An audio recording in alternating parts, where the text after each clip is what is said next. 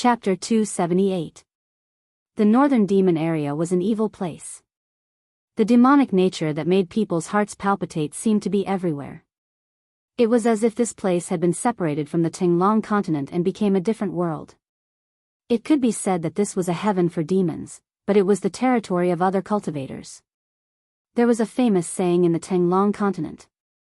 That was, whoever wanted to become a demon, go to the northern demon area. Some people said that the reason why the northern demon area could exist was because the source of the demonic nature could not be eliminated. But where was the source of the demonic nature? No one knew. In an old primitive forest close to the fallen god's sea in the northern demon area, Gu Fei encountered great danger. The sky had already darkened. The arrival of the night made the old primitive forest seem even more eerie. The forest at night was much more dangerous than the forest during the day. Some things that liked to be active at night began to move. Gu Fei stopped in a bamboo forest. He used his palm like a knife and cut off the incomparably hard bamboo. Then, he sharpened the bamboo and made it into sharp bamboo spears. He wanted to set up a trap. He wanted to let those people who were following him like dog skin plaster know that he was not to be trifled with. Setting up a trap was an extremely easy thing for Gu Fei. When he was cultivating in Taishan Mountain, he often went into the depths of the mountain to fight with those fierce beasts. When he encountered some strong beasts, Gu Fei used a trap to deal with them. Of course, humans were not beasts. It was not easy to trick those who were following him, especially those transcending mortality realm demon masters. Gu Fei knew that his traps were useless against them. He did not want to use traps to deal with demon masters. He wanted to deal with those awakening mortality realm demon cultivators and those annoying barbarian dogs. Suddenly, a few loud and clear eagle cries rang out in the sky. Gu Fei abruptly raised his head and looked through the gaps between the bamboo leaves. He saw 3 huge black shadows circling in the dark sky where not even the slightest bit of star could be seen. They caught up so quickly. Gu Fei was a little surprised. At this time, Gu Fei had just finished setting up the last trap. Then, without any hesitation, he rushed into the depths of the bamboo forest. Soon, a slight rustling sound came from the forest outside the bamboo forest. It was the sound of something moving in the forest. Following that, a few black shadows walked out from the forest. They had black fur and a pair of dark red ferocious eyes that emitted a frightening light.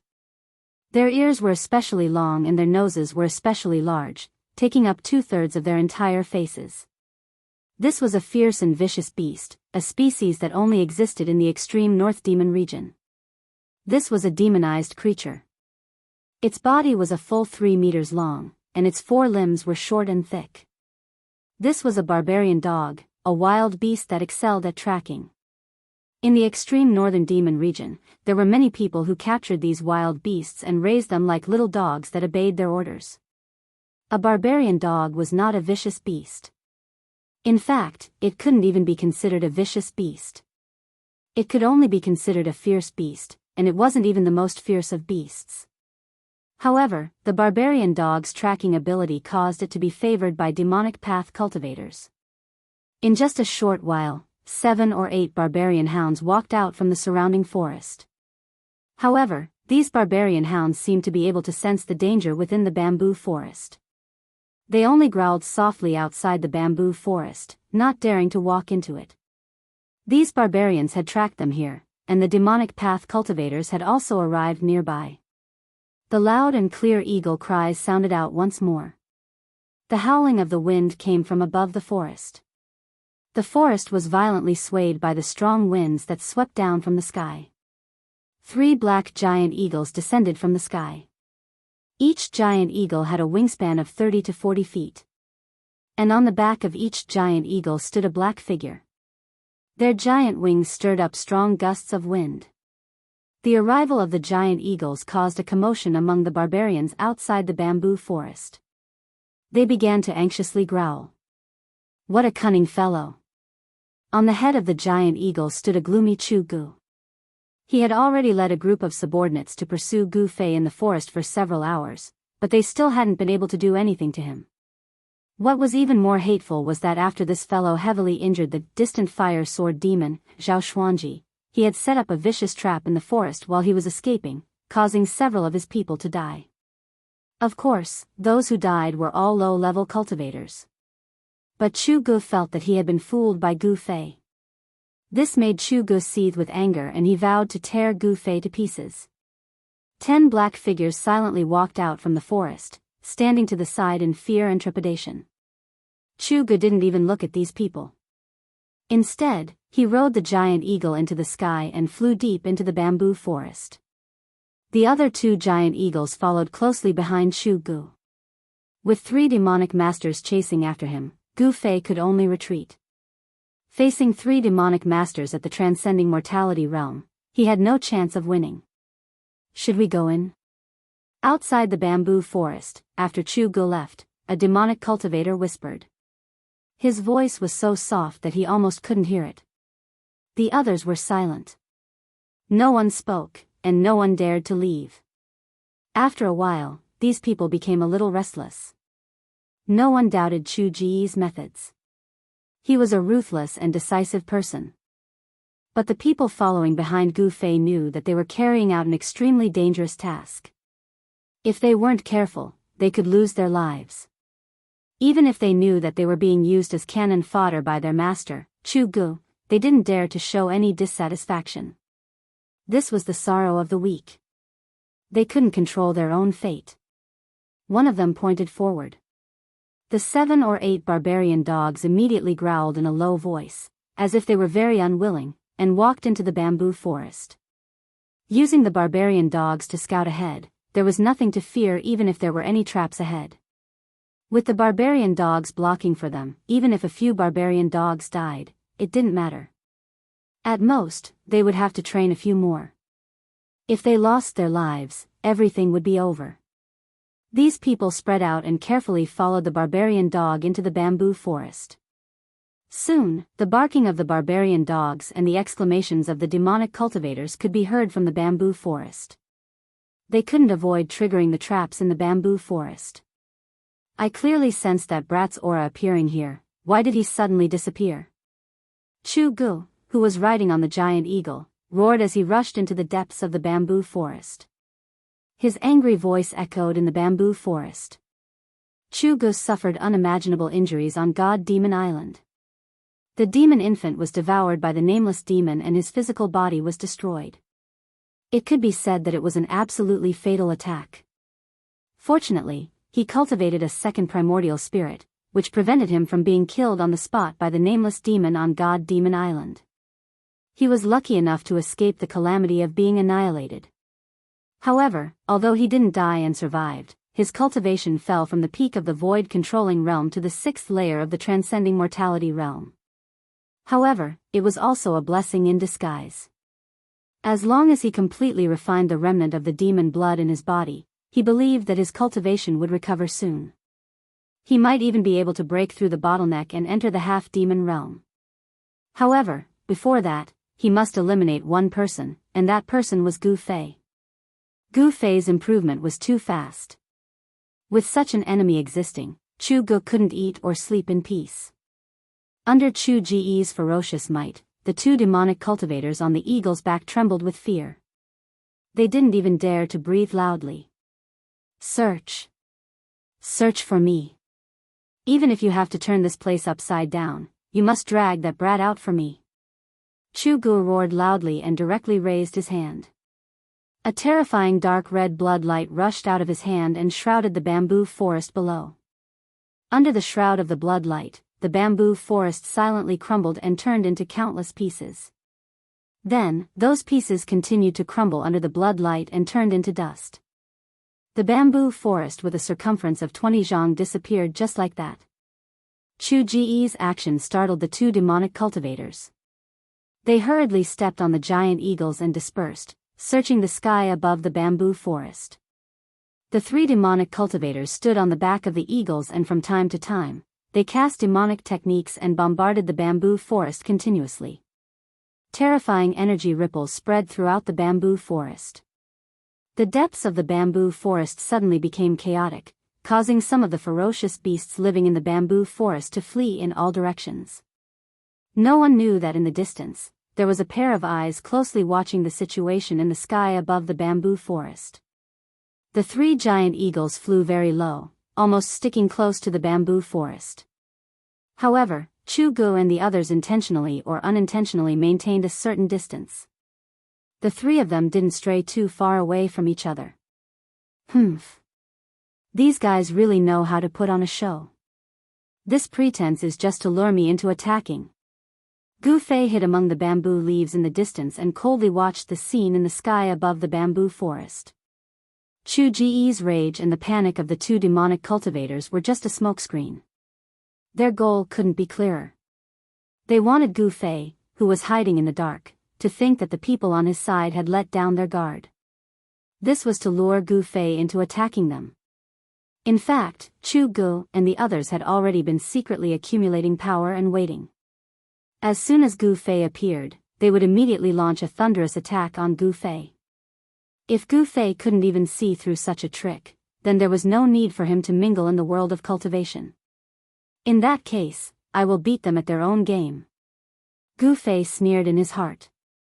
Then, he quietly slid down the bamboo and stealthily moved towards Jianghu and the others. The power of the inner space could isolate one's aura. This was how Gu Fei had suddenly disappeared from under the noses of Jianghu and the others. However, it had to be said that the noses and ears of the barbaric dogs were too sensitive. They were still following closely behind him. Coupled with the giant eagles flying in the sky, it was difficult for Gu Fei to completely shake off the people chasing after him. Most importantly, ever since he had seriously injured Zhao Xuanji, the sword soul had extracted 50% of the warrior's qi in his body. This made it difficult for him to launch a surprise attack on Jianghu and the others in a short period of time. If he had known that it would cause such a big problem, he would have shown his trump card on the ship and killed that guy. At this time, Gu Fei couldn't help but feel a little regretful. He didn't know that the guy was Jianghu, the first son of the demon monarch of 6 paths. After several hours of fleeing, Gu Fei's consumed yuan qi was gradually recovering. Therefore, he thought of using the nameless sword soul in his body. The 3 giant eagles were only a few hundred feet apart. As long as one of them was attacked, the other 2 would be able to arrive in an instant. It seemed that they had let down their guard, but in fact, the 3 of them were more cautious than ever. Could it be that Gu Fei has already left the bamboo forest? After an hour, Jianghu and the others still hadn't found anything. However, the barbaric dogs and the giant eagles had tracked him into the bamboo forest, so Gu Fei should be nearby. Jianghu and the others had no doubts about the tracking ability of the barbaric dogs. Moreover, the 3 giant eagles under their feet had eyes as sharp as lightning. They were best at capturing creatures on the ground, so there was no reason for them to be wrong about the giant eagles. Through cultivation, humans' 6 senses would become extremely sensitive, and they would obtain all kinds of magical powers. However, compared to the magical powers of some beasts, they were still a little inferior. Of course, if a human's cultivation had reached the divine transcendence realm, they would be able to observe things down to the smallest detail. Everything in the sky and on the ground would be imprinted in their minds, which was something that no beast could compare to. However, Jianghu, whose cultivation had fallen and even his demon infant had been devoured, had lost all his magical powers. He had to rely on beasts to track Gu Fei, which really made him very depressed. If it was in the past, Jianghu could have killed a large number of cultivators like Gu Fei with a wave of his hand. Why would he need to go through so much trouble now? Moreover, he had suffered a lot of losses. However, just when Jianghu and the others had almost searched the surrounding area and thought that Gu Fei had already escaped, the long-awaited attack appeared. When a giant eagle flew over a clump of bamboo at a low altitude, bang! With a bang, the dense bamboo leaves suddenly burst open, and a figure rushed out from the bamboo leaves that filled the sky like a ghost. Roar! Jianghu and the other demon master roared angrily at the same time, their bodies leaping up from the eagle's back at almost the same time. In an instant, they crossed a distance of more than 100 feet and rushed towards the demon master who was being attacked. However, Just as Chu Gu and the other demon master leaped off the eagle's back, a shrill eagle cry sounded. A purple light had already pierced through the giant eagle's body from bottom to top, and directly pierced the right soul of the demon master who was standing on the eagle's back. Ah! In the midst of the scream, the demon master who had been nailed to the eagle's back by the purple sword light, his entire right leg suddenly exploded. The giant eagle under his feet was also torn into two by the peerless sword light, and a large amount of stinking hot blood burst out. That demon master had never thought that Gu Fei's attack would be so fierce. Even the giant eagle under his feet was instantly dismembered, and he was already severely injured before he could even take out his magic treasure. Die. At this time, Chu Gu had already killed his way forward. With a roar, he directly struck out with his strongest killing move. The entire area of space shook, and a vast power shook the void. The destructive ripples of space surged towards the figure who was shrouded in the sky full of blood. 6 paths of void, shattering the vault of heaven. This was the strongest magical power that Chu Gu could currently use. Even the 2 demon masters were shocked, and they could not care about attacking Gu Fei anymore, and hurriedly dodged. A terrifying power sealed the void, trapping the figure who was bathed in blood. Chapter 279. Chu Ji's demon path divine art was not powerful enough to annihilate the void, but the tearing force produced by the violent vibration of the space was enough to tear Gu Fei to pieces. Although Gu Fei had severely injured a demon master, he had also encountered great danger. Roar! Gu Fei let out a furious roar. His hair fluttered wildly as he waved the materialized sword soul in his hand, breaking through the layers of destructive fluctuations and rushing out. Ah! He landed in the bamboo forest and spat out a mouthful of blood. He did not dare to stay, and rushed into the dense bamboo forest. At the same time, the sword spirit in his hand disappeared into his body. At this time, the demon master whose right leg had been destroyed by Gu Fei jumped as if he was flying and chased after Gu Fei. The demon master was also very tough. He endured the pain, gritted his teeth, and used a spell to freeze the wound on his right leg, so that the rapid loss of blood would not endanger his body. Although he had lost his right leg, the demon master's cultivation did not seem to be affected much. He only had his left leg left, but he quickly closed in behind Gu Fei. Wind, rise! The demon master let out a low shout, and his hands danced in a mysterious trajectory. Suddenly, an extremely fierce gust of wind appeared out of nowhere in the bamboo forest. Amidst the gale were countless transparent wind blades that slashed towards Gu Fei in an overwhelming manner. The nearby bamboos were either cut by the wind blades or uprooted by the gale and swept into the sky. The demon master had been seriously injured by Gu Fei's sneak attack. He had lost his right leg, and his body was also injured. He wanted to cut Gu Fei into pieces to relieve the hatred in his heart. Feeling the sudden explosion of terrifying energy behind him, and the terrible sound that sounded like countless ghosts breaking through the air, Gu Fei's hair stood on end. Without hesitation, he used the desolation steps and dashed forward like a bolt of lightning. The bamboos in his way were all shattered by his protective aura. Behind him, countless wind blades whistled towards Gu Fei. Under the cover of the wind blades, the bamboo was cut into thousands of pieces, and fell to the ground. Gu Fei used the 8 desolation steps to the extreme, and he quickly passed through the bamboo forest like a phantom. With one step, he disappeared, and in the next moment, he was already 300 to 400 feet away. The countless transparent wind blades that were aimed at Gu Fei all missed. Gu Fei's speed was too fast.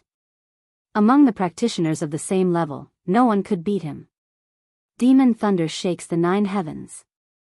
A loud shout came from above the bamboo forest. Then, the sound of thunder shook the heavens and the earth. Streaks of black lightning, as thick as a child's arm, tore through the void and bombarded Gu Fei, who was moving rapidly below. A heart-palpitating destructive aura spread out. The other devil master had already caught up to Gu Fei on his giant eagle. As he raised his hands, rumbling sounds could be heard. Bolts of black lightning appeared above his hands and bombarded Gu Fei. Boom! Boom! Boom! Large swathes of the bamboo forest were turned into ashes by the furious lightning. Smoke and dust rose into the sky, and the entire forest shook. An extremely cold and gloomy aura began to spread out. The black lightning seemed to contain a frighteningly cold aura.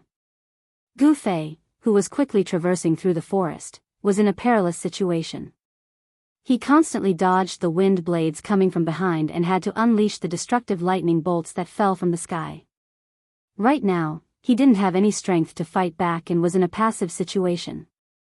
Using the sword's soul just now consumed a lot of yuan qi. Facing the joint attack of two devil masters, Gu Fei couldn't resist, so he could only escape. At that moment, Chu Gu, whose magical ability had been broken by Gu Fei, leaped onto the eagle's back with a furious roar and commanded the giant eagle to chase after Gu Fei. Even if Gu Fei was at his peak, it would be difficult for him to resist the joint attack of three transcending mortality realm devil masters. Escaping was the only choice. This wasn't a coward's action, but a wise one. Gu Fei's extreme speed 8 steps allowed him to gradually widen the distance between him and the one-legged fellow. However, the two fellows in the sky were still hot on his tail. Sky Devil Saber. Chu Ji's aura was like a rainbow. From afar, he shouted and unleashed a demonic blood-colored saber light at Gu Fei. The incomparably sharp blood-colored saber chi chased after Gu Fei as if it could shatter the void. Everywhere it passed, the trees collapsed and terrifying saber marks were left on the ground. Although Chu Gu didn't have the world's #1 devil saber in hand, the saber chi he unleashed was as terrifying as a divine weapon. Of course, unless it was the flying sword of an expert swordsman like Xiao Xuanji, this level of saber chi could no longer cause substantial damage to Gu Fei's strong body. However, when the saber chi struck his body, Gu Fei was still in unbearable pain. In fact, Chu Gu more or less knew about Gu Fei's background. He knew that this level of attack could not hurt Gu Fei, but his goal was not to hurt Gu Fei, but to slow him down. However, Chu Gu had miscalculated. Gu Fei's speed in the forest did not slow down because of this. As the chase continued, Gu Fei rushed out of the dense bamboo forest and then plunged into an even denser forest.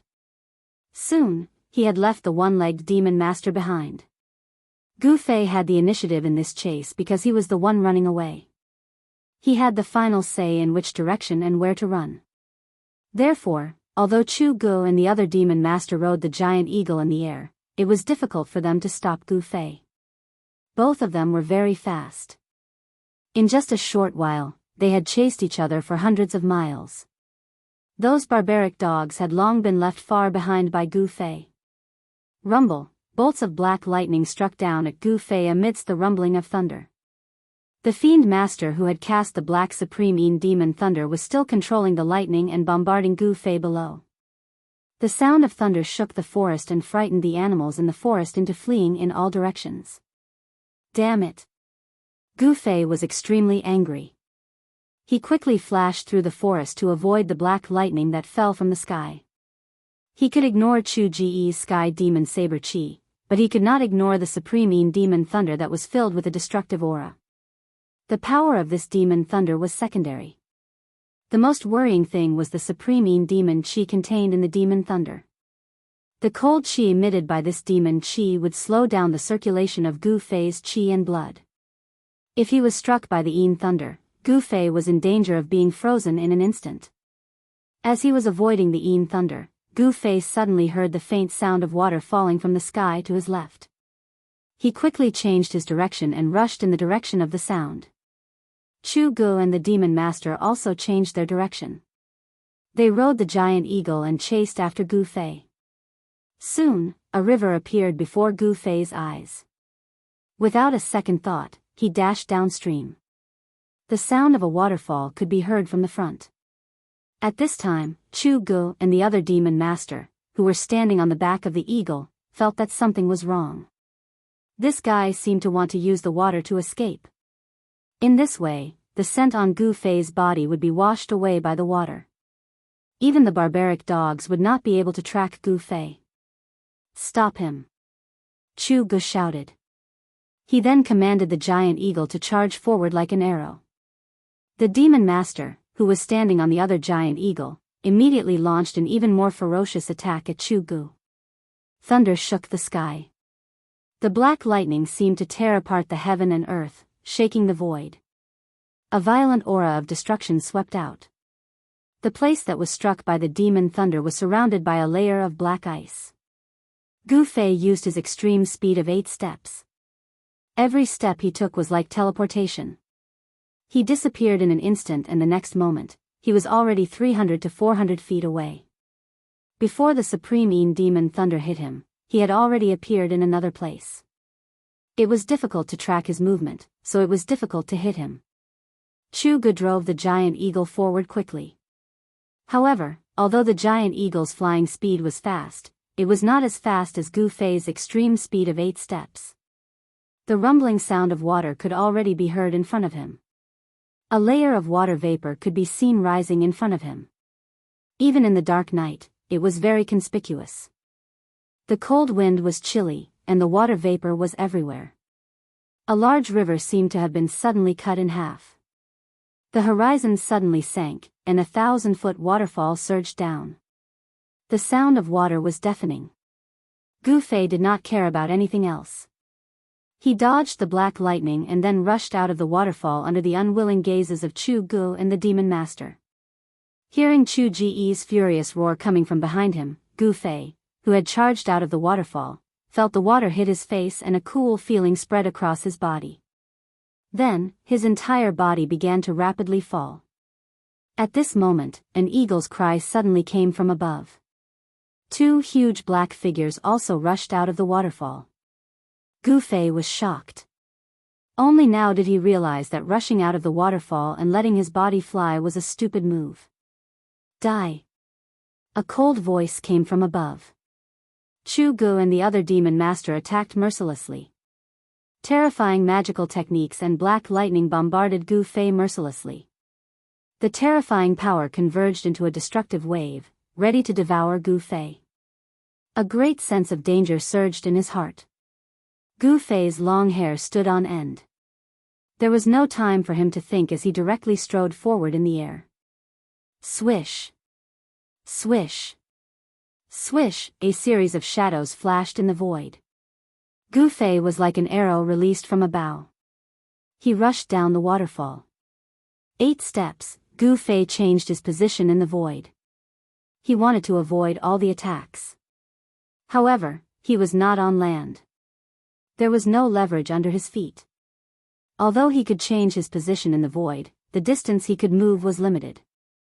Just as Gu Fei was about to fall into the deep pool of the 1,000-foot waterfall, a black lightning bolt as thick as a child's arm struck his body.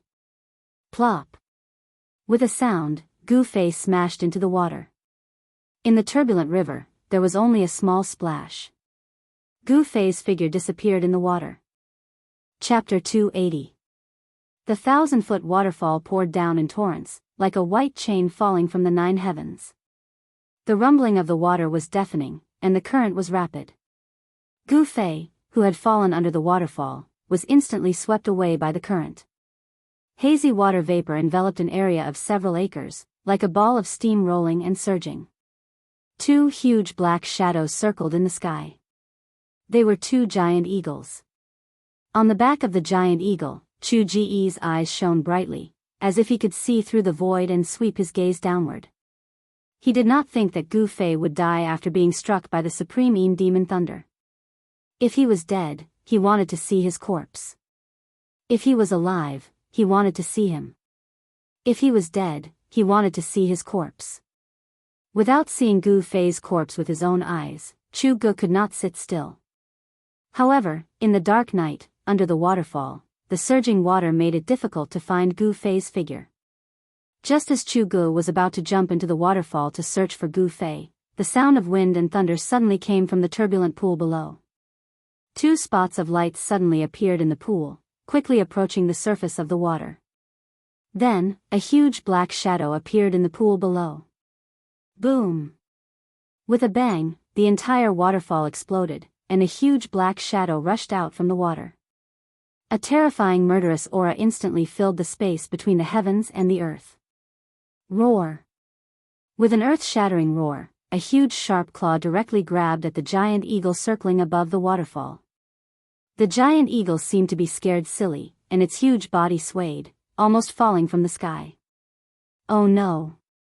The sudden change of events caused the demon master on the eagle's back to turn pale. Without thinking, he leaped from the eagle's back and rushed toward the shore. Just as the demon master leaped off the eagle's back, a mournful cry of the eagle rang out. Pung! The giant claw directly smashed the eagle into a mist of blood. The demon master who had leaped off the eagle's back did not manage to escape either. A huge black shadow swept towards him like lightning. The demon master did not even have the time to scream before he followed in the footsteps of the giant eagle. His entire body was struck and turned into a bloody mist. Not only was his physical body instantly shattered, but even the devil core in his body did not have time to fly away.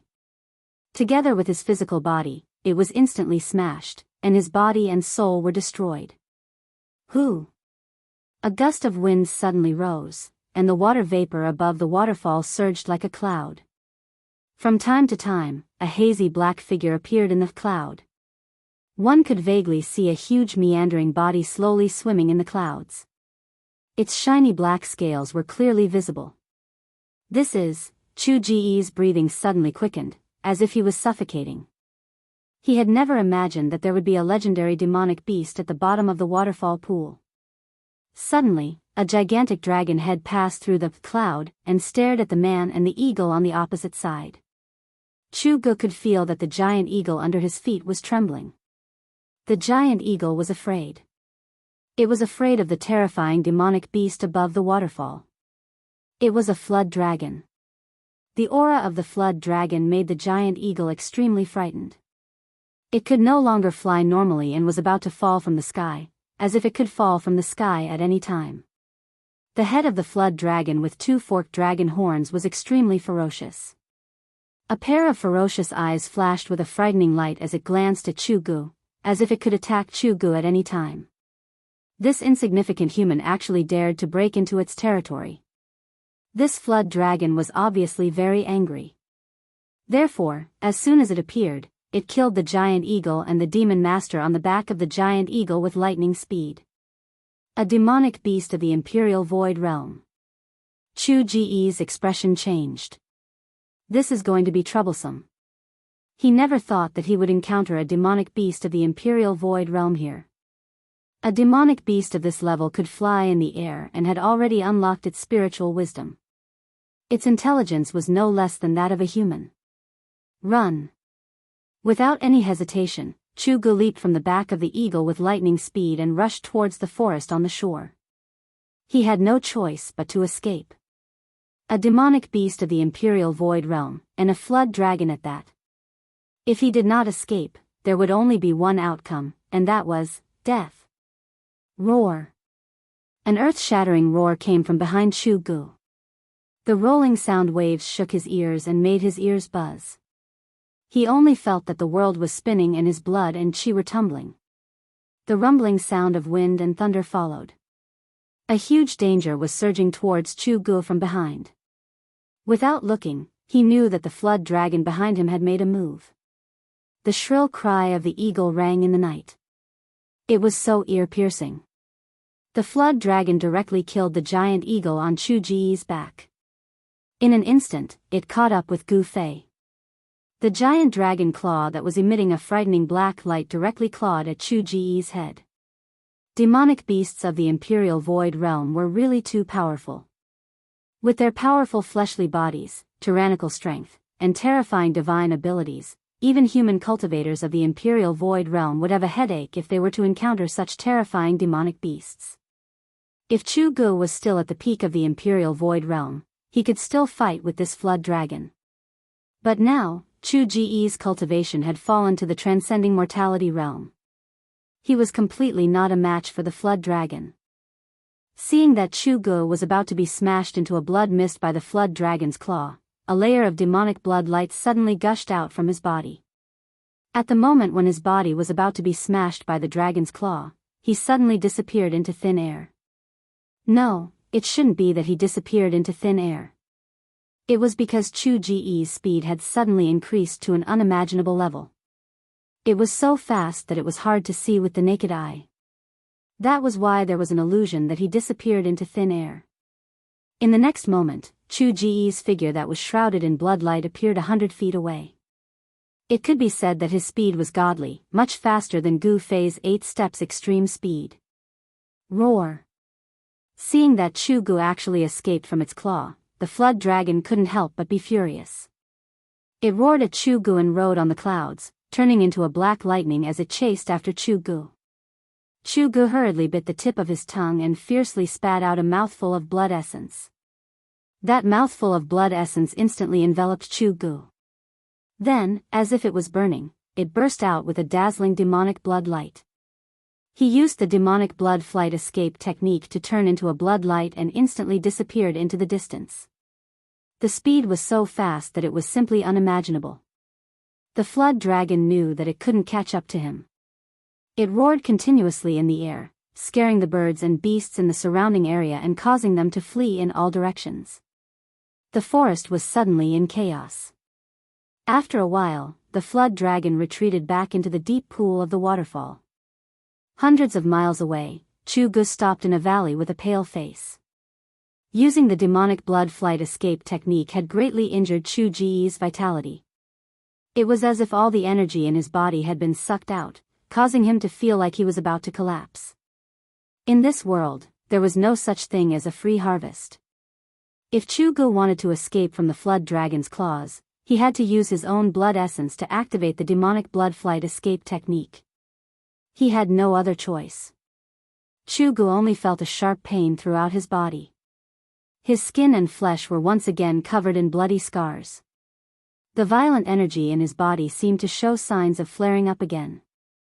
The power of the demonic god's blood had already been mostly refined by him, but it still hadn't completely fused with his own blood essence. This was like burying a lightning bolt in his body that could explode at any time. As long as he didn't completely refine the demonic god's blood, the power of the demonic god's blood would still be a hidden danger in his body that could endanger his life.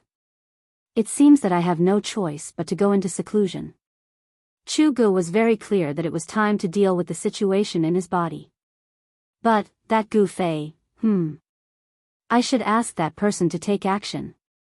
Thinking of this, Chu Gu stretched out his right hand and a black token immediately appeared in his palm.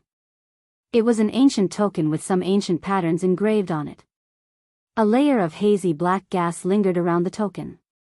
Then, a ray of light shot out from between Chu Ji's eyebrows and into the token. Go! Chu Gu waved his hand and the token turned into a faint black light that shot into the sky. It flew towards the southeast and disappeared into the night sky in the blink of an eye. After doing all this, Chu Gu walked out of the valley and headed towards his own place of cultivation. The demonic palace of the Six Paths 10,000-mile communication talisman was not inferior to the Dao Sex Fire talisman and flying sword messenger. The dim black light flew rapidly in the sky, covering thousands of miles in an instant. Thousands of miles to the southeast, there was a small town. In a courtyard in the town, there was a pavilion by the lake. There were a few people drinking and chatting merrily. Suddenly, one of the youths seemed to have sensed something. He put down his wine cup and walked out of the pavilion. The others in the pavilion were surprised and followed him out of the pavilion. At this moment, the youth looked at the sky and waved his hand. Immediately, a dim black light appeared in the dusky sky and flew towards the direction of the courtyard. In the blink of an eye, it landed in the youth's hand and floated above his palm. A simple and unadorned token appeared in the youth's palm. This youth was dressed in white and had a smile on his face. He had a graceful demeanor and looked like a young master. However, this youth's eyebrows were a little different from the others. They were 2 red eyebrows. Second young master, this is. A youth in purple behind the youth asked in surprise.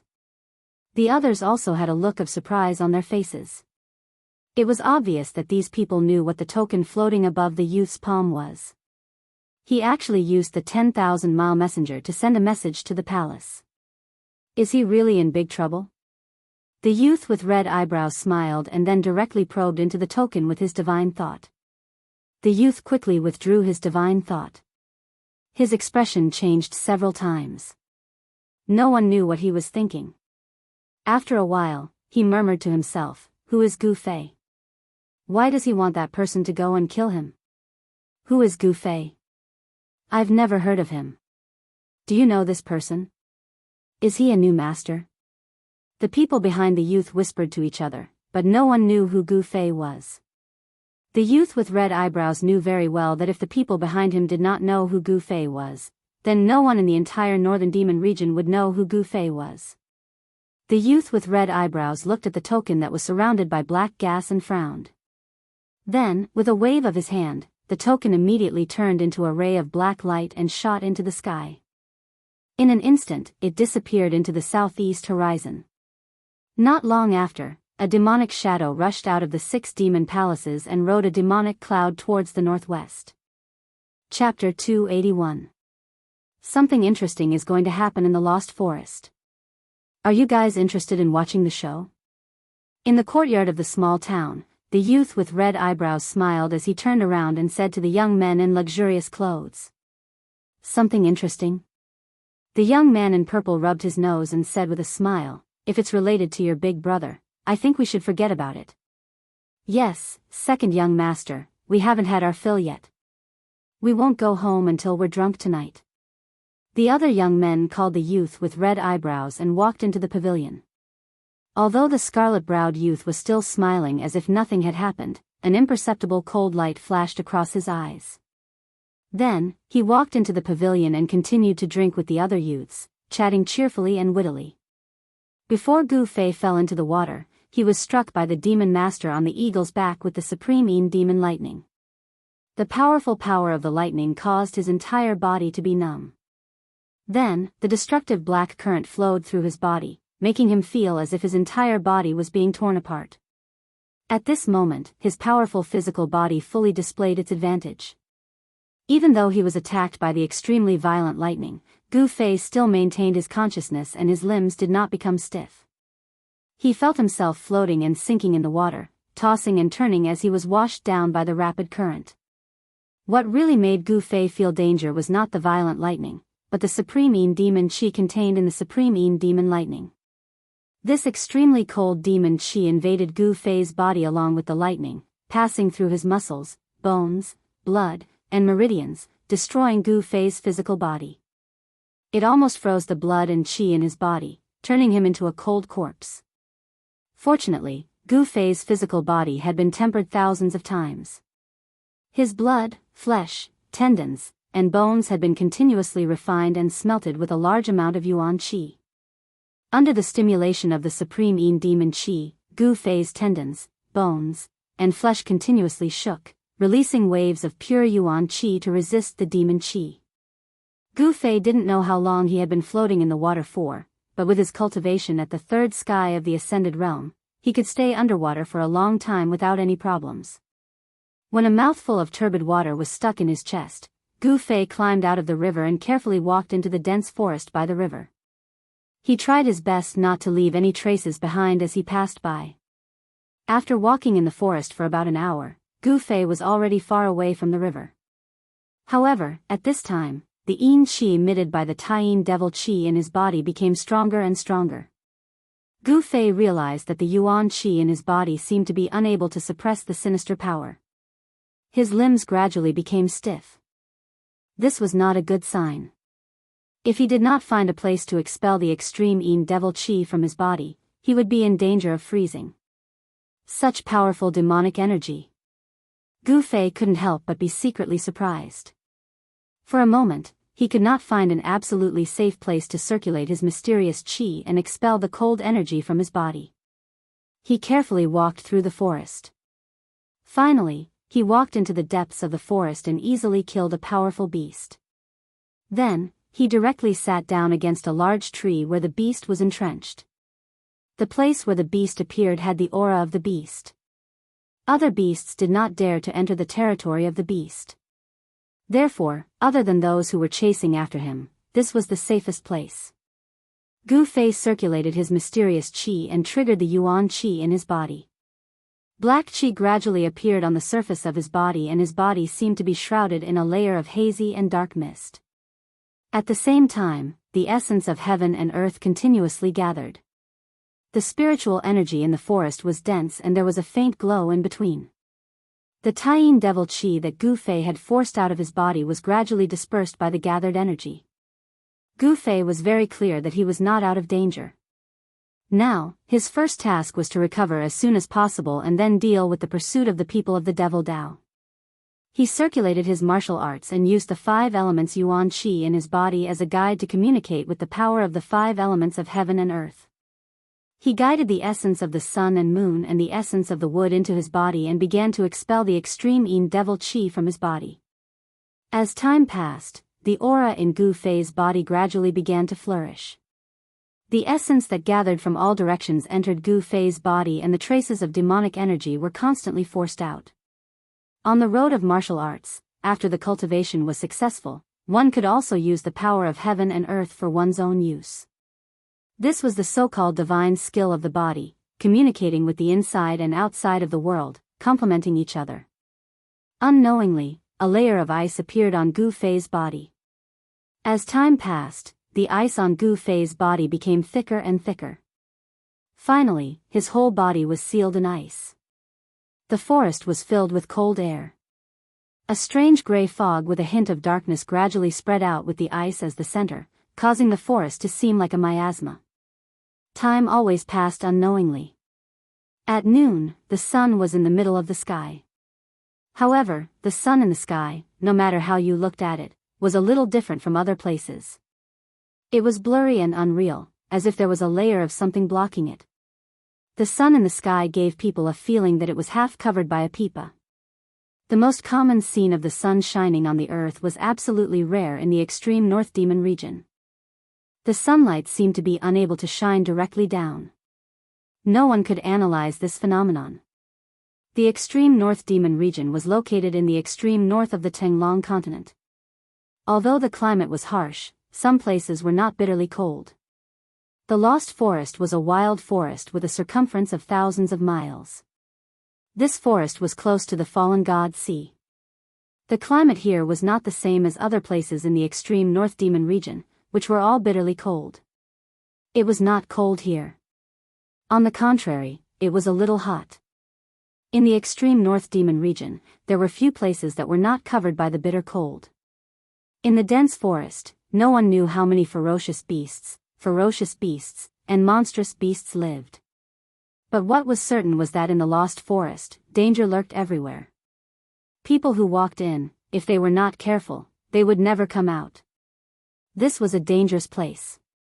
Of course, compared to the other dangerous places in the extreme North Demon region, the Lost Forest was already a relatively safe place. As long as they did not go deep into the forest, most people could walk out of this forest alive. Because it was the only forest area in the extreme North Demon region, there were countless birds and beasts living in it. At the same time, there were all kinds of spiritual plants growing. There were countless cultivation resources that cultivators needed. Therefore, some low-level demonic cultivators often formed hunting teams and ventured into the Lost Forest to hunt ferocious beasts. Then, they used the beast skins and the beast crystals condensed from the ferocious beasts to exchange for the cultivation resources they needed. The cultivation environment in the extreme North Demon region was very harsh. Everywhere was cold and barren, and there was a lack of cultivation resources. This was especially true for those rogue cultivators who did not rely on any of the major demonic cultivators. If they wanted to obtain the cultivation resources they needed, they would have to obtain them themselves or exchange them with others. In this hot and stuffy noon, there was a group of people carefully walking through the forest. The person in the lead was a middle-aged man who carried a large axe on his shoulder. The strong man was 9 feet tall, and he wore an old yellowish-brown leather armor. He had a full beard that was like a halberd, and his entire person looked extremely fierce, like a lion. Behind the middle-aged man, there were 4 people. One was a short old man, one was a long-haired beauty wearing black leather armor, one was a skinny young man, and the last one was a handsome young man wearing green clothes with a sword in his arms. This was a very strange team no matter how one looked at it. It was a strange combination. With just a glance, one could tell that these 5 people were people who had temporarily come together because of something. The beautiful woman, the old man, the strong man, the young man, the old man, the middle-aged man, and the young man, 3 different generations of people, were all gathered together. The strong man with the beard opened the way in front. When he encountered any debris that blocked the way, he would sweep it away with his axe, and it would be cleared in an instant. After they passed through a bush, they stopped under a big tree at the bottom of a hill. "Boss Tai, how long until we enter the range of activity of the red flame beast?" The thin youth asked the strong man with the beard, and then he took off the water bag on his waist and gulped down a few mouthfuls of water. In this hot and stuffy lost forest, water was an essential thing. When the others heard this, they all looked at the strong man with the beard. The strong man with the beard threw the black iron axe on his shoulder to the ground and sat down. The strong man with the beard looked at the thin youth, and said unhurriedly, "What's the hurry? If it goes smoothly, we can go back tomorrow." "Humph. The red flame beast is not so easy to kill."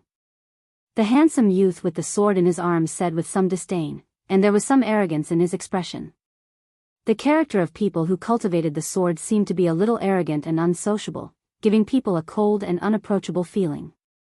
The strong man with the beard smiled noncommittally, and didn't say anything else. The atmosphere between these people was a little stiff. As for the small old man and the long-haired girl, they just looked at all of this with cold eyes, as if it had nothing to do with them. It wasn't hard to see that these people seemed to be united, but they were divided at heart. They were not united, and this was not a good sign. The strong man with the beard and the others began to take out their dry rations, and with the clear water in the water bag, they began to eat and drink. Walking in the forest, maintaining one's physical strength was the most important, even for cultivators who were much stronger than ordinary people. At this time, no one noticed that in the dense foliage above their heads, there was a black shadow silently moving downwards. Chi! Without any warning, the sound of something breaking through the air sounded above their heads. Then, the people who were eating under the tree didn't even have time to react, and a white thing instantly wrapped around the waist of the strong man with the beard, Boss Tai. In the next moment, Boss Tai's huge body was actually pulled upwards, and the area around his waist that was wrapped by the white thread was sizzling with white smoke. This sudden change caused everyone to be shocked. The other 4 people quickly scattered with a kshwa sound. The long-haired girl raised her hand, so. With 2 sounds, 2 black lights shot out. One of the black lights instantly cut through the white thread that wrapped around Boss Tai, and the other shot into the dense foliage of the tree. Chapter 282. The skinny young man walked forward with a folding fan in his hand. With a wave of his folding fan, he fanned the strange mist in front of him. A strong gust of wind appeared out of nowhere, sweeping towards the forest ahead. The strange mist shrouding the forest ahead was immediately dispersed by the strong gust of wind. The scene that appeared in front of everyone left them dumbfounded. In the forest ahead, a fiery red exotic beast was lying in the forest. Ice shards hung on its flame-like fur, and behind the exotic beast was a huge block of ice. The most unbelievable thing was that through the thick block of ice, they could clearly see a person sitting cross-legged in it. Chapter 283. The red flame beast's corpse was actually lying in the middle of the forest. This already made Boss Tai and the others inexplicably shocked. But when they saw the frozen figure not far from the red flame beast, all of them could not think, as if they had turned into a statue, standing there, motionless. The reason why Boss Tai and the others entered the lost wild forest was to hunt the red flame beast, and someone had given them a generous reward to release this task. If they could successfully complete this task, then each of them would be able to get the reward they wanted, and in the next few years, they could find a place to cultivate, and no longer have to worry about their cultivation expenses. In the Northern Devil region, the cultivation resources were in the hands of the Devil Path's major forces, and those Devil Path cultivators who were at the bottom of the hierarchy had to run around for cultivation resources. Therefore, those Devil Path cultivators with low cultivation bases, in the Northern Devil region, there were only 2 ways out. One was to rely on the major forces, and the other was to have a large number of cultivation resources. Magical weapons, medicinal pills, and even cultivation methods, as long as they could afford it, or use satisfactory things to exchange, they could obtain them. Boss Tai and the others did not think that this would be the result. The incomparably fierce red flame beast that could spit out flames was already killed before they arrived. Even if they used their toes to think, they knew that this red flame beast must have been killed by the person in the ice. Moreover, it seemed to be a fatal blow.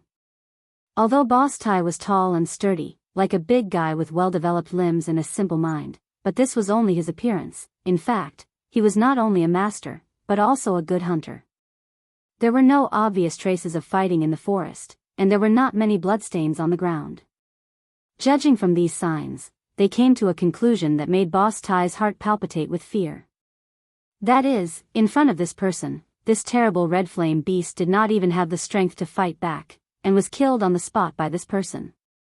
After a while, the little old man was the first to sober up from the horror, and all around, the scattered grayish-black fog showed signs of gathering again. That monster seemed to contain a gloomy cold chi, and in the front of the forest, one could see water droplets condensed into ice, and the white frost on the dead leaves. It was like a world of ice and snow. One had to know that the atmosphere in the lost desolate forest was different from other places in the extreme northern Devil region. The climate was hot and rainy, but there was absolutely no ice and snow. It was obvious that the person in the ice block was cultivating a strange technique, a demonic technique of extreme heat and extreme cold. The cold aura that emanated from his body not only sealed him in ice, but also caused the temperature of the forest around him to plummet, resulting in the current situation. What do we do now? The little old man deliberately lowered his voice as he asked Big Brother Tai beside him, as if he was afraid that the person in the ice would hear his words. The corpse of the red flame beast was right in front of him. No one was willing to do so. However, no one knew what the consequences would be if the person in the ice block was alarmed. Originally, it was already a huge taboo in the cultivation world for them to barge into someone else's cultivation ground. They should have retreated, but if they were to take away the prey that had been killed by someone else, they would have completely offended that person. The person who was able to kill the red flame beast, if he were to make a move on them, their ending would definitely not be any better than the red flame beast. Big Brother Tai did not say anything, and the others also did not say anything. Retreat, or... There were only two choices in front of everyone. If they chose the former, it would be relatively safer. If they chose the latter, no one would know what would happen. Hurry up and decide. The little old man was anxious as he urged.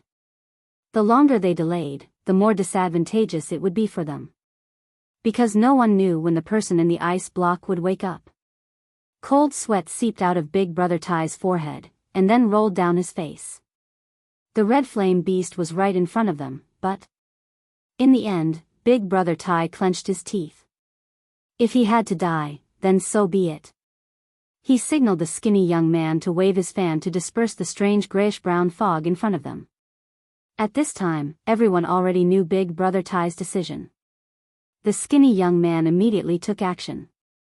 He gently waved the folding fan in his hand, and the grayish-brown mist that gradually gathered in front of him was immediately dispersed by a cool breeze. It was as if there was an invisible big hand gently pushing away the strange mist. The skinny young man's move was very gentle, unlike before, when he released a strong wind with a wave of his hand. Now, he was afraid of disturbing the person in the ice block in front of him. Big Brother Tai, the long-haired woman, the little old man, and the young man holding the sword, immediately walked forward and grabbed the red flame beast's 4 limbs. Together, they lifted up the 5 to 6 meter long strange beast. Their movements were very light, almost not making any sound.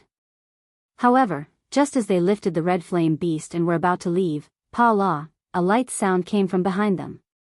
This was only a light sound, not much louder than the sound they made when they stepped on a thick layer of dead leaves. However, it was this light sound that made everyone's movement stop. The bodies of Big Brother Tai and the others seemed to suddenly stiffen. Their lifted feet hung in the air, not daring to move, not even daring to breathe. Pa la. Another strange sound came from behind them. Listening to it in the ears of the 5 people, it was even more frightening than the screams of evil spirits, even more frightening. The pores on the bodies of Big Brother Tai and the others all exploded. Their whole body was cold from head to toe, as if they had suddenly fallen into an extremely cold ice cave. They were nervous to the extreme, cold sweat dripping down, and their hearts thumping. Did the person behind them wake up? No one dared to turn around to look, and no one dared to move. They just carried the red flame beast, standing in the middle of the forest like a fossil. The sound of the ice block cracking sounded one after another.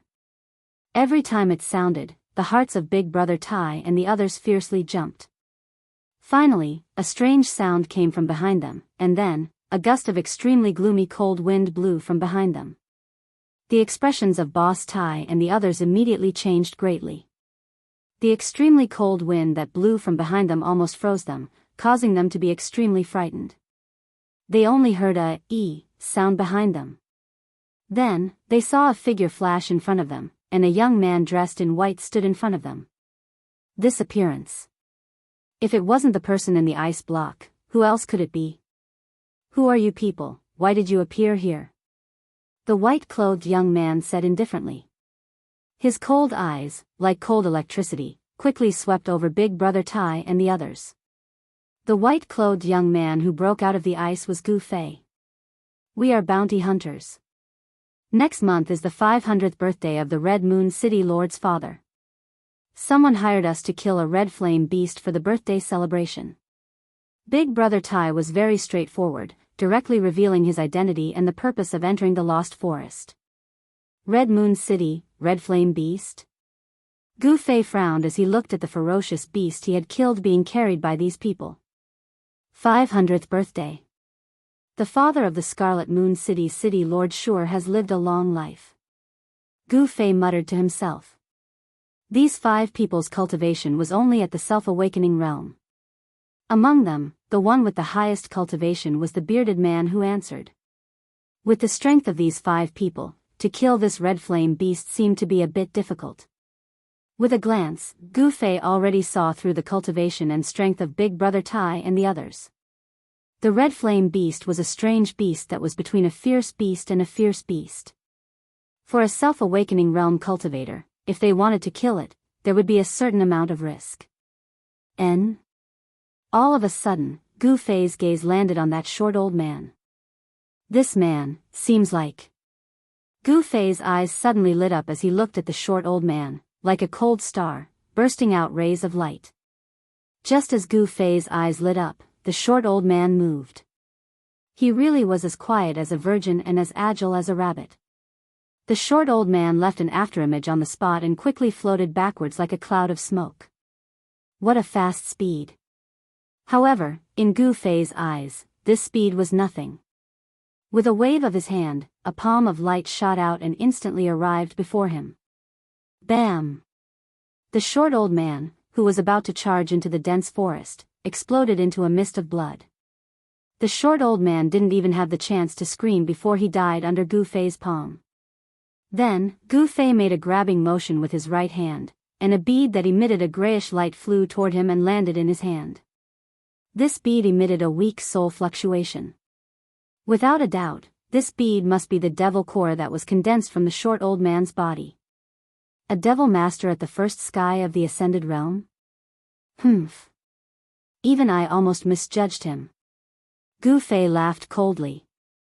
At the same time, his right hand that was holding the devil core issued a peng sound and emitted a bright golden light. Gu Fei used the power of metal to erase the remnant soul that was attached to the devil core. The short old man's soul was instantly destroyed and he completely disappeared from this world. Gu Fei's ruthless methods caused Boss Tai and the others to be inconsolable. They had never imagined that the little old man was actually a devil master expert who had concealed his strength. Alright, I'm too lazy to talk nonsense. I want to know where this place is. Gu Fei said coldly as he played with the light gray devil core that no longer emitted any soul fluctuation. My lord, this is the lost desolate forest. It is the only forest in the demon area. This time, the skinny youth rushed to answer before Boss Tai.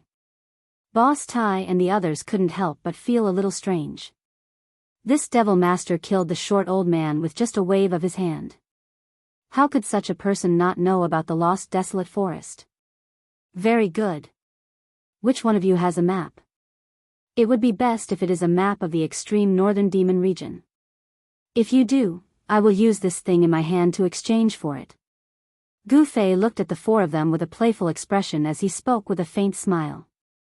My lord, you're really going to use that thing to exchange for it.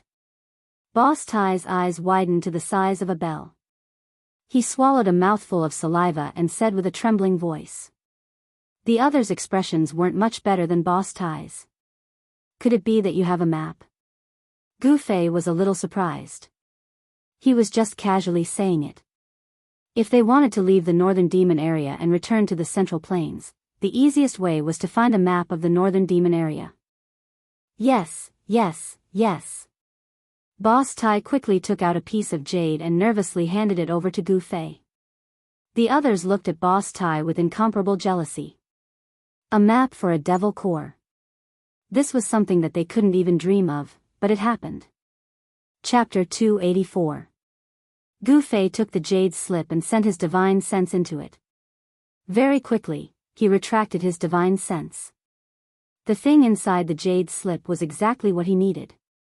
This thing is yours, said Yang Ling. Gu Fei put away the jade slip and casually threw the bead that was emitting a misty gray light to Boss Tai.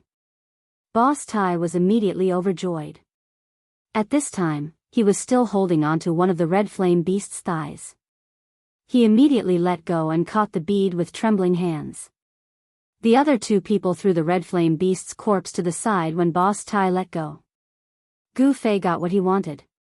He no longer paid attention to these people and directly walked out. Very quickly, his figure disappeared into the bushes. He left just like that? No one could believe their eyes. After a long while, Boss Tai came back to his senses.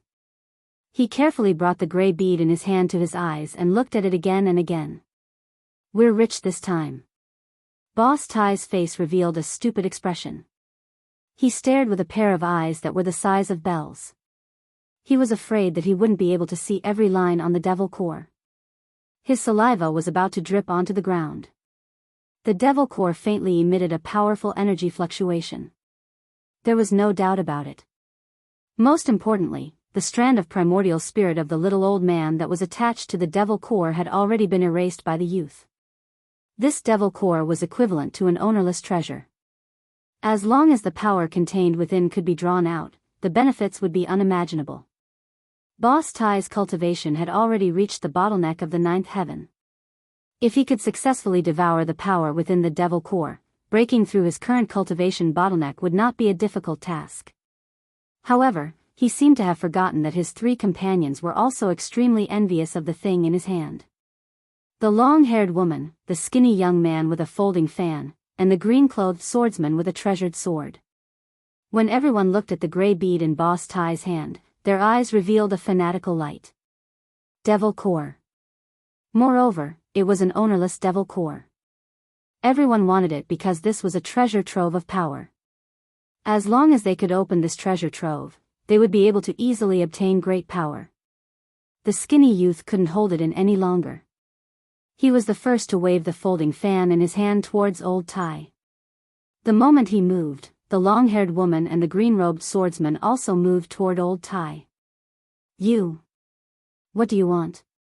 Boss Tai felt that the atmosphere was not right and immediately put away the devil core in his hand. Holding onto the black iron axe, he stared at the three people who were rushing over and said in a deep voice. After a transcending mortality realm demon master was killed, the demon core left behind was incomparably precious to a demon Tao cultivator of the self-awakening realm. Swallowing this demon core, they might be able to reach the heavens in a single step and become a demon master expert. An ownerless demon core that had its divine sense erased, to a demonic Tao cultivator in the self-awakening state, it was an incomparably strong temptation. No one could resist such a temptation. These people had long forgotten about the mission, the red flame beast, and the rewards. At this time, they only had eyes for the devil core. In the face of huge benefits, the dark side of human nature would be stimulated and lured out. Then, under the drive, it would expand infinitely. Boss Tai, do you really not know what we want to do? The corners of the skinny young man's mouth slightly rose, revealing an evil smile. The mysterious runes on the folding fan in his hand began to light up. Wang! Wang! Wang! The sword in the green-robed swordsman's hand also began to tremble in the scabbard, releasing waves of crisp sword cries, as if it could shoot out from the scabbard at any time and turn into a sharp sword light. The long-haired woman stared at Boss Tai, her hands already hooked onto two crescent blades that were suffused with a faint blue brilliance. Boss Tai felt danger. He knew that these guys had already made up their minds to kill him. It was all because of the devil core. Could it be that all of this was already within the youth's expectations? A devil core was exchanged for a map, but it also left behind a seed of disaster. Whoever had the devil core would become the common enemy of the other three. They wished that they could cut Boss Tai into 8 pieces and then snatch the devil core into their hands. Killing each other, in order to obtain cultivation resources, they did not hesitate to leave the northern demon region with their companions. This kind of thing could not be more common.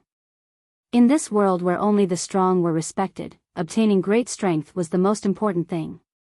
Only with great strength would one not become someone else's cannon fodder. Only then would one not become a strand of soul under the hands of the strong.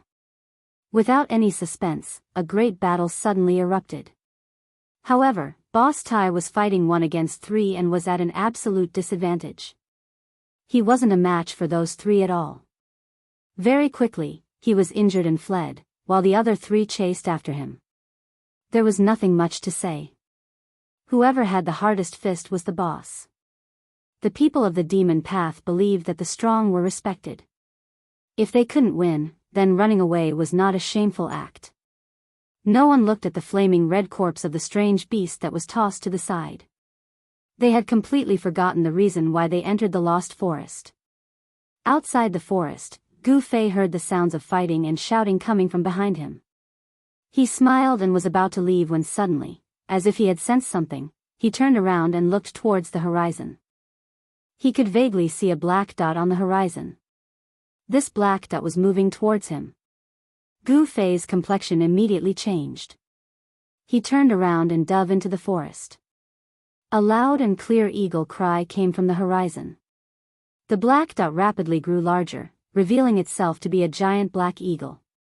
Its black feathers were faintly suffused with a layer of black light as it rapidly approached the forest.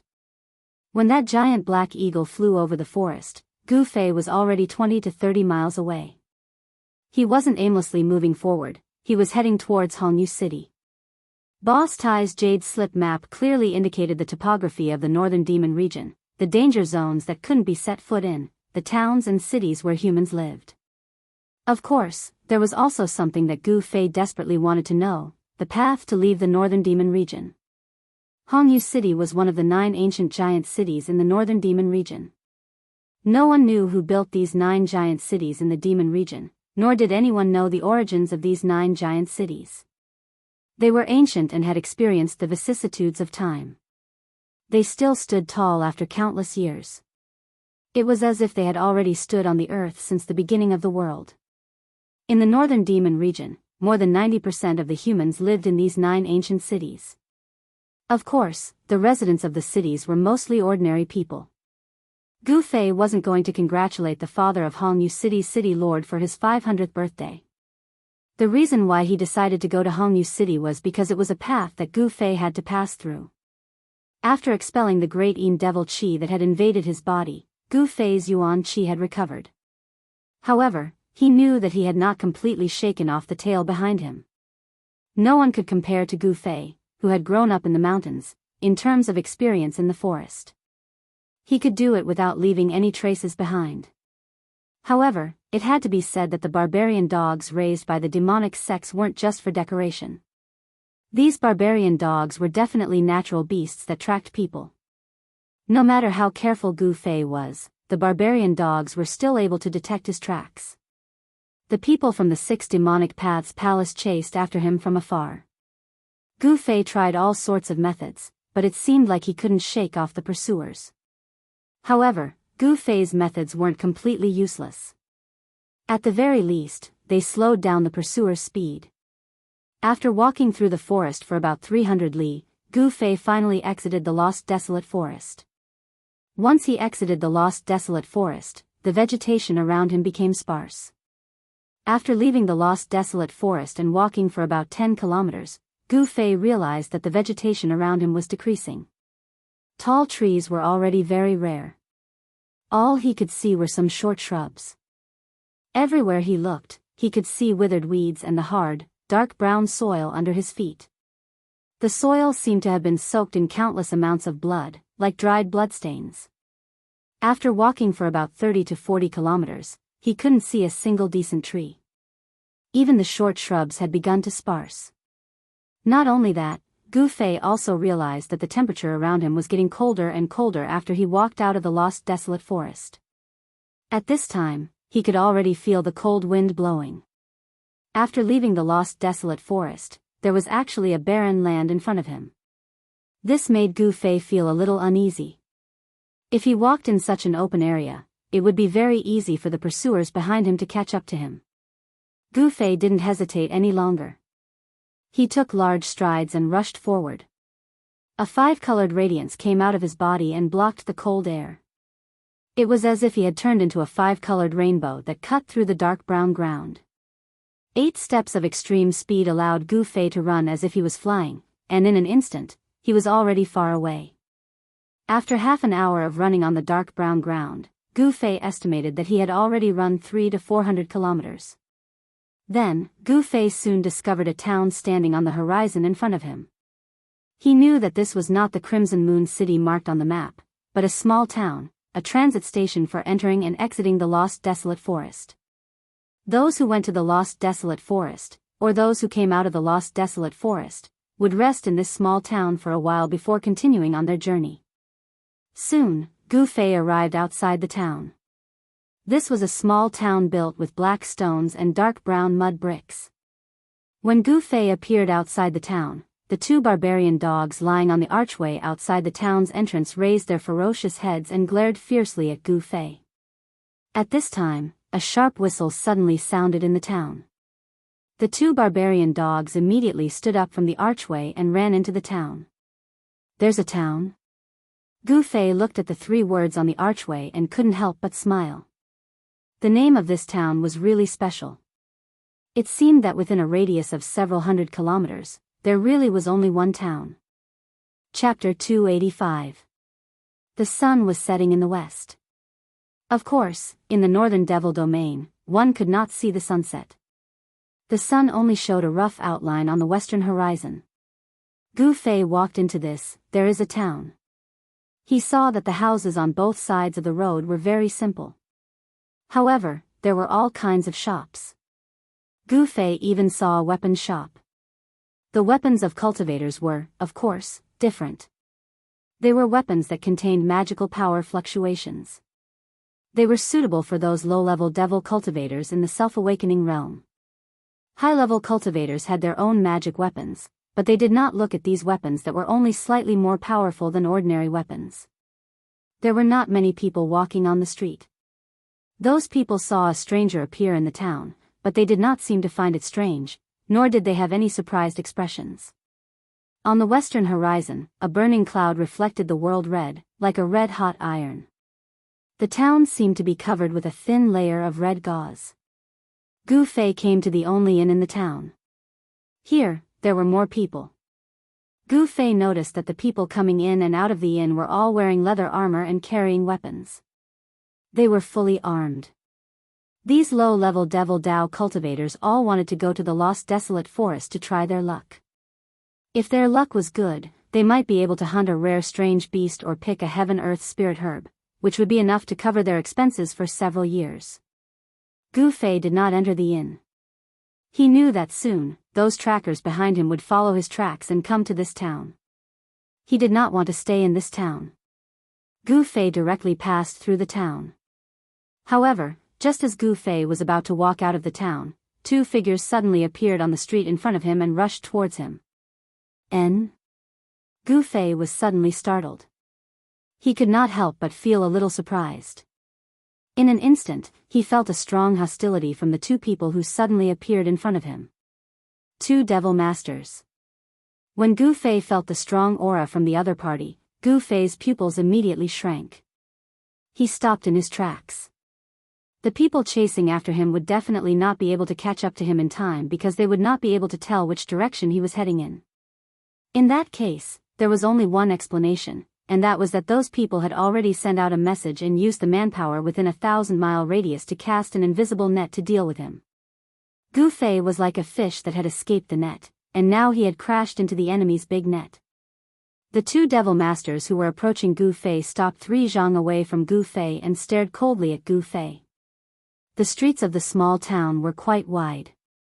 Gu Fei and the two demon masters in front of him stood opposite each other. Both of them had serious expressions on their faces, neither daring to underestimate the other. "You are Gu Fei?" One of the yellow-haired middle-aged men said coldly, and he didn't conceal the dense killing intent in his tone. "Humph. You are that Chu Ji's lackeys?" Gu Fei asked with a cold smile. They had skills, but they were willing to be someone else's lackeys. Gu Fei was very disdainful of these two fellows who blocked his way. When the two demon masters heard this, they immediately flew into a rage and shouted together, "How dare you? Is the name of our young master something that people like you can call out?" "I called him out, so what?" Gu Fei directly looked down on the two fellows in front of him. "Then you can go to hell." The furious yellow-haired middle-aged man shouted and directly attacked Gu Fei. As he waved his hands, a deathly gray demonic light immediately appeared from his hands and slashed at Gu Fei. A terrifying and gloomy aura of death immediately filled the air. This was the death light blade that emitted a dense aura of death. Without saying anything else, the other devil master also made his move. A vast amount of magic power surged out of his body. A stone shrouded in black chi flew out of his body and smashed towards Gu Fei.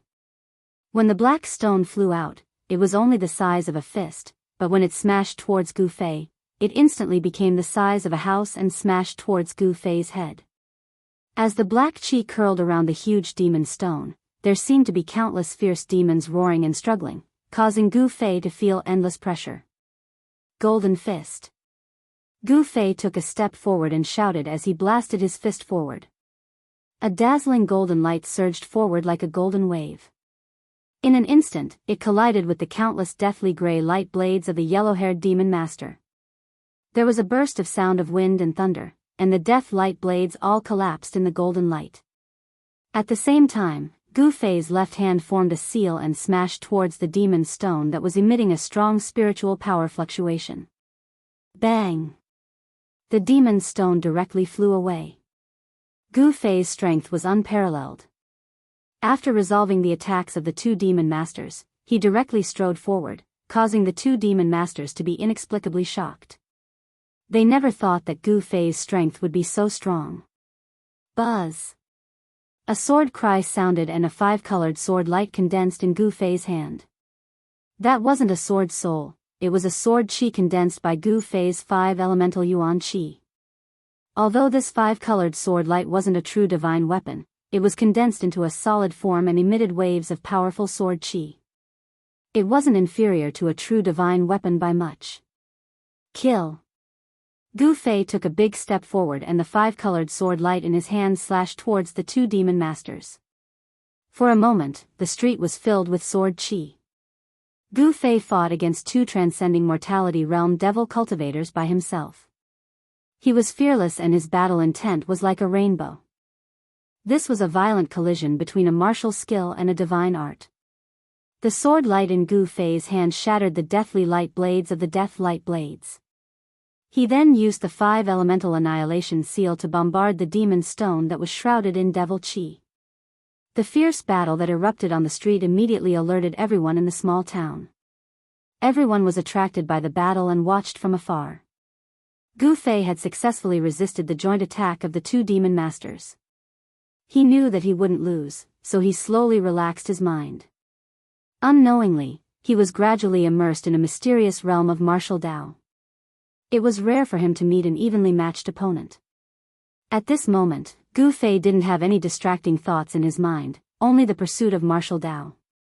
The five-colored sword light in his hand not only emitted unparalleled sword chi, but also the martial intent in his heart.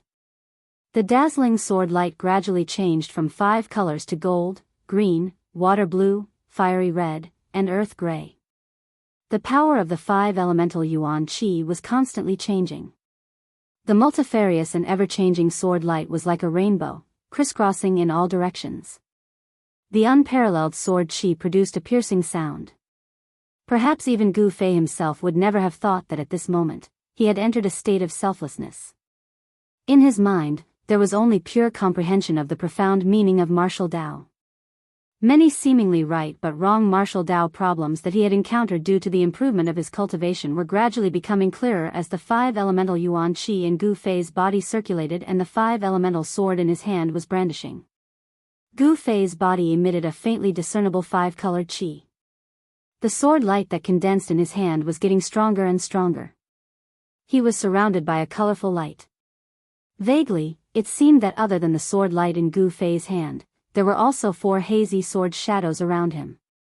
An even more profound martial Tao battle skill and the ancient cultivation method was gradually being comprehended by him and then mastered. The profound meaning of the martial Tao battle skill flowed from his hand.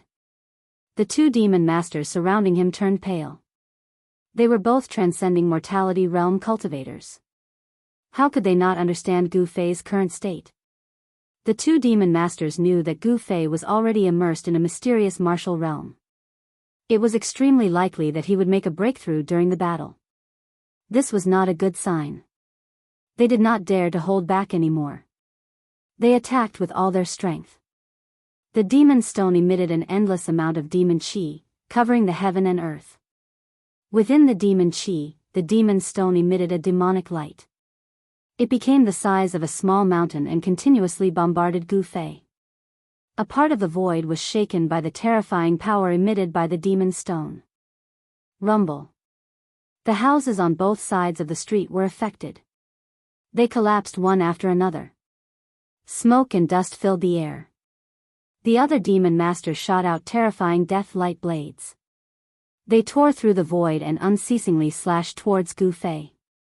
The 2 great demon masters attacked with their full strength, erupting with terrifying energy fluctuations that caused the entire town to shake. The spectators in the distance were terrified. They were constantly forced to retreat even further away by the shockwaves that came from the battle. However, the stronger their attacks were, the fiercer Gu Fei's counterattack became. It was still a stalemate. The 2 demon masters were unable to gain the upper hand. This continued for nearly half an hour. The more the 2 demon masters fought, the more afraid they became. They looked at each other and understood each other's intentions. They knew that they could not let Gu Fei continue. They must destroy his mysterious state. The yellow-haired devil master's long, dark yellow hair danced wildly in the wind. He crazily urged the magic power in his body, and the energy of the spell surged out from his body. Then, with a flash of light, a dark gray death light blade appeared and slashed at Gu Fei from all directions. Every blade of death was 50 to 60 feet long and exuded a heart-palpitating aura of death. There were at least 1,000 of them, and such a terrifying spell technique sent bursts of terrifying energy fluctuations through the air. It was as if this part of the world had been sliced into thousands of pieces. As for the other demon master, he soared into the sky and leaped onto the mountain-sized demon stone that was emitting a terrifying demonic aura that blotted out the sky. He rode the demon stone and smashed it towards Gu Fei. The terrifying demon stone descended from the sky like a primordial demon mountain. Rumble. The entire heaven and earth trembled, emitting a muffled thunderous sound. The void seemed to be on the verge of collapsing. Its power was astonishing. The terrifying attack from all directions and the sky was like a raging sea. It crazily rushed towards Gu Fei. It was like a terrible destructive storm. It wanted to completely obliterate Gu Fei. Chapter 286. Facing such an attack, Gu Fei did not seem to care at all. He still did not show any signs of leaving the martial realm, and was still immersed in that miraculous realm of martial arts. However, the pressure from the outside world caused some changes in Gu Fei's body.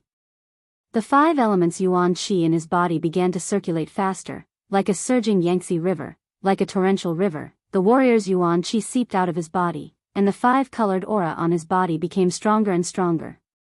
The 4 illusory sword shadows in the aura around his body began to become clear. Then, the sword light in his hand also flew out and circled around his body. Gold, green, water blue, fiery red, earth gray, 5 sword shadows, 5 colors, 5 types of energy fluctuations, representing the 5 elements of heaven and earth, gold, wood, water, fire, earth, 5 types of sword qi. As the death light blades that blotted out the sky and covered the earth rushed over from all directions, Gu Fei's hands drew out a series of profound marks. The 5 sword shadows released an unparalleled sword qi, continuously slashing out. The blazing sword light was like a rainbow that shot out in all directions. Not only did it cause the thousands of death light blades that were slashing towards him to become unrecognizable, they all dissipated in the air, and even went against the sky.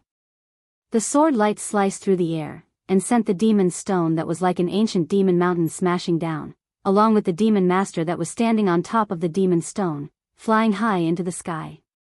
Gu Fei's black hair danced in the wind. He roared towards the sky, his long sword pointing towards the sky. The 5 faint and illusory sword shadows around him exploded with sword qi that soared into the sky, with the power to pierce through the sky. Blood splattered everywhere. The demon master that was sent flying high into the sky was instantly chased by the 5 sword shadows, pierced through his body, and fell to the ground. A ball of fist-sized blood-red light rushed out from the demon master's corpse, and rose into the sky. Within the red light, one could vaguely see a blood-red demon core wrapped around it. The primordial spirit of a transcending mortality realm expert had already solidified, and was not easy to disperse. Only destroying his body could not be considered as truly killing the demon master. Gu Fei extended his hand, and a palm of light rushed out, grabbing the devil core that was trying to escape into the sky, and imprisoned it. The yellow-haired devil master turned pale with fright. From the beginning until now, not even an hour had passed. Not only was Gu Fei becoming more and more courageous, but he had also defeated his comrade in an instant. He could not help but feel a chill in his heart. Gu Fei used his qi to disperse the primordial spirit that was attached to the devil core, immediately causing the devil master's soul to scatter. Then, he put the devil core that was flickering with a demonic blood light like an agate into his storage bag. At this moment, the demon stone that had been sent flying shrank to the size of a fist, perhaps due to the death of its owner. The demon qi that blotted out the sky also disappeared into the demon stone. A magic treasure of the demonic path? Gu Fei extended his hand again, and the fist-sized demon stone was also captured, and he put it into his storage bag. He had experienced the power of this demon stone before, and it was a pretty good demon Dao treasure.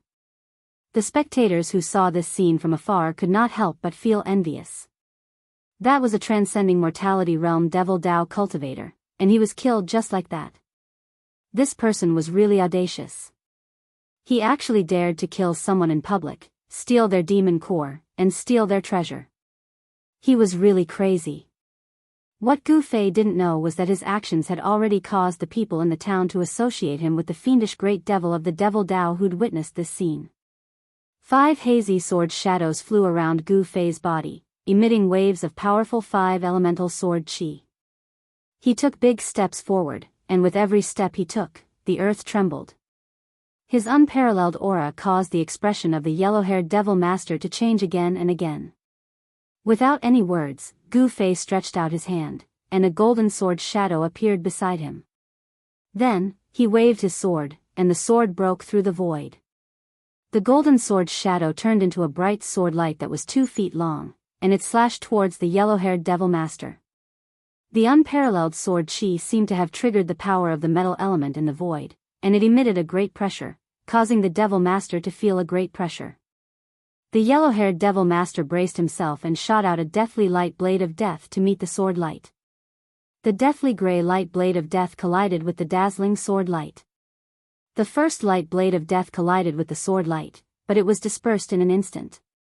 The golden sword light also dimmed a lot, but it still rushed forward. The devil master was shocked, and he shot out a second light blade of death, a third, and a fourth light blade of death. Only then did the dazzling golden light explode and collapse in the void. However, at this time, Gu Fei once again took the water blue sword shadow that was flying around him into his hand, and then he directly slashed at the Devil Master.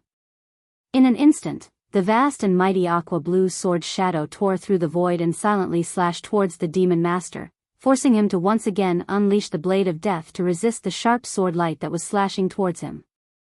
At the same time, a hazy golden sword shadow appeared in the dazzling five-colored light around Gu Fei. This was the sword shadow formed by the metal sword Qi, and it was the external form of the martial intent that Gu Fei was comprehending. It could be said that as long as the martial intent was not extinguished, the five sword shadows around him would not truly disappear. The five elemental sword Qi was condensed from the five elemental Yuan Qi that surged in his body. The Devil Master was at an absolute disadvantage. After shattering the metal sword light, the water sword slashed in front of him. Endless deathly aura condensed into a death blade of death, and it continuously attacked. The unparalleled sword light forced the Devil Master to retreat again and again, and it was obvious that he was going to lose. When the Devil Master defeated the water sword light that Gu Fei had shot out, he was already 10 feet away, and a trace of blood flowed from the corner of his mouth. Gu Fei took a big step forward, and a fire-like sword shadow was drawn into his hand, and then he swung it out.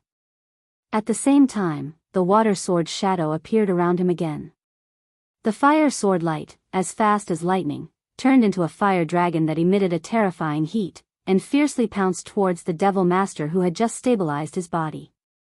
At this time, the Devil Master already knew that he was no match for Gu Fei, and he raised his hand to shoot out a death blade of death, and his body quickly retreated. Want to escape? Gu Fei couldn't help but sneer. In the instant that the Devil Master flew back, Gu Fei used the 8 desolate steps and rushed forward like the wind and lightning. 8 extreme steps. Among the practitioners of the same level, Gu Fei's speed was comparable to that of many. He instantly closed in on the Devil Master. The wood sword shadow and the gray earth sword shadow were drawn into his hands in an instant, and he swung them forward at the same time. The sword Qi surged, and the power of the 5 elements gathered together. The sword light seemed to have escaped into the void, and as if it could break through the void, it seemed to ignore the distance of space, and suddenly appeared in front of the retreating Devil Master. Without any suspense, the fire elemental sword ray had already caused the Demon Master to panic. Now that Gu Fei's wood elemental sword ray and earth elemental sword ray appeared, the Demon Master was unable to resist and was pierced by the sword ray. In the next moment, boom! With a loud sound, his whole body exploded, and his bones were smashed into pieces. His flesh and blood turned into a blood mist, and floated in the void. 2 sword lights rushed out of the blood mist, and flew back to Gu Fei. The 5 sword shadows all disappeared into Gu Fei's body. He had already woken up from that wonderful martial state, and saw a gray death aura wrapped around a devil core, rushing to the sky, and flying out of the town. Shwa! Gu Fei didn't think too much, and used the 8 desolate steps, showing his extreme speed, and chased after the devil core that was emitting a cold death aura. The devil core that was controlled by the Devil Master's Yuan spirit rushed out of the town, and in the blink of an eye, it rushed into the sky, and disappeared into the dark sky. Yuan spirit transformation, thousands of miles away, so fast. Gu Fei chased out of the town, and could only see a gray shadow flash in the sky, and he couldn't help but be shocked. The Yuan spirit was different from the body, and the Yuan spirit formed by the ascended mortality realm Devil Master was attached to the devil core, and it was like a second life. The primordial spirit of the yellow-haired Devil Master was far more powerful than the primordial spirit of the Devil Master that Gu Fei had killed with lightning speed.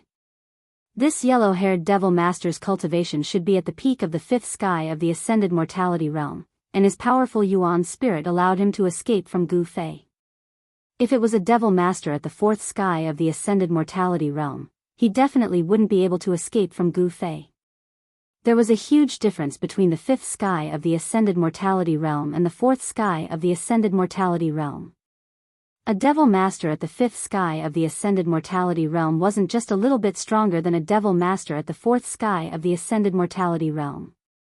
However, it was a pity that their opponent was Gu Fei. As one's cultivation increased, the advantage of a cultivator started to show. Gu Fei was only at the peak of the third sky of the ascended mortality realm, but he was able to kill a devil master at the fourth sky of the ascended mortality realm, and force a devil master at the fifth sky of the ascended mortality realm to escape with only the devil core. The higher the cultivation, the more obvious the difference between Gu Fei and other cultivators. Within the same level, there was probably no one that could be his opponent.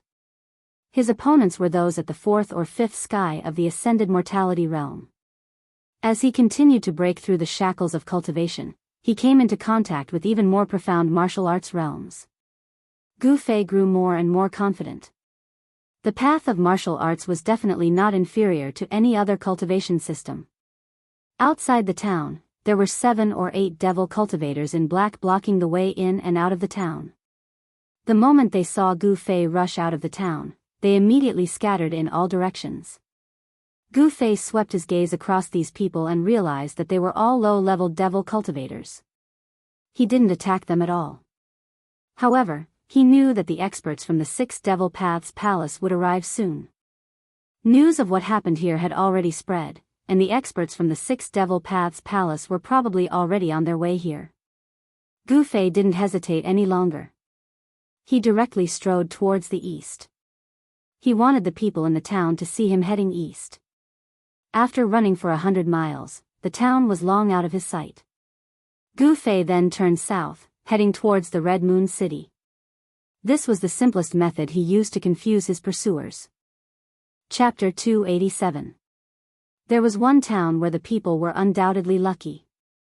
The madman who dared to kill people and take their devil cores and magic weapons in front of everyone didn't do anything crazy like slaughtering the whole town.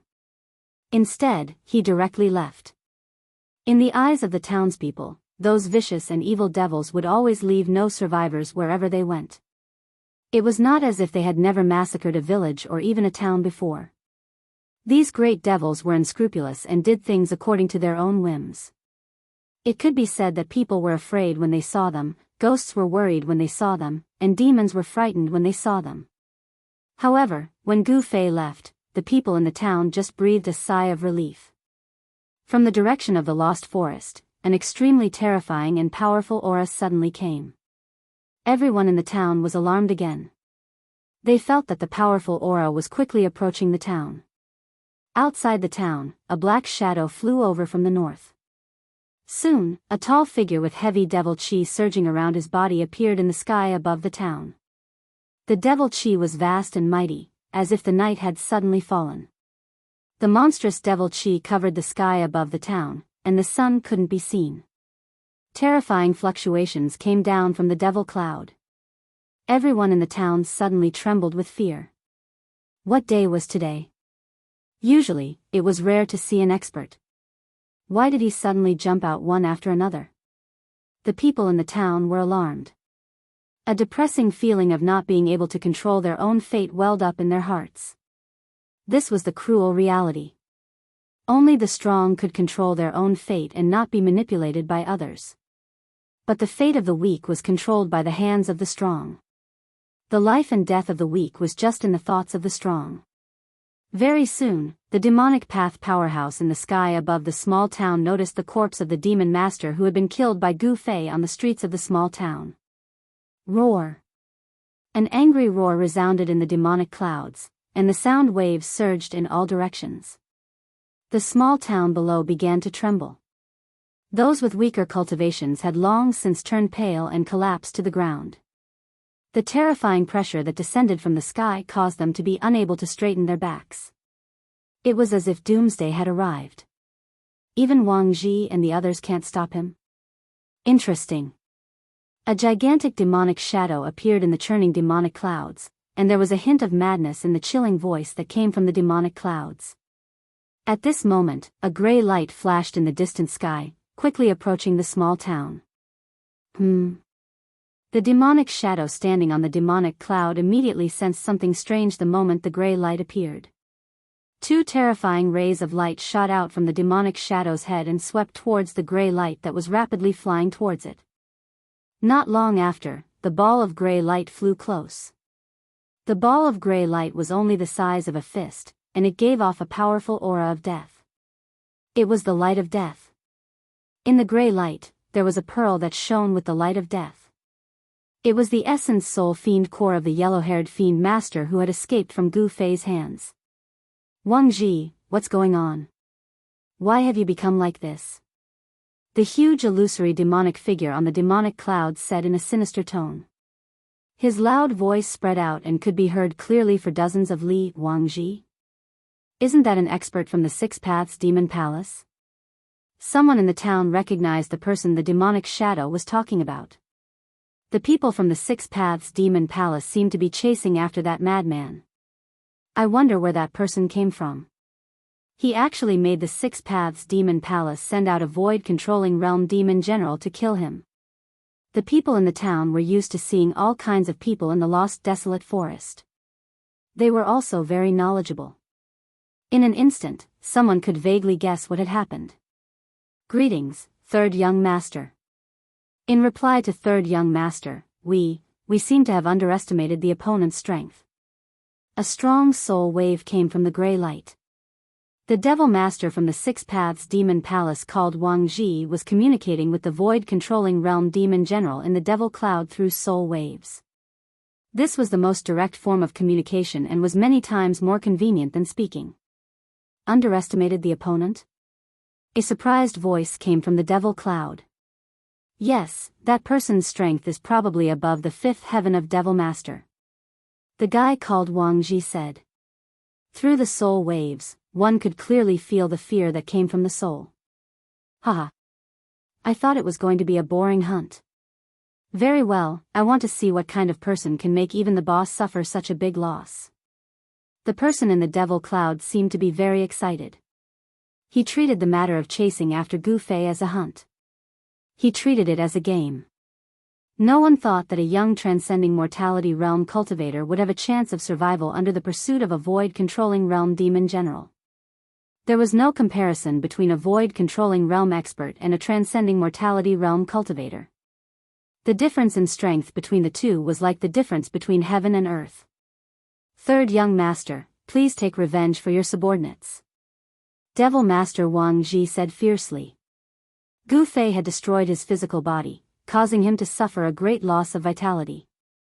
He wanted to cut Gu Fei into 8 pieces to vent the hatred in his heart. Wang Ji, I will take revenge for you. The voice that came from the Devil Cloud suddenly turned cold. Thank you. Ah. Spare my life. From the deathly gray light, a horrified soul wave suddenly came out. Then, the surging devil chi in the sky actually condensed into a big mouth, swallowing the deathly gray light. Humph. Since you have lost your physical body, what's the use of keeping you alive? Coincidentally, I have fought with that demon dragon for a day and a night, consuming a lot of vitality. It is your honor to refine you into a part of my power. Such words came out from the Devil Cloud. The people in the town couldn't help but be frightened. The guy outside was even more ruthless and terrifying than the madman who just left and stole the devil pill and magic treasures. The people in the town all felt the soul wave of Devil Master Wang Ji and knew what was happening outside. Everyone couldn't help but be alarmed, afraid that the person in the sky outside would attack them. It was no wonder that they were so frightened. A person who could even kill his subordinates, the lives of the people in the town were even less than ants to this terrifying devil. The devil expert in the sky above the town was extremely cruel and merciless. That Devil Master Wang Ji was also unlucky to have met this terrifying master and ended up in a pitiful state. The Devil General in the void-controlling realm had already condensed a devil infant. He had all kinds of divine abilities and powerful soul power. He directly searched Devil Master Wang Ji's primordial spirit and read his memories. Very quickly, the Devil General in the Devil Cloud knew what happened in the town. Then, he rode the Devil Cloud and flew towards the east. In Devil Master Wang Ji's memory, Gu Fei was flying towards the east. The terrifying soul wave quickly went far away. The people in the town finally let out a sigh of relief. They gradually calmed down the fear in their hearts and then came out from their hiding place. On the empty street, people began to walk again. Those damn guys are finally gone. This old man was almost scared to death. A white-haired old man with a goatee on his chin looked in the direction where the devil cloud disappeared and said with lingering fear, "Even the devil general has been mobilized. Is the devil domain going to be chaotic again?" Someone said worriedly. "If those big figures were to clash, in the end, we, the low-level cultivators, would be the unlucky ones." Someone sighed helplessly.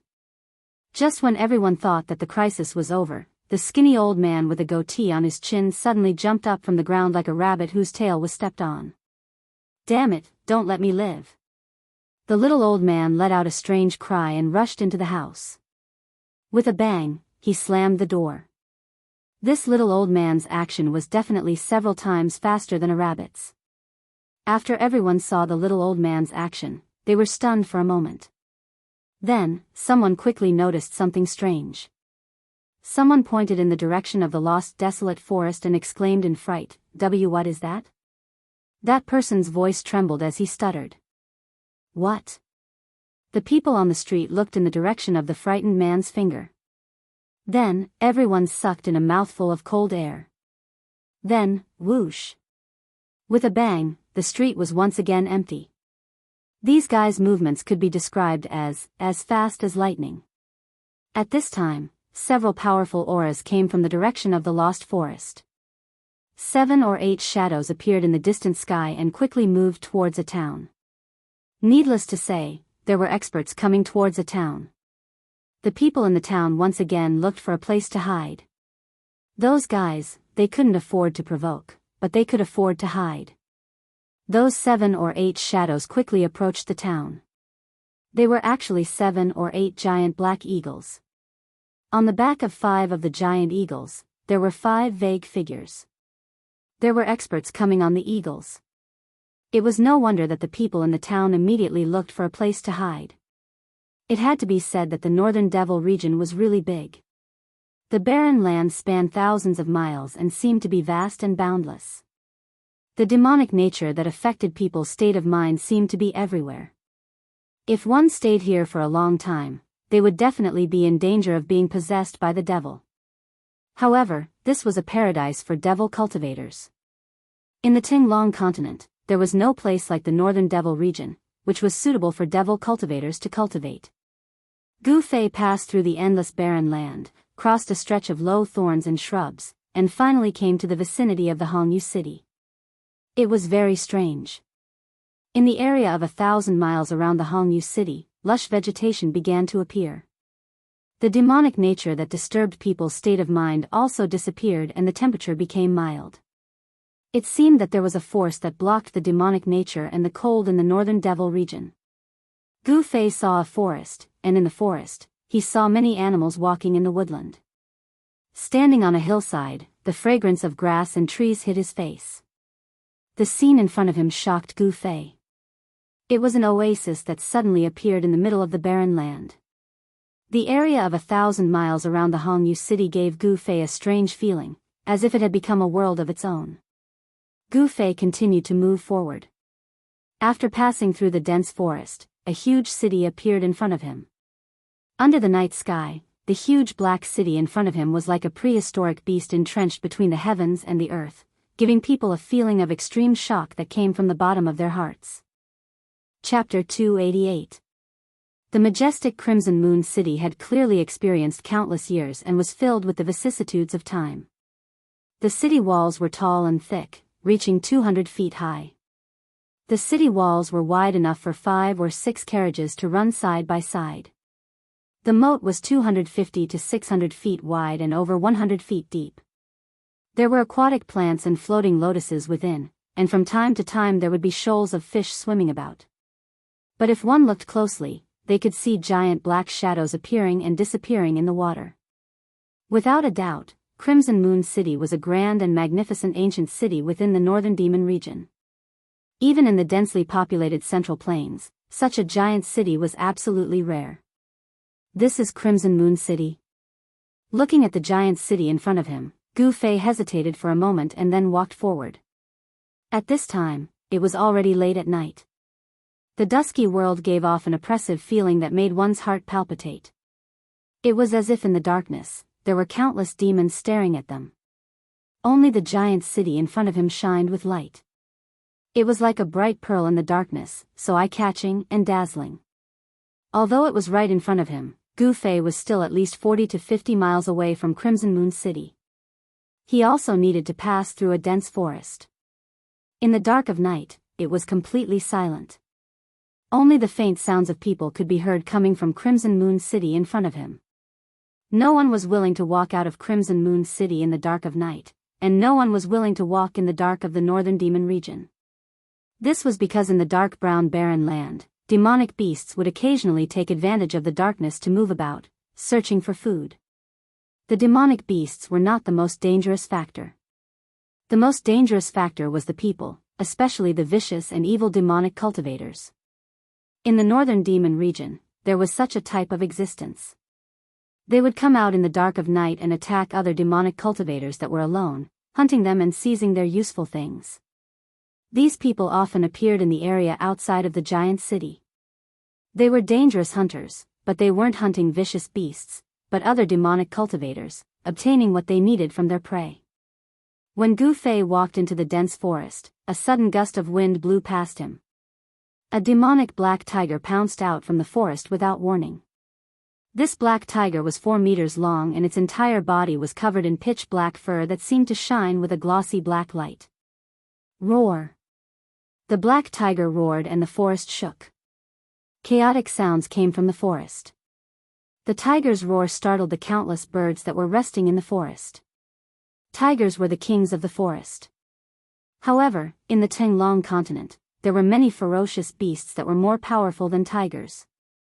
Moreover, this black tiger had not reached the level of a ferocious beast. You're courting death.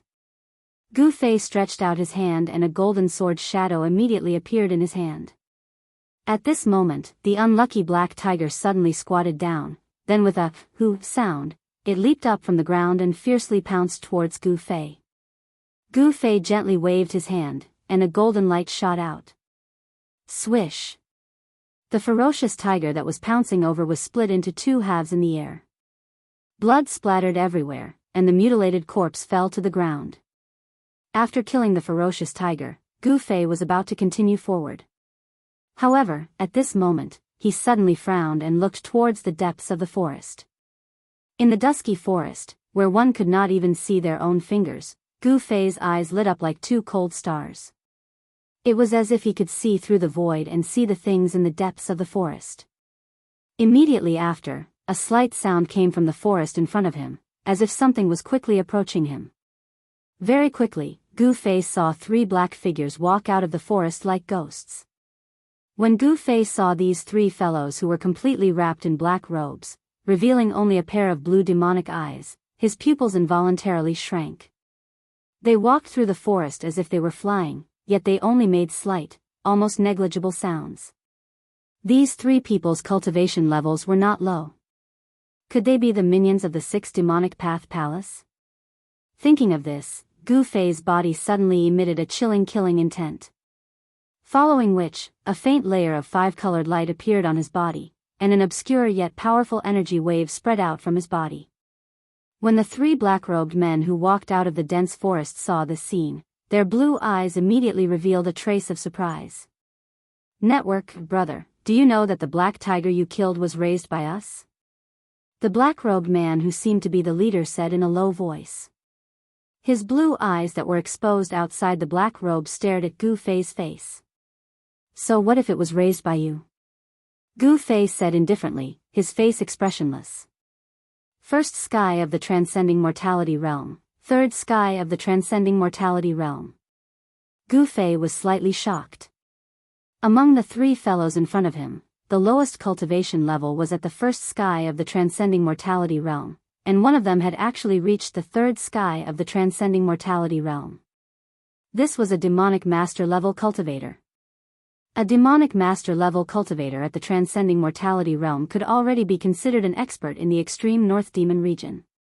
Red Moon City was so close. Could these people be from the city?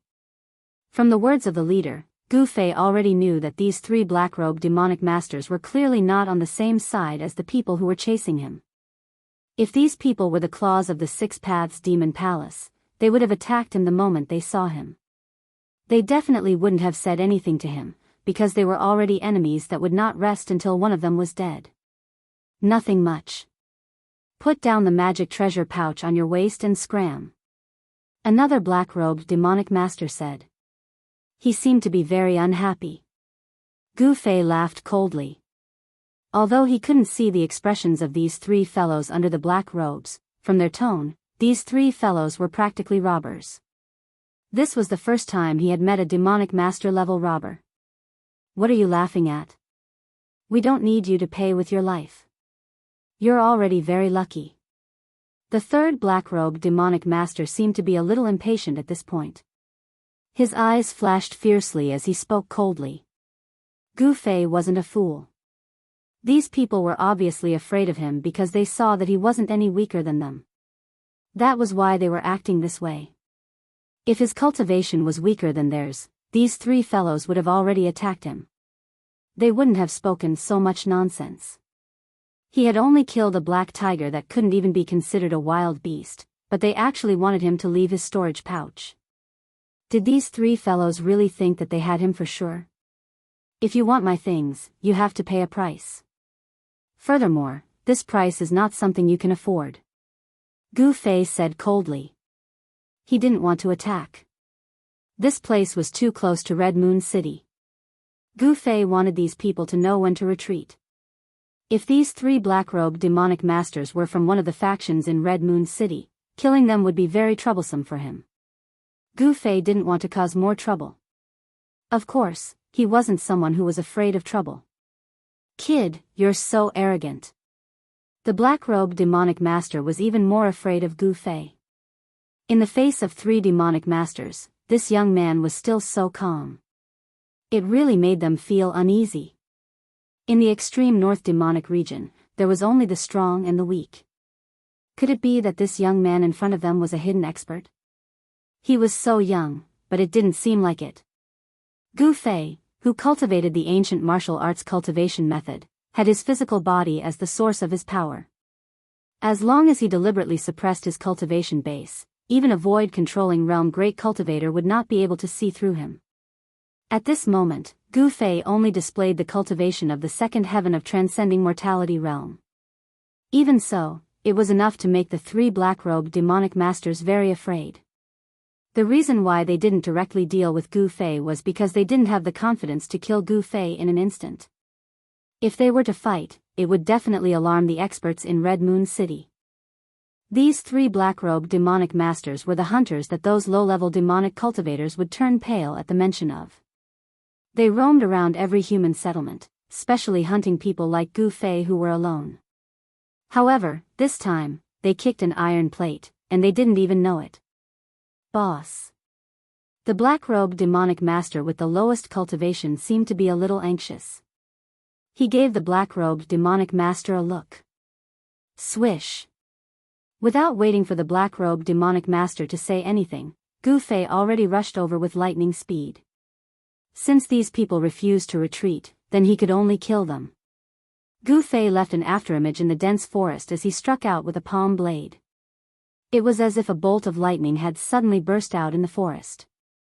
In the dazzling light, the trees collapsed one after another, and the wind blew violently.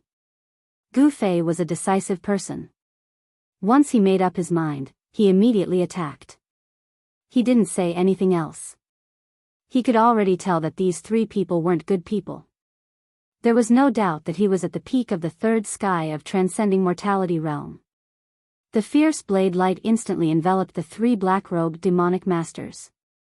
Shit! The black-robed demonic master was shocked.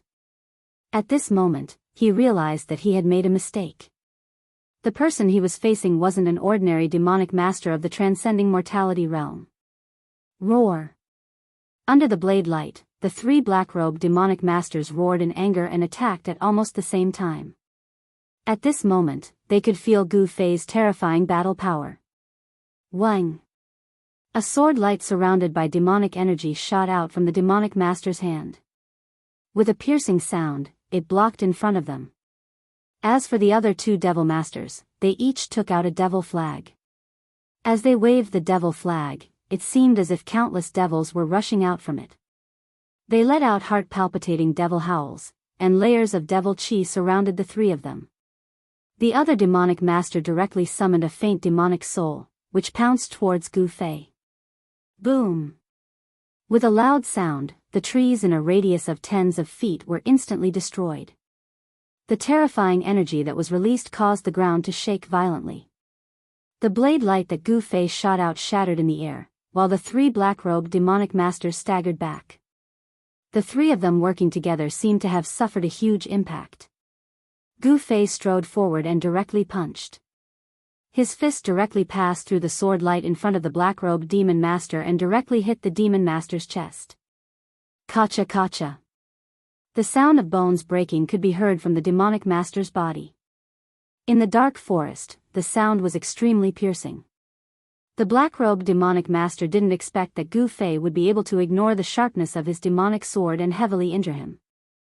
Furthermore, when his demonic sword landed on Gu Fei's arm, it was as if it had landed on a piece of godly metal. It didn't cause any damage to Gu Fei. Ah! The demonic master cried out in pain, his face contorted. Chapter 289. Gu Fei's punch seemed to be extremely powerful, but it was actually a hidden force. The force of the punch penetrated directly into the body of the black-robed devil master. Not only were his sternum broken, his internal organs were also turned to mush, and his vitality was instantly cut off.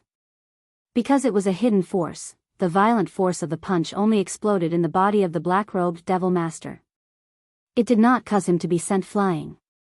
Just as the black-robed devil master was hit in the chest and screamed in pain, a palm had already silently pressed on his dantian. Gu Fei did not hesitate. The force of his palm instantly surged out, directly shattering the devil core and the devil master's dantian. The devil master did not even have time to think before he went limp. The other two devil masters were immediately frightened out of their wits by the scene in front of them. One of the devil masters unfolded the dark devil flag that was surrounded by devil chi. It wrapped around himself and turned into a surging devil chi. He rushed into the sky, trying to escape. The other devil master directly merged with the powerful devil soul that he had summoned. Terrifying energy waves immediately erupted in his body like a volcano. The black robe on his body instantly turned into ashes, revealing his true appearance. It was a young man who could be considered delicate and handsome. It's too late to escape now. If you had known this would happen, you should have retreated just now. Gu Fei laughed coldly. 5 faint sword shadows appeared in the colorful light outside his body. At this time, the devil master who had turned into a devil chi and rushed into the sky with the devil flag had already rushed out hundreds of feet away. Unhurriedly, Gu Fei pointed at the demonic aura that was escaping rapidly in the sky. A fire-like sword shadow immediately soared into the sky. As if it had shattered the void, it instantly caught up with the demonic aura that was as dark as ink in the sky. The fire elemental sword chi directly pierced through the devil chi. A shrill scream came from the devil chi, and a spray of blood sprinkled from the sky. A broken devil flag and 2 pieces of a corpse fell from the sky. With just one sword, Gu Fei instantly broke the devil master's devil Dao magic treasure and killed him on the spot. Even the essence soul devil core did not escape. His body and soul were both destroyed. Roar! The devil master who had fused with the devil's soul roared madly. His power had been raised to the extreme, and his entire body seemed to have expanded, turning into a 3-meter-tall giant, with muscles as sturdy as a horned dragon. His clothes had already been torn to shreds, and frightening purplish-black demonic patterns appeared on his terrifying demonic body. A wild and violent aura swept out from his body. It was as if he had transformed into a peerless demon. Even Gu Fei couldn't help but be secretly alarmed when he saw this scene. Gu Fei discovered that among the 3 black-robed devil masters, the devil master with the lowest cultivation base, after fusing with the summoned devil soul, his strength actually skyrocketed. First firmament, second firmament, third firmament, all the way to the 4th firmament before the fiendish master's strength gradually stabilized and stopped rising. This was unbelievable. What kind of secret technique was this? Gu Fei found it hard to believe that there was such a technique in this world that could raise a person's strength by 3 whole levels. What kind of concept was this? Within the same level, no one would be a match for him. If this guy's cultivation base was the same as Gu Fei's at the 3rd firmament of the ascended mortality realm, then if he used this secret technique, even Gu Fei wouldn't be a match for him. Roar! The mutated devil master roared towards the sky. The loud sound reverberated in all directions, and could be heard clearly within a radius of 10 miles. On the tower of the Red Moon City, more than 10 black-armored city guards looked in the direction of the sound in shock. Then, a blood-red light flew out from the tower, turned in the air, and disappeared from the Red Moon City. In the dense forest, Gu Fei felt a dangerous aura from the mutated devil master. Who?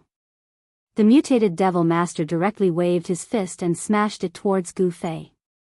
He seemed to have gone mad, and his blood-red eyes emitted 2 frightening rays of blood-red light. Come at me. Gu Fei growled. He did not retreat, but instead, he took a step forward and punched out with his right fist, meeting the mutated devil master's fist. Boom! Like 2 pieces of godly metal colliding, the 2 completely disproportionate fists instantly collided. This was the most direct and purest contest of strength. Faintly, a circle of transparent ripples that could be seen with the naked eye spread out from the point where the 2 fists collided. In the next moment, the 2 figures instantly separated. The mighty power of destruction instantly destroyed everything in the surroundings. Everything that had a shape was crushed into pieces.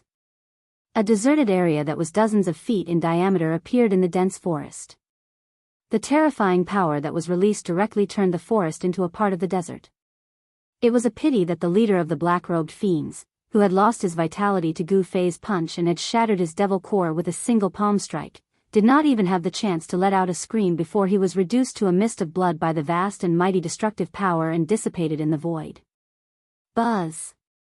As Gu Fei retreated, the 5 sword shadows around him vibrated at the same time, emitting an unparalleled sword chi fluctuation. Then, under the control of Gu Fei, the 5 sword lights of metal, wood, water, fire, and earth shot forward. This was the first time Gu Fei had used his full strength since he had comprehended the 5 elements sword principle. The power of the 5 elements of heaven and earth was guided by the 5 sword lights. The sword lights shone brightly and chased after the mutated devil master like a meteor chasing the moon. Without any suspense, the 5 sword lights were extremely fast. The mutated devil master could not dodge at all. In an instant, the 5 sword lights caught up with him and nailed him on the devil's body. The metal sword shadow emitted a dazzling golden light and nailed the mutated devil master between his eyebrows. The wood and fire sword shadows were nailed on the left and right sides of his chest, the fire sword shadow was nailed in the middle of his heart, and the earth sword light was nailed into his dantian. At this moment, Gu Fei stopped retreating and steadied himself. This series of actions happened in the time it takes for a spark to fly off of a flint, and it was completed in an instant. With a wave of Gu Fei's hand, the 5 sword lights that had stabbed into the demon master's body immediately flew back and entered Gu Fei's body. Bang!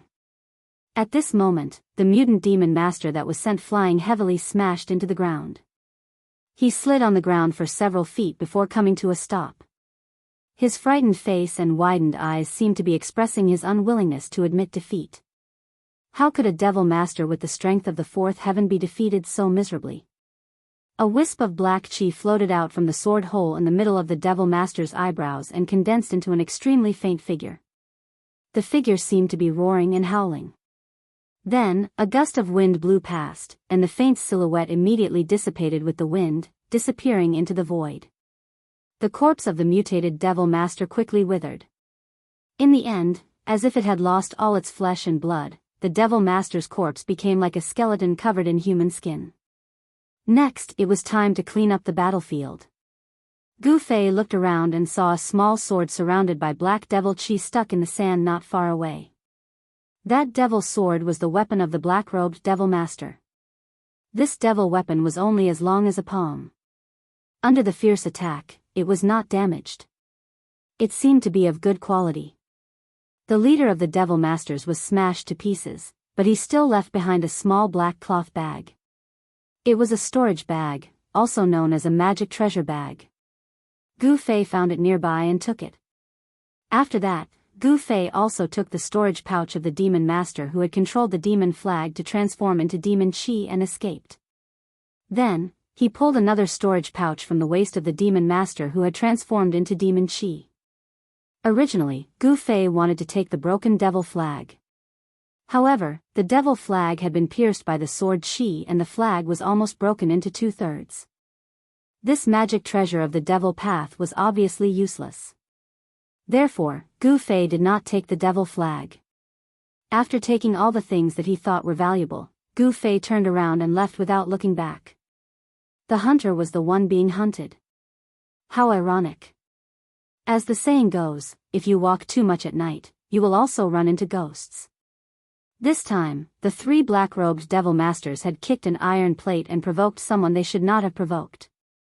This price was undoubtedly huge, so huge that they even lost their own lives and ended up in a miserable state of being annihilated in a puff of smoke. The battle between cultivators was extremely cruel, especially the battle between experts. The defeated party did not die in the ordinary sense. Instead, it was the most complete destruction, with both body and soul destroyed. Just as Gu Fei left, a few figures rushed out of the Red Moon City and headed in the direction of the strange fluctuations in the dense forest. Although the battle in the dense forest was very short, it still alarmed the experts of the Devil Path in the Red Moon City. However, at this time, Gu Fei had already walked far away. He walked out of the dense forest and arrived near the gate of the Red Moon City. He found that the city tower was brightly lit and there were soldiers in dark armor patrolling with spears in their hands. The atmosphere seemed to be a little tense. The tall and thick city gate was tightly shut. Unless one directly crossed the tall city wall of the Red Moon City, it would be impossible to enter the Red Moon City. Gu Fei knew that in such a huge city, there were definitely experts guarding it. He did not want to alarm the experts of the Red Moon City, so he retreated into the dense forest. He stopped at the foot of a small hill in the forest and sat cross-legged under a large tree that would take several people to wrap their arms around. He did a simple count of the spoils of war. Gu Fei noticed that there were quite a lot of things in the storage pouches of the 3 black-robed devil masters. There were a lot of refining materials, various bottles and jars of pills, a few magical treasures, a few stalks of heaven and earth spirit herbs, and even a few scrolls. Different from the magic scrolls that sealed the power of spells, the scrolls all emitted the fluctuations of Devil Path power. They were scrolls made by people of the Devil Path. However, Gu Fei found a large stack of gold and silver notes in each of the 3 storage bags. Gu Fei knew that gold and silver were the common currency in the secular world. However, a cultivator should be very indifferent to money. Why would he need so much money that circulated in the secular world?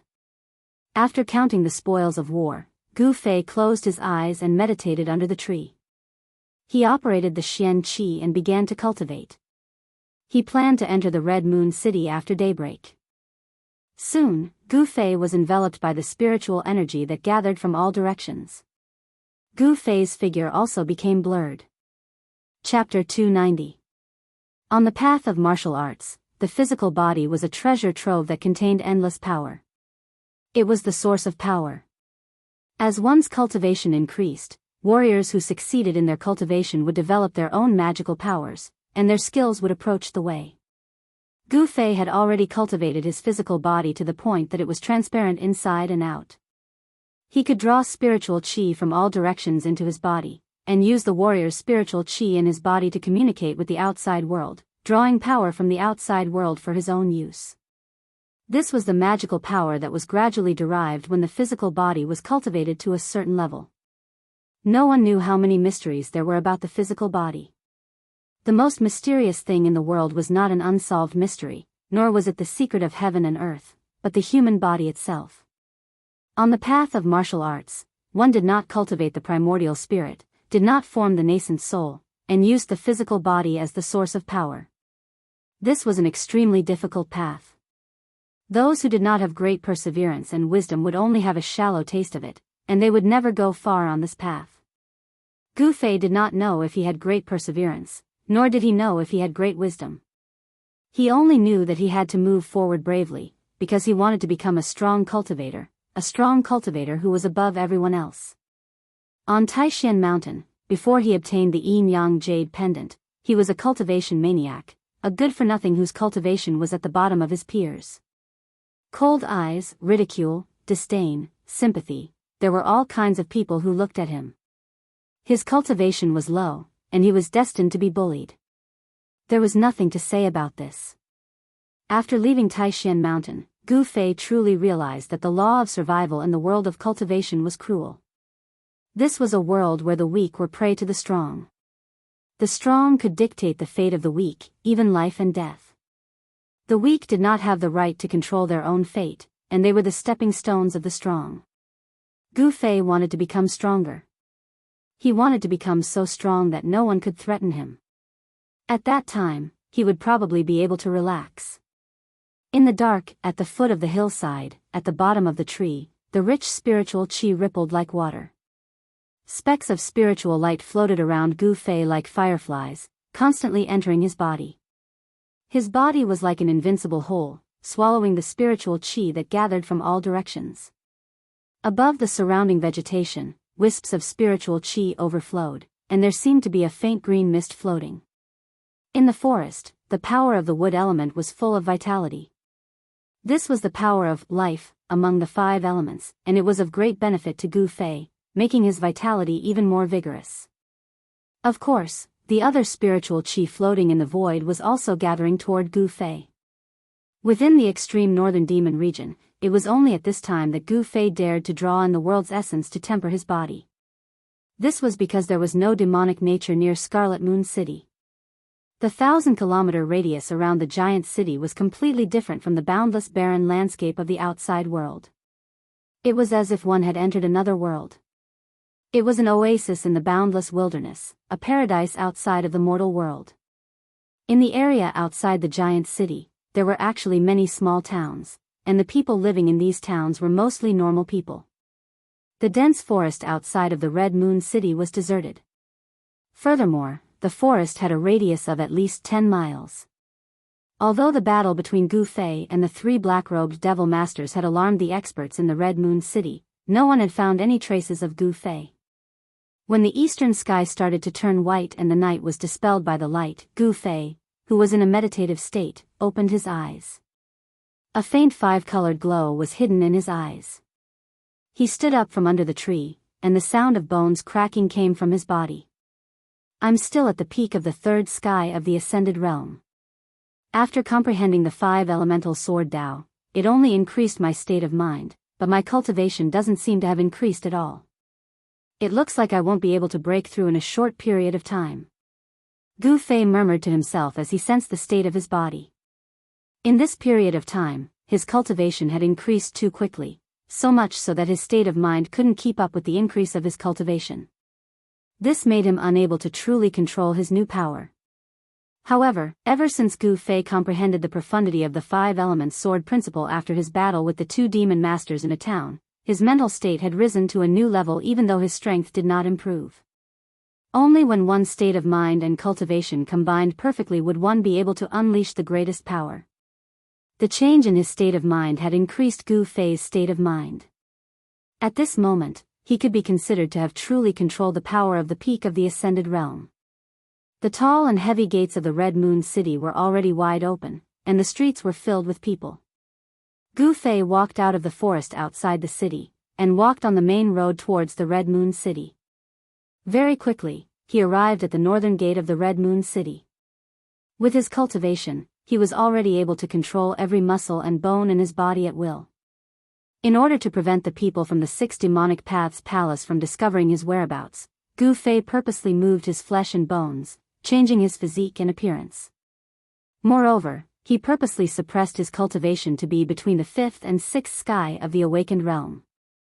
Even if someone who knew Gu Fei walked past him, they definitely wouldn't be able to recognize him. Gu Fei wasn't worried about being discovered by the 6 demon palace. He walked across the drawbridge, passed through the moat, and entered the city gates. For a lone traveler like him, there weren't any guards that came out to stop or interrogate him. Once he entered the Red Moon City, he saw an endless stream of horses and carriages. The streets were bustling with people, and it was a bustling scene. There were many shops on both sides of the street, and the sound of hawking rose and fell. It was hard to imagine that he could see such a scene in the extreme North Demon region. Gu Fei felt a trace of familiarity. The Red Moon City seemed to be somewhat similar to the Dragon Emperor City in the southern wilderness. Both were bustling huge cities. The streets were crowded with people of all ages and genders. There were people with blonde hair and blue eyes, and people with black hair and yellow skin. There seemed to be many different races gathered here, and people of different skin colors.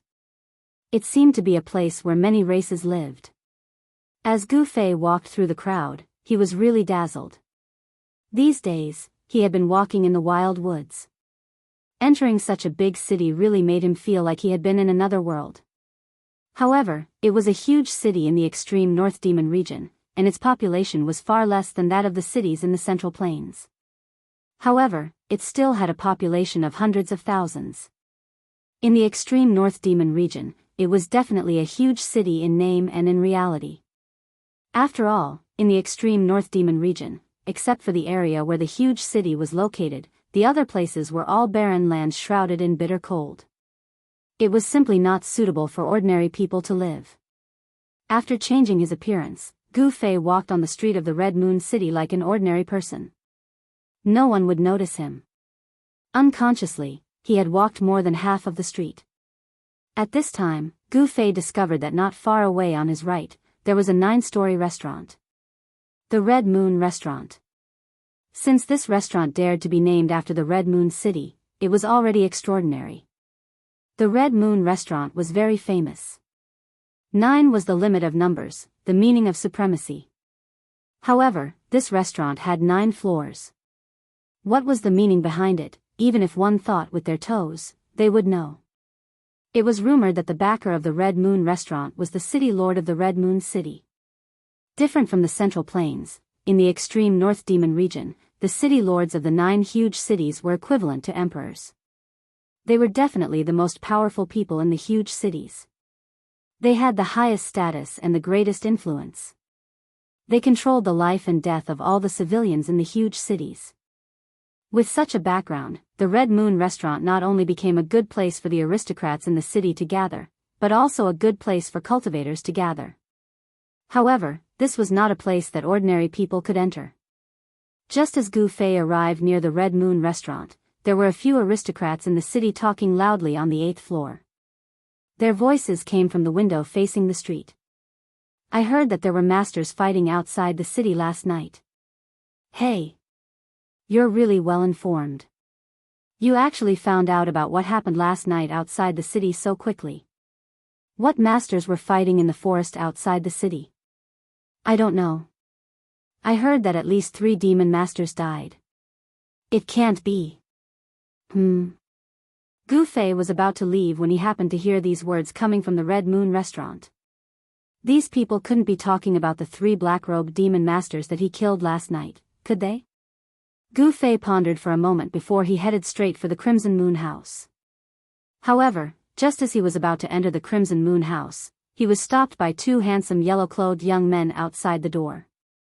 Gu Fei couldn't help but feel a little displeased. However, what one of the young men in yellow clothes said next made Gu Fei's mood rise from displeasure to anger. This is not a place you should be. Get out of my way. The young man in yellow clothes said. So what if I must go in?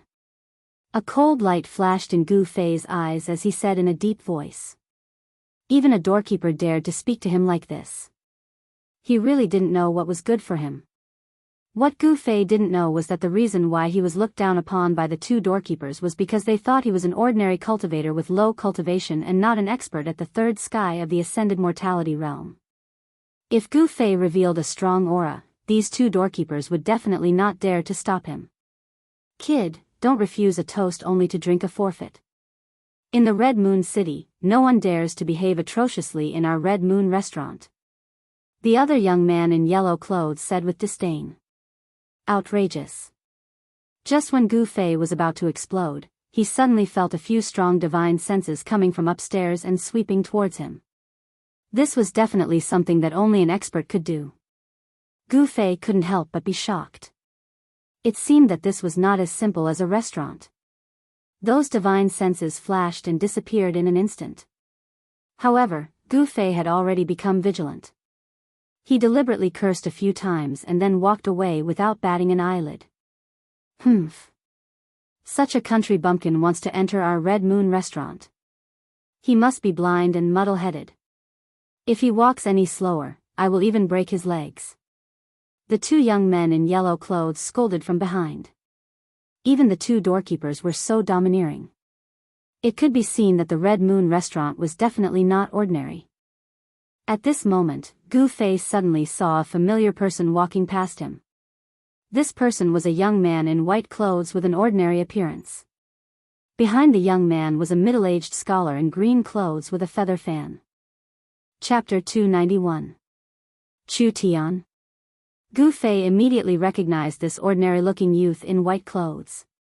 He was the young master of Rising Sun Business Group that he met on the way to Dragon Emperor City in southern wilderness.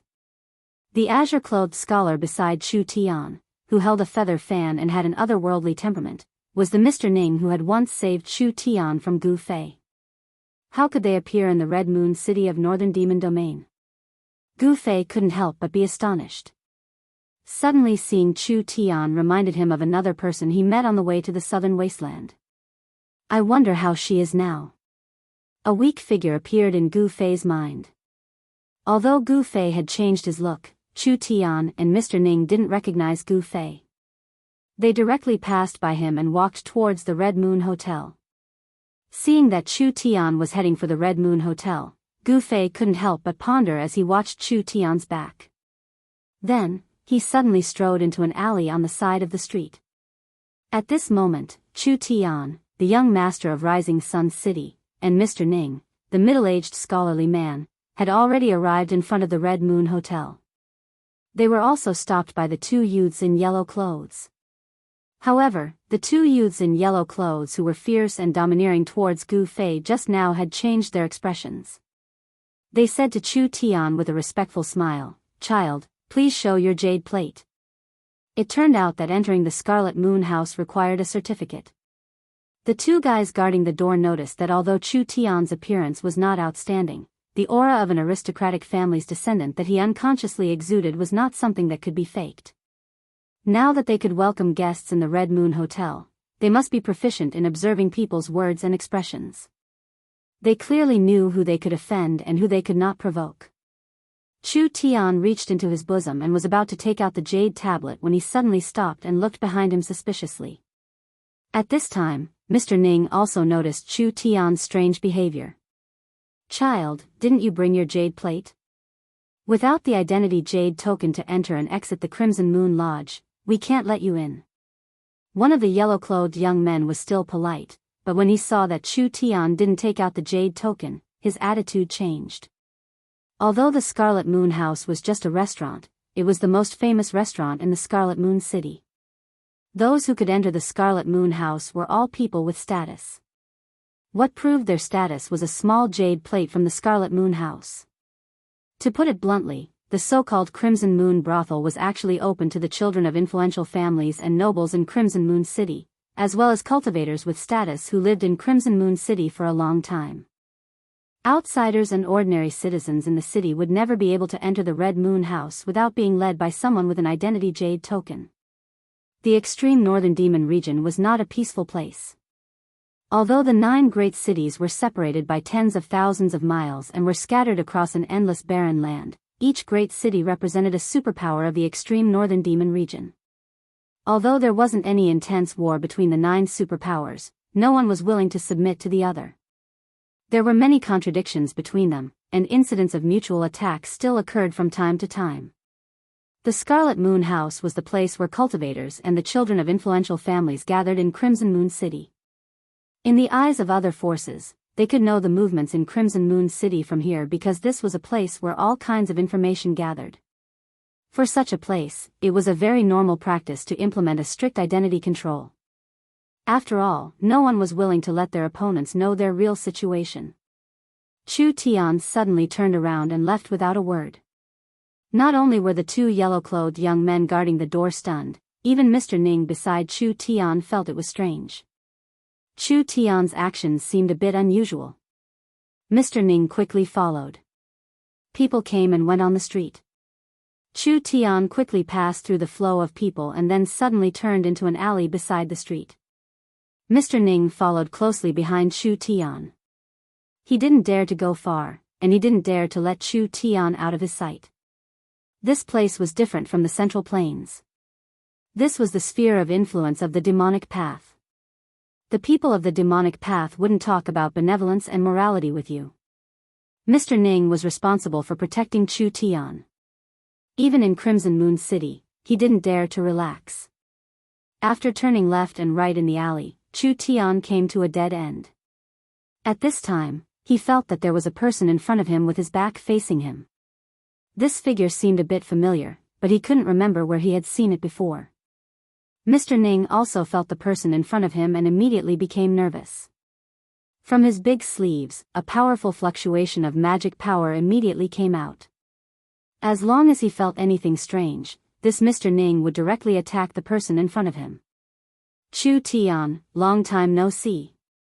At this time, the person in front of him turned around and looked indifferently at Chu Tian. He was not handsome, but there was a hint of resoluteness on his face. There was a faint smile on his face. You. When Chu Tian saw the appearance of this person, he couldn't help but take a step back. He pointed at this person in surprise. There was actually some fear and panic in his expression. Gu Fei? At this moment, Mr. Ning revealed the identity of this person. At the sight of Gu Fei, Mr. Ning became less nervous as he loosened his grip on his magic treasure.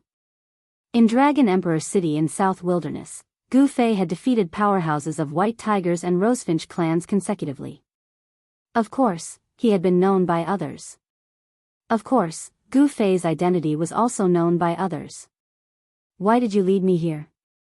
Chu Tian soon recovered his composure. Although there were some misunderstandings between them, they were not enemies. However, when Chu Tian recalled how Gu Fei broke into his camp and killed his guards on the way to Dragon Emperor City, Chu Tian still remembered the bloody scene vividly.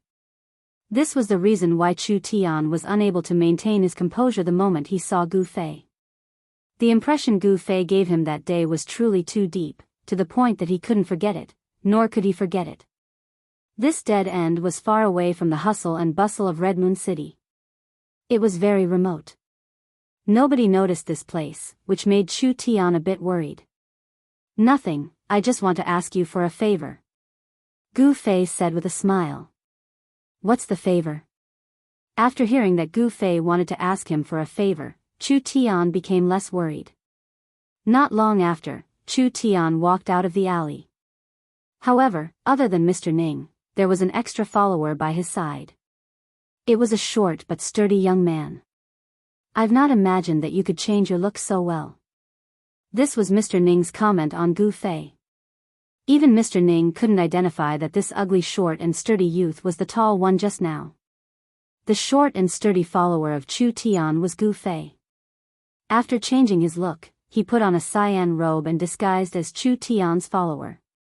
After the three of them walked out of the dead end, they walked straight to the Red Moon restaurant. When they arrived at the door, the two youths came to greet them again. However, at this time, they couldn't recognize Gu Fei anymore. Gu Fei's strength had been suppressed to between the 9th heavenly layer and the 1st heavenly layer of the ascended mortality realm.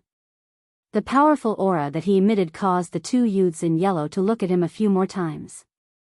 They didn't feel that there was anything wrong with the extra follower beside Chu Tian. However, the short and sturdy youth that Gu Fei was disguised as seemed to be about to break through to the ascended mortality realm. At such a young age, he already had such a cultivation. The two yellow-robed youths couldn't help but look at Gu Fei with jealousy. In fact, they looked down on Gu Fei because they themselves were at the 5th or 6th heavenly layer of the awakened mortality realm. Why would they put Gu Fei in their eyes? Within the extreme northern demon region, only the most powerful was supreme. To those whose cultivation was higher than theirs, even if it was a beggar, they would still be respectful. This time, Chu Tian didn't wait for the two to speak. He took out a crystal-clear golden jade token. Then, the three of them walked straight into the Red Moon restaurant. I want to see what kind of place this is. Even the gatekeepers are at the 5th or 6th heavenly layer of the awakened mortality realm. Gu Fei sneered in his heart. When they walked into the Red Moon restaurant, the few divine senses appeared again and probed them. Gu Fei pretended not to notice, and Chu Tian didn't feel anything strange either. Only Mr. Ning furrowed his brows. No one was willing to be spied on. Gu Fei knew that the few people who dared to release their divine senses were definitely at the 4th or 5th heavenly layer of the ascended mortality realm. Only such experts could release their divine senses when their primordial spirit had solidified. He didn't know if it was because the 500th birthday of the city lord's father was approaching, but the Red Moon restaurant seemed to be very lively. Moreover, the majority of the people were cultivators. Chu Tian didn't seem to be unfamiliar with this place. He brought Gu Fei, who had changed his appearance, and Mr. Ning directly to the 8th floor. A waiter greeted them and led them to a private room. Then, he left. Not long after, a servant brought fragrant tea. Gu Fei sensed that most of the private rooms on the 8th floor had powerful auras leaking out. Obviously, the people in the private rooms not only had extraordinary identities, but also had extraordinary cultivation. And the 9th floor seemed to be blocked by some kind of power. He couldn't sense any auras at all. This made Gu Fei feel a little uneasy. Was the owner of the divine senses on the 9th floor? The person you're waiting for seems to be late. Gu Fei casually sat down opposite Chu Tian. He picked up the tea on the table and swallowed it in one gulp. What a waste of God's gifts. Do you know that this is ice mist tea? Even in the Central Plains, only the relatives of the emperor can taste it? Mr. Ning couldn't help but shake his head when he saw Gu Fei drinking like an ox. Ice mist tea. Gu Fei was startled. Sure enough, he saw that the tea in front of Mr. Ning was surrounded by a layer of cloud-like gas. Icy cold, this name is quite appropriate. Gu Fei said disapprovingly. Chapter 292. Someone actually looked down on the experts of the Central Plains. Gu Fei was immediately attracted by the arrogant words outside. He had already learned from Chu Tian that many people from the Central Plains had come to the 500th birthday of the city lord of Red Moon City's father. Although the extreme northern demon region was the world of the demonic path, there was a problem that couldn't be ignored. In this endless wild land, there weren't many useful cultivation resources. Therefore, the merchant groups of the Central Plains became the guests of the 9 super forces of the northern demon region. Merchants pursued profits. In the eyes of the merchants, the northern demon region, which lacked resources, was undoubtedly a huge market. This was also the reason why Chu Tian appeared here. However, the Rising Sun Commercial Group was not the only merchant who could do business in the northern demon region. Those who could enter the northern demon region were certainly not ordinary people. For example, Chu Tian had Mr. Ning by his side. Mr. Ning was someone that even Gu Fei could not figure out. Therefore, there were many experts from the Central Plains who came to Red Moon City. Among them, there were many young experts who came out to gain experience. There is really no one in the Central Plains. Sigh. It seems that the diabolism is going to prosper. Haha. Not bad, not bad. I heard that Dong Lipatian of the Monarch City defeated the so-called outstanding successors of the 3 major Daoist sects with a blood-dissipating saber a month ago. How satisfying. Dong Lipatian of the Monarch City, isn't he the successor of the 6 demonic palaces? Who else could it be? Is there a second Dong Lipatian in the Monarch City? Outside the private room, the young man by the window was talking and laughing contemptuously. What he said was all derogatory words about the practitioners of the Central Plains. Gu Fei felt that there was a powerful aura coming from the private rooms. It seemed that the words of the young men outside had already made some people unhappy. Hearing this, Gu Fei could not help but recall the people from the diabolism he met on the Yunmeng mountain when he left the mountain. Could those people be the outstanding successors of the 6 demonic palaces? The strength of those people seemed pretty good, but it would be an exaggeration to say that they were able to sweep away the outstanding successors of the younger generation of the 3 great Taoist sects. Those people outside seemed to be boasting to provoke the Central Plains cultivators upstairs. With just a thought, Gu Fei had already guessed these people's intentions. Dongli Padian doesn't seem to be the strongest of our Devil Dao's younger generation. Even he beat up the heirs of the 3 great Taoist sects. The Central Plains has really declined. That's right, the disciples of the aristocratic families in Jianghu City pointed their spears at the practitioners from the Central Plains.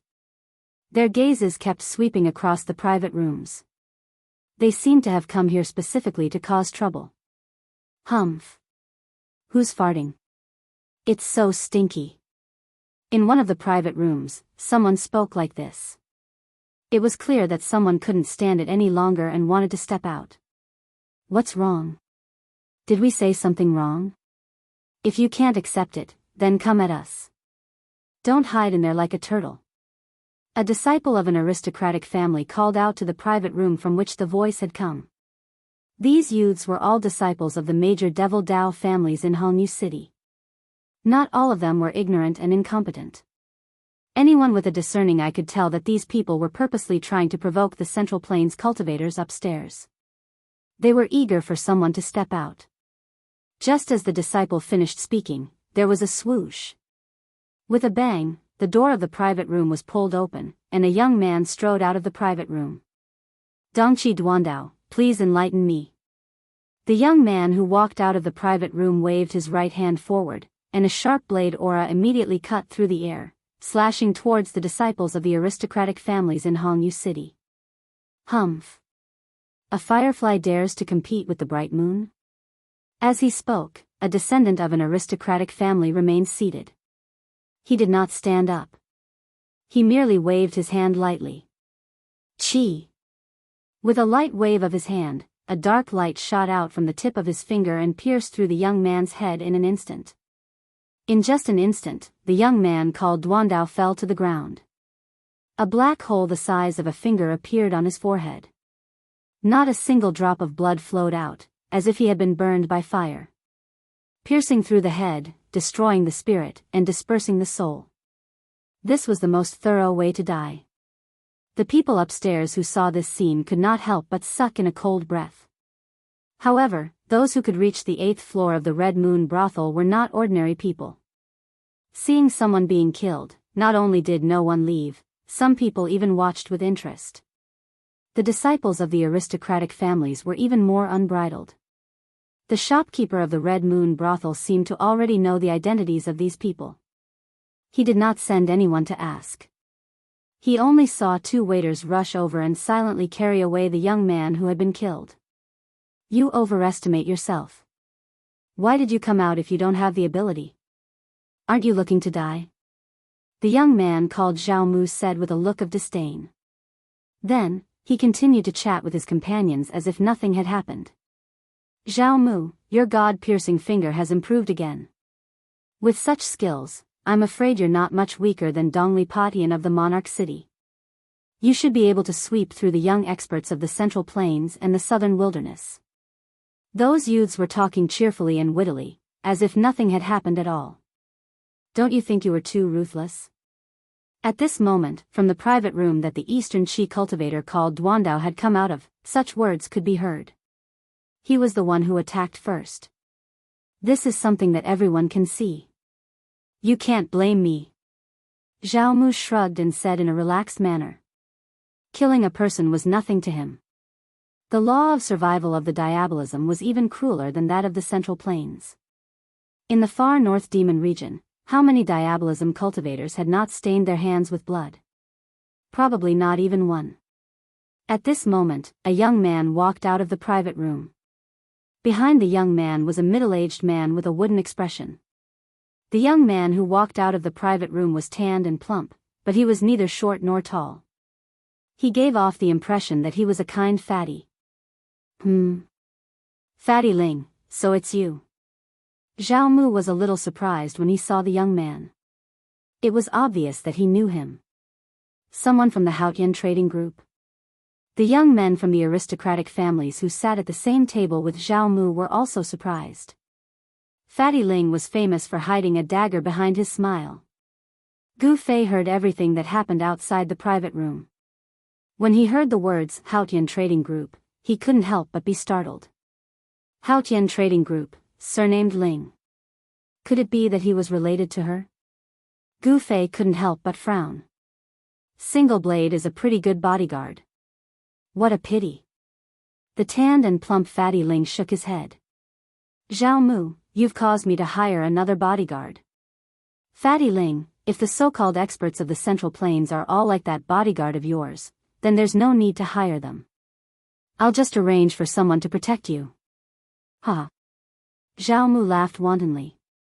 When the middle-aged man with a wooden expression behind Fatty Ling heard Zhao Mu's words, his eyes immediately emitted a cold glint that was as sharp as a blade's edge as he glanced at Zhao Mu. Humph. Zhao Mu wasn't to be outdone. He met the middle-aged man's cold gaze with equal harshness. Let's go. Fatty Ling's face darkened even more, but he endured it in the end and led the middle-aged man downstairs. A wise man knows better than to fight when the odds are against him. After all, this was the other party's territory. You might be able to dominate the Central Plains, but in Crimson Moon City, even if you're a dragon, you'll have to coil up, and even if you're a tiger, you'll have to lie down, Zhao Mu said arrogantly as he glanced at the closed private rooms. His words were meant for the people inside the private rooms to hear.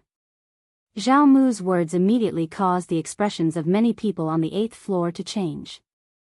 Naturally, there were also cultivators from the Central Plains outside the private rooms. They're too arrogant. They really think they're invincible. Inside the private room, Chu Tian looked at Gu Fei and said angrily. He was also a cultivator from the Central Plains. Being looked down upon and belittled like this, Chu Tian was also angry. However, he knew his own strength very well. He wasn't a match for those people outside. If he went out, his fate would definitely not be any better than that person called Lone Blade. Gu Fei shook his head and smiled. These people are indeed very strong. They can mess around, we don't have to pay attention to them. You can even tolerate this? Chu Tian asked. He really wanted Gu Fei to make a move. Those disciples from the influential families of Crimson Moon City mercilessly mocked and belittled the cultivators from the Central Plains. Intentionally or unintentionally, they sneered at the private rooms on the 8th floor. Their mockery and ridicule angered many people present, but they couldn't do anything about it. Not to mention that these people's cultivation was very high, just the forces behind them were not something that ordinary people could afford to offend. After all, this was their territory. As the saying goes, a powerful dragon cannot suppress a local snake. Most people had scruples and didn't want to offend these disciples from influential families. In my eyes, these people are just a bunch of ignorant and incompetent second generations. Gu Fei nonchalantly picked up the teapot and poured a cup. Then, he imitated Mr. Ning and slowly tasted the tea. Bang! Someone outside slammed the table heavily. Then, they heard Zhao Mu's loud voice. The person inside, come out. Who are you calling a second generation? When Gu Fei heard this, he couldn't help but frown. He put down the teacup in his hand. His voice was so soft, yet Zhao Mu heard it. This person really did have some ability. At the very least, his hearing was better than others. He. Chu Tian looked at Gu Fei with interest. At this time, even Mr. Ning, who was leisurely sipping tea in the private room, put down the white jade teacup in his hand and looked at Gu Fei. Humph. Another guy who is as timid as a mouse. It seems that the Central Plains, the Southern Wasteland, and other places have really declined. Zhao Mu's arrogant voice came from outside again. It has already come to this, and you can still tolerate it? Chu Tian leaned on the chair and looked at Gu Fei meaningfully with a faint smile on his face. Sigh. I can't even keep a low profile. Gu Fei touched his nose and smiled bitterly. Then, he stood up, opened the door of the private room and walked out. Chapter 293. After Gu Fei walked out of the private room, everyone's gazes were focused on him. Gu Fei's ordinariness shocked everyone. It was hard to believe that the person who dared to say that the young masters of the aristocratic families were spoiled brats was actually a short, stocky, and unprepossessing young man. No one could tell that this was not Gu Fei's true appearance.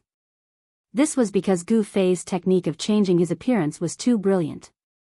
He did not need to disguise himself. He could directly change the position of his flesh, blood, muscles, and bones.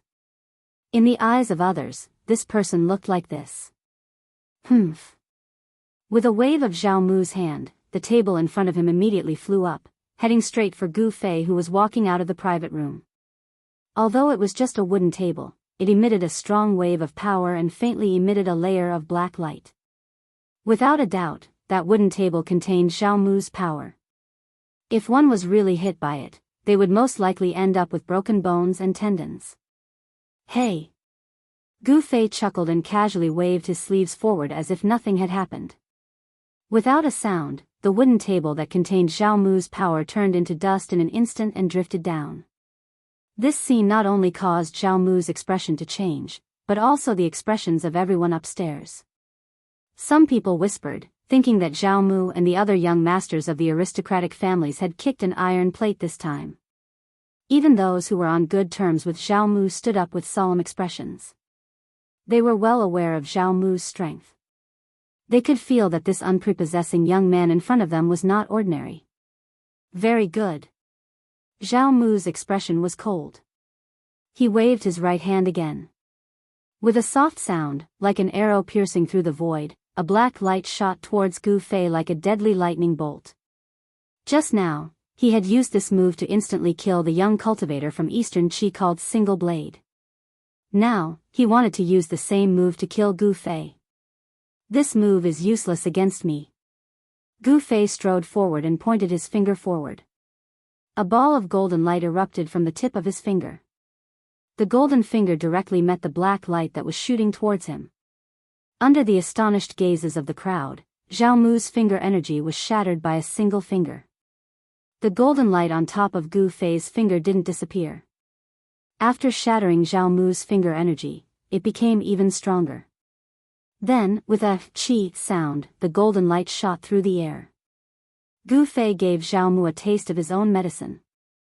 The dazzling light from his finger shot towards Zhao Mu's forehead, as if he also wanted to poke a hole in Zhao Mu's forehead. Swoosh! Zhao Mu left an afterimage on the spot and avoided Gu Fei's finger energy. Then, he appeared in front of Gu Fei in an instant. He opened his hand, and a vast power surged out from his hand. A blood-colored domain shrouded Gu Fei. This terrifying domain completely sealed the void where Gu Fei was in. Zhao Mu's palm had already turned into a terrifying blood-colored vortex. The vortex produced a great suction force, as if it wanted to swallow Gu Fei. The crowd seemed to hear the heart-palpitating wails of ghosts and howls of wolves. The blood-colored world under Zhao Mu's hand seemed to have countless blood shadows vanishing. The blood-colored vortex seemed to be connected to a terrifying blood-colored world. It was as if there were countless demons roaring and struggling. The crowd seemed to smell a faint scent of blood. It seemed that the blood-colored domain that Zhao Mu displayed was constructed from endless blood. That blood-red color was so demonic and evil that it made people's hearts tremble. However, none of these strange phenomena affected Gu Fei. He stood tall like a mountain under the shroud of the blood-colored domain. There was a faint smile on his ordinary face. When the blood-red domain emitted an endless evil aura, wanting to swallow him up, he directly punched out. His fist immediately turned into a ball of golden energy. The power of the metal element in the surroundings was immediately drawn and gathered towards his fist. It was as if a golden sun had risen in the blood-colored world. The dazzling golden light broke through the seal of the blood-colored domain and directly collided with the blood-colored vortex in Zhao Mu's hand. It actually blocked the source of the blood-colored domain's power. Bam! There was a violent tremor in the void. The incomparably evil blood-colored domain that enveloped the void was directly shattered by Gu Fei's fist. Zhao Mu suffered a great impact. Dang, dang, dang. He retreated 7 or 8 steps and smashed the wooden table behind him into pieces. Wood chips scattered all over the ground. The disciples of influential families behind him cried out in alarm and retreated.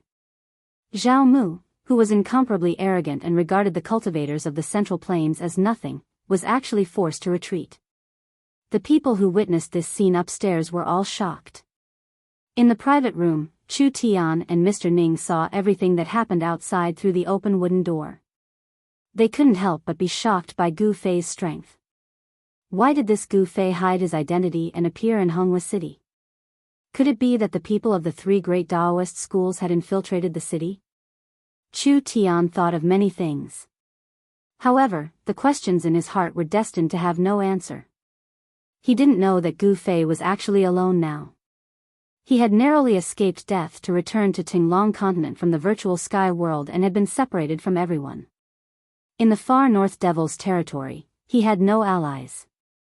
He only had enemies, and they were extremely powerful enemies. Mr. Ning, on the other hand, was still as calm as ever. It was hard to tell what he was feeling from his expression. Hiding one's emotions was often a way to protect oneself.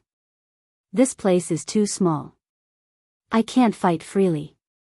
If you have the guts, let's fight outside the city. After Zhao Mu finished speaking, he flew out of the building in an instant. Very good. Gu Fei didn't say anything superfluous and rushed out of the building. Their body techniques were like the wind and lightning. Like 2 phantoms, they rushed out of Honghua House, crossed the street, and flitted past many houses. Soon, they arrived at the city gate. They didn't rush out of the city gate. Instead, they directly crossed the tall and majestic city wall and arrived at a forest 5 kilometers away. Just as they rushed out of the Scarlet Moon House, a few figures rushed out from the 9th floor and chased after the 2 of them. Chu Tian and Mr. Ning also wanted to go and watch the excitement, but right at this time, the person they were waiting for appeared. However, that person also seemed to be very interested in the battle between Zhao Mu and Gu Fei. Then, together with Chu Tian and the others, they chased in the direction where Gu Fei and Zhao Mu disappeared. Piercing God Finger. Zhao Mu launched an attack at Gu Fei immediately. His 10 fingers shot out 10 rays of black light. Like 10 divine arrows, they flew towards Gu Fei. The finger force was like an arrow, piercing through the void. The speed was so fast that it was almost like teleportation. Zhao Mu knew that he had met a strong opponent today. He attacked with all his strength without holding anything back. It was as if he wanted to kill Gu Fei in an instant. It was still the power of the metal element. Gu Fei's hand also shot out 10 rays of golden light. He wanted to use his finger force to break Zhao Mu's finger force.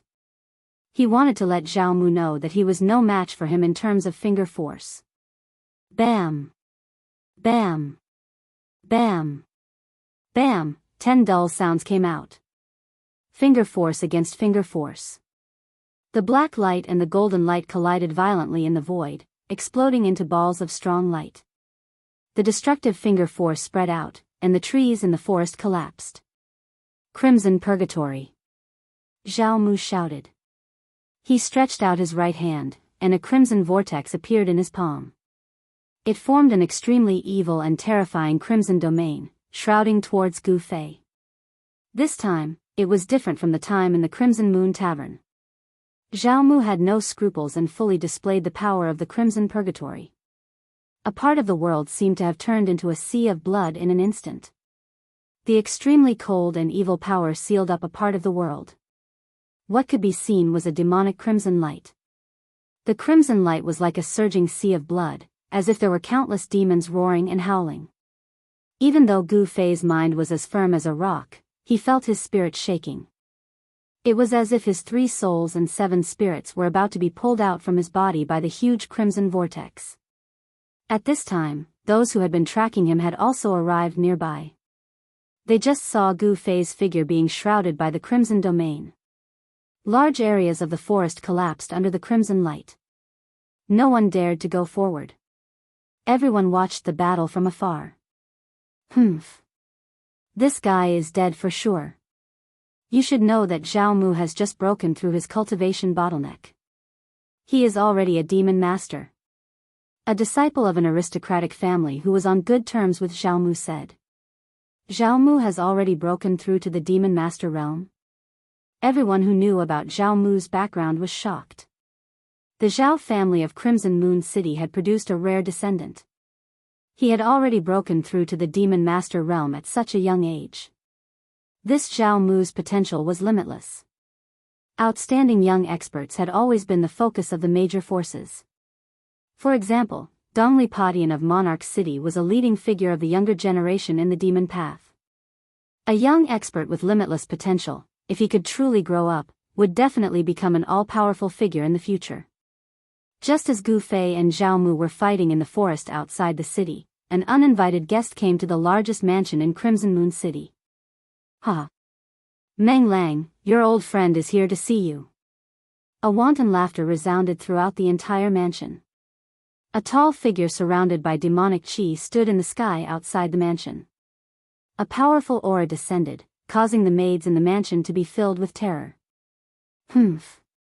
A cold snort came from the mansion below. Then, a demonic figure soared into the sky from the layers of houses. In an instant, he arrived in front of the figure shrouded in demonic aura in the sky. Powerful aura surged from both of them. Flying in the air, standing in the air, these two were obviously void-controlling realm demonic generals. I don't think I sent you an invitation, 7 luminaries. The person who rushed out of the mansion said coldly. This was a middle-aged man with a face as red as cinnabar. Hee hee. The man called 7 luminaries let out a low chuckle before saying, you and I can be considered old friends for many years. How could I not come to your father's 500th birthday? When he said the word old friend, his tone was clearly heavier. Chapter 294. 2 demonic shadows that exuded a powerful and terrifying aura rushed out of the city lord's mansion of Red Moon City and flew towards the outskirts of Red Moon City. In the city, the demonic cultivators with high cultivation bases immediately sensed the abnormality and were alarmed. Then, they either stopped what they were doing or walked out of their secluded cultivation grounds. Very quickly, a terrifying energy fluctuation came from the wilderness 1,000 miles away from Red Moon City. There, the demonic aura was monstrous, as if there were 2 demon kings fighting, shaking the entire region. Even in Red Moon City, one could feel the fluctuations coming from that place. Swoosh! Swoosh! Swoosh! Another few demonic shadows surrounded by demonic aura rushed out of Red Moon City and flew towards the place where the energy fluctuation came from. In an instant, they disappeared into the sky. Red Moon City was indeed not simple. In the city, 4 or 5 great demons of the void-controlling realm had appeared all at once. The terrifying aura that the demon generals emitted made all the low-level demonic cultivators in the city extremely terrified. On the contrary, the ordinary people in the city did not feel the terrifying aura that made their hearts palpitate. In a clinical room on the 9th floor of Red Moon Restaurant, a thin old man with blurred eyes was lying on the table. His red nose was emitting a loud snoring sound. In the old man's hand, there was a white jade wine bottle. The entire room was filled with the fragrance of wine. This wine fragrance was not strong, nor did it smell bad. On the contrary, this wine fragrance gave people a refreshing feeling as if they were in a field of flowers. What the hell are those bastards doing now? The snoring suddenly disappeared. The little old man impatiently opened his turbid old eyes and glanced in the direction of the terrifying fluctuation. Then, the little old man brought the white jade wine bottle to his mouth and was about to drink, but he felt that the wine bottle was already empty. Only a few drops of jade-like wine had dripped out. It's gone so soon. He licked the bottle clean, then threw the white jade wine bottle and poured it back onto the table. After a while, the loud snoring sound rang out in the room again. At this time, many people felt the aura of the city lord of Red Moon City and another expert in the wilderness 1,000 miles away from Red Moon City. The news of the battle between the city lord of Red Moon City and the other expert immediately spread throughout Red Moon City. Many demonic cultivators received the news and immediately headed towards the wilderness where the terrifying fluctuation came from. A battle of this level could only be encountered by chance. It attracted everyone's attention and no one wanted to miss it. In comparison, the battle between Gu Fei and Zhao Mu was child's play. Gu Fei's hands shot out two beams of dazzling saber light, forcibly breaking through the seal of Zhao Mu's blood hell and rushed out. Then, the powerful saber qi condensed from the sharp metal qi was like a heavenly saber, tearing through the void, making heart-palpitating whistling sounds as it slashed towards Zhao Mu. It was still a metal-type battle technique. Unless it was absolutely necessary, Gu Fei would definitely not use other techniques. This was because he would be recognized by the people from the Six Demonic Paths Palace. Damn it! Zhao Mu retreated. The place where he was originally standing was instantly enveloped by the dazzling saber light. The ground within a radius of 10 feet was instantly shattered by the saber light. Soil rose 7 or 8 feet high, covering Zhao Mu's figure. You are the successor of the Beitang family of the Central Plains? Zhao Mu's cold voice came out from the gray dust.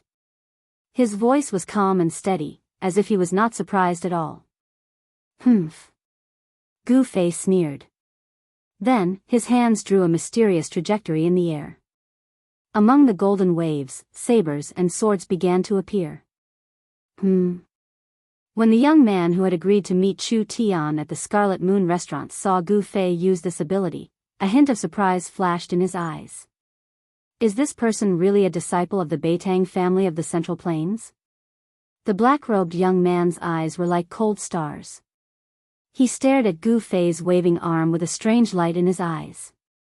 When Chu Tian, who was beside the black-robed young man, heard this, he could not help but be puzzled. This Gu Fei had really hidden himself well. Even he had misjudged him. Zhao Mu's words reminded Gu Fei that he could not let others see through his identity. Letting others think that he was the successor of the Beitang family was definitely the best way to hide his identity. Therefore, Gu Fei immediately began to imitate the techniques of the Beitang family. Gu Fei's techniques were close to the Tao. The source of a martial artist's strength came from the physical body. With Gu Fei's current cultivation, he had already reached the stage where he could generate his own techniques. Imitating the Beitang family's 5 elements mystiques was not that difficult. As Gu Fei waved his hands, it was as if all the metal-type energy in the world was attracted to him. It gathered around him, forming a golden wave around him. Golden swords and sabers kept appearing around him. They were densely packed and seemed to be endless. They were not real swords and sabers, but were condensed from endless metal elemental power. Golden rays of light illuminated the world. Thousands of swords and sabers gathered together, forming a golden sea of swords and sabers. This shocking scene made the spectators in the distance dumbfounded. Especially those who were on good terms with Zhao Mu, they could not help but break out in a cold sweat for Zhao Mu. You really are a disciple of the Beitang family of the Central Plains. At this time, the dust dispersed and Zhao Mu's figure appeared. Come, let me see if the legendary 5 elements mystiques are really that powerful. Zhao Mu's expression was somewhat crazy. His right hand was swallowing and emitting a bloody light. The bloody vortex did not disappear. Evil and horrifying fluctuations surged out from his hand. However, Gu Fei found that there was also a strange fluctuation coming from Zhao Mu's left hand. Zhao Mu's left hand was enveloped by a ball of black demonic energy. A vortex formed from the demonic energy spun on his left hand, emitting a horrifying and eerie fluctuation. You are the first person to force me to use 2 domains at the same time. Even if you die in my hands, it will not be in vain. Zhao Mu said ferociously. His eyes were filled with the terrifying light of a wild beast. We still don't know who will die in whose hands. 5 elements mystiques, 1,000 blades, and 10,000 swords.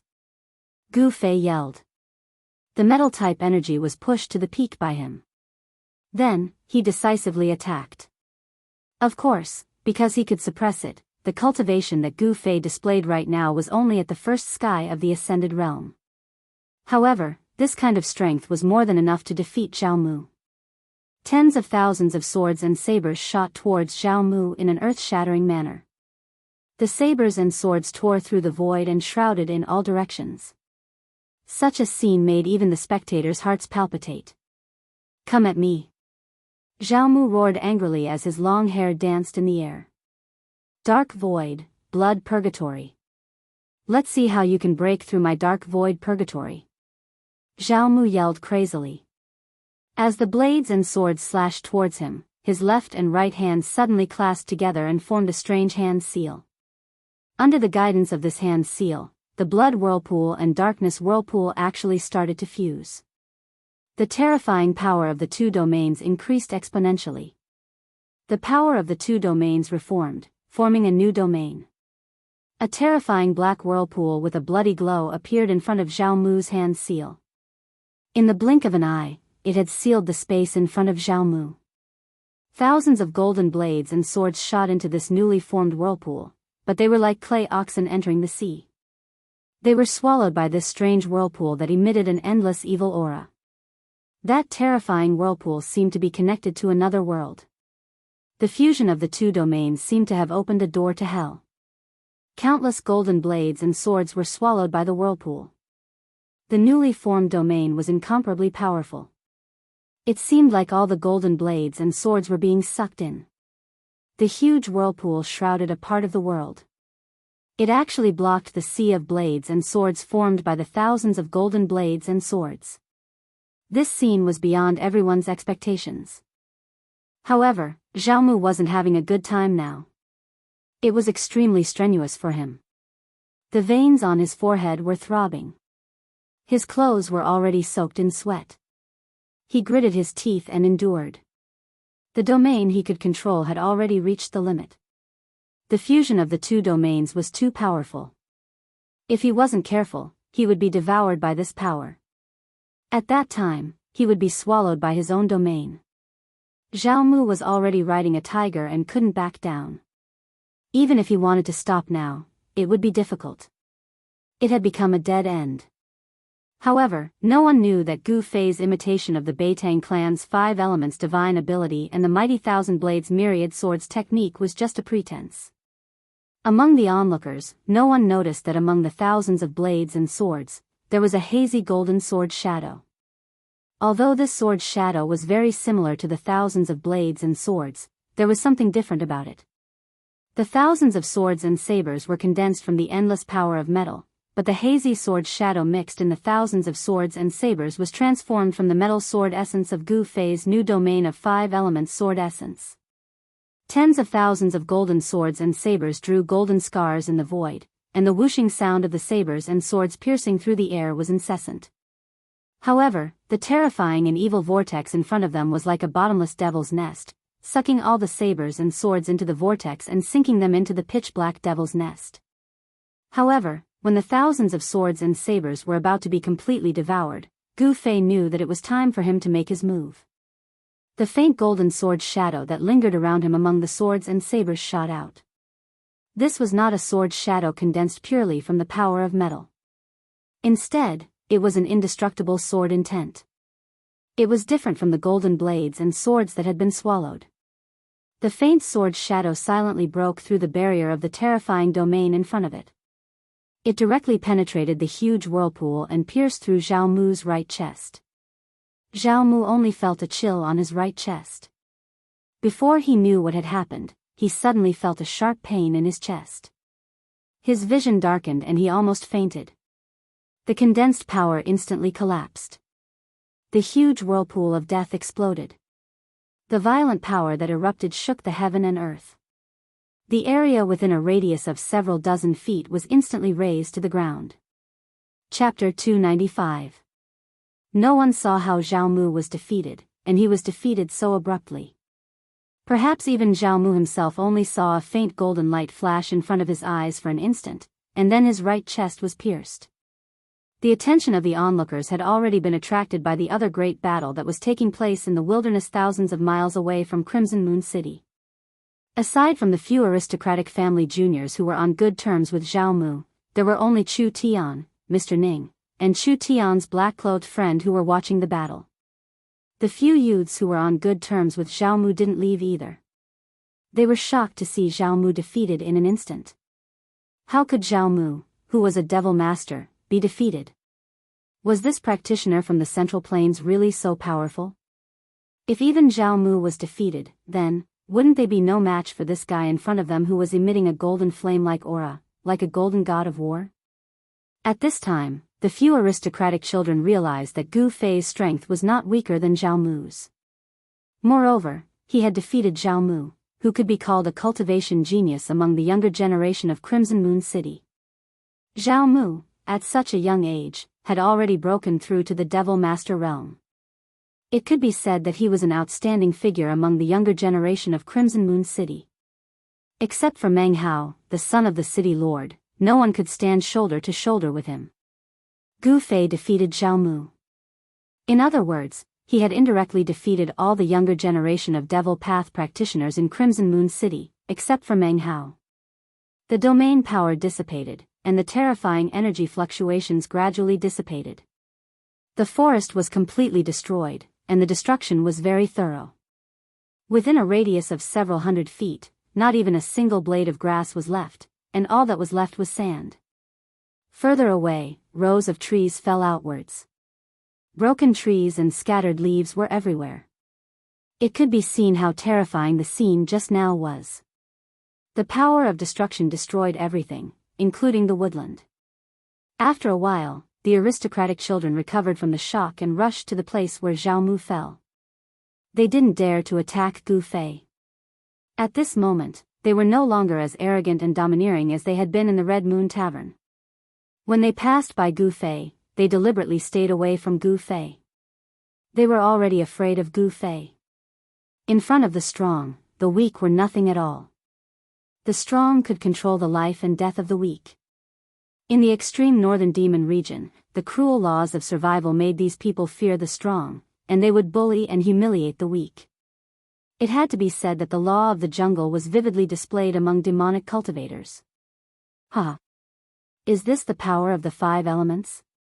You really live up to your reputation. The black-clothed youth who was on good terms with Chu Tian laughed as he walked towards Gu Fei. Chu Tian and Mr. Ning glanced at each other and then followed. This person. As Gu Fei looked at the black-clothed youth walking towards him, his pupils couldn't help but shrink. He saw that this person's hair was as black as ink, his eyebrows were long, and his eyes were as deep as the abyss. Since Gu Fei entered the extreme northern demon region, this was the first time he had encountered such an outstanding character. However, what really surprised Gu Fei was that this person's cultivation seemed to be higher than Zhao Mu's. Even he couldn't see through this black-clothed youth's depths. Gu Fei didn't feel any hostility from this person. The golden light that lingered around his body gradually faded away. The powerful fluctuations of power also receded like a tide, converging into his body. Haha! Let me introduce the two of you. This is Li Xiao, brother Li. Chu Tian introduced Gu Fei to the black-clothed youth. This was the agreement between him and Gu Fei. In front of outsiders, Gu Fei's name was Li Xiao. The people of the 6 Demon Paths Palace already knew his name. Gu Fei didn't want to attract the experts of the 6 Demon Paths Palace, so he made up a temporary name. Li Xiao. You. Aren't you a disciple of the Beitang family of the Central Plains? The youth was a little surprised. In his opinion, Gu Fei was using the power of the 5 elements. Of course, this youth hadn't seen the true power of the Beitang family. He had only heard of the name of this cultivation method. The people of the Beitang family wouldn't casually enter the extreme northern demon region. After all, the extreme northern demon region was different from the Central Plains. There were no giant cities in the area. Besides being barren and cold, the demonic nature that came from the dark was everywhere. To people of the demonic path, this demonic nature was undoubtedly a treasure. It was the key to entering the supreme demonic path. It could allow them to cultivate the purest demonic true essence. But to cultivators who didn't follow the demonic path, this demonic nature could trigger their inner demons. If it was light, their cultivation would be damaged. If it was heavy, their mind would be controlled by the inner demons and they would walk the demonic path. Unless they wore a magical item that could eliminate the demonic nature, people outside of the extreme northern demon region wouldn't easily set foot in the area. I hope Brother Meng doesn't take offense. This is the name Brotherly uses when he travels outside. Chu Tian explained. He then paused for a moment and introduced the person to Gu Fei. This brother Meng is the person I was waiting for at the Red Moon House. My name is Meng Hao. I'm very happy to meet someone like Brotherly. The youth named Meng introduced himself before Chu Tian could finish. I'm also very happy to meet Brother Meng, Gu Fei said with a smile.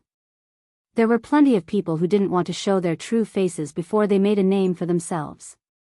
Therefore, Meng Hao didn't care about Gu Fei's concealment of his identity. This was because Gu Fei didn't deny that he was a member of the Beitang family. In Meng Hao's opinion, if a person like Gu Fei had no relationship with the Beitang family, he would definitely draw a clear line between himself and the Beitang family. However, this time, Meng Hao was wrong. Gu Fei wanted to use the Beitang family's banner to hide his true identity. Moreover, he was prepared to make a few powerful enemies for the Beitang family. Let's go. We'll return to the Red Moon House. Today, not only did we see that guy Jianghu suffer, we also got to know Brotherly. We have to celebrate. Meng Hao seemed to be very happy. Okay. Gu Fei didn't refuse. They didn't seem to have any interest in the battle of experts that was happening 1,000 miles away. Instead, they left the forest on the outskirts of the city and headed straight for the Red Moon City Gate. At this time, Jianghu was carried out of the dense forest by the disciples of the aristocratic families. His clothes were tattered, his hair was disheveled, and blood was flowing from the corner of his mouth. On the right side of his chest, there was a bloody hole the size of a fist that was still oozing blood. Cough, cough. Suddenly, Jianghu coughed violently and coughed out a mouthful of blood. His breathing became rapid and his face flushed red, as if he couldn't breathe. Gu Fei's sword had directly pierced through Jianghu's right chest, piercing through his right lung. Blood continued to gush up his throat, making it difficult for him to breathe. If anyone else had suffered such a serious injury, they would have long been on the verge of death. However, it has to be said that the life force of a devil master was very strong. It was so strong that even a fatal injury wouldn't endanger their lives. A devil master who had condensed a devil core in his body would gradually transform and become stronger under the effect of the devil core. His life force would be exuberant, and his injured body would quickly recover under the nourishment of the devil core. Of course, for a devil master who only cultivated the primordial spirit, condensed a devil core, and then gave birth to a devil infant, the body was just a cauldron that had to be abandoned sooner or later. As a result, although the physical body of a devil master devil Dao cultivator had undergone a transformation under the nourishment of the devil core and his physique had improved, it was still not as powerful as Gu Fei's 5 elements martial body, which used his physical body as the source of power. Actually, with Gu Fei's cultivation, if he wanted to kill Jianghu, it could be said to be as easy as flipping his hand. However, he didn't want to do so. He didn't want to completely offend the Devil Dao forces in the Red Moon City.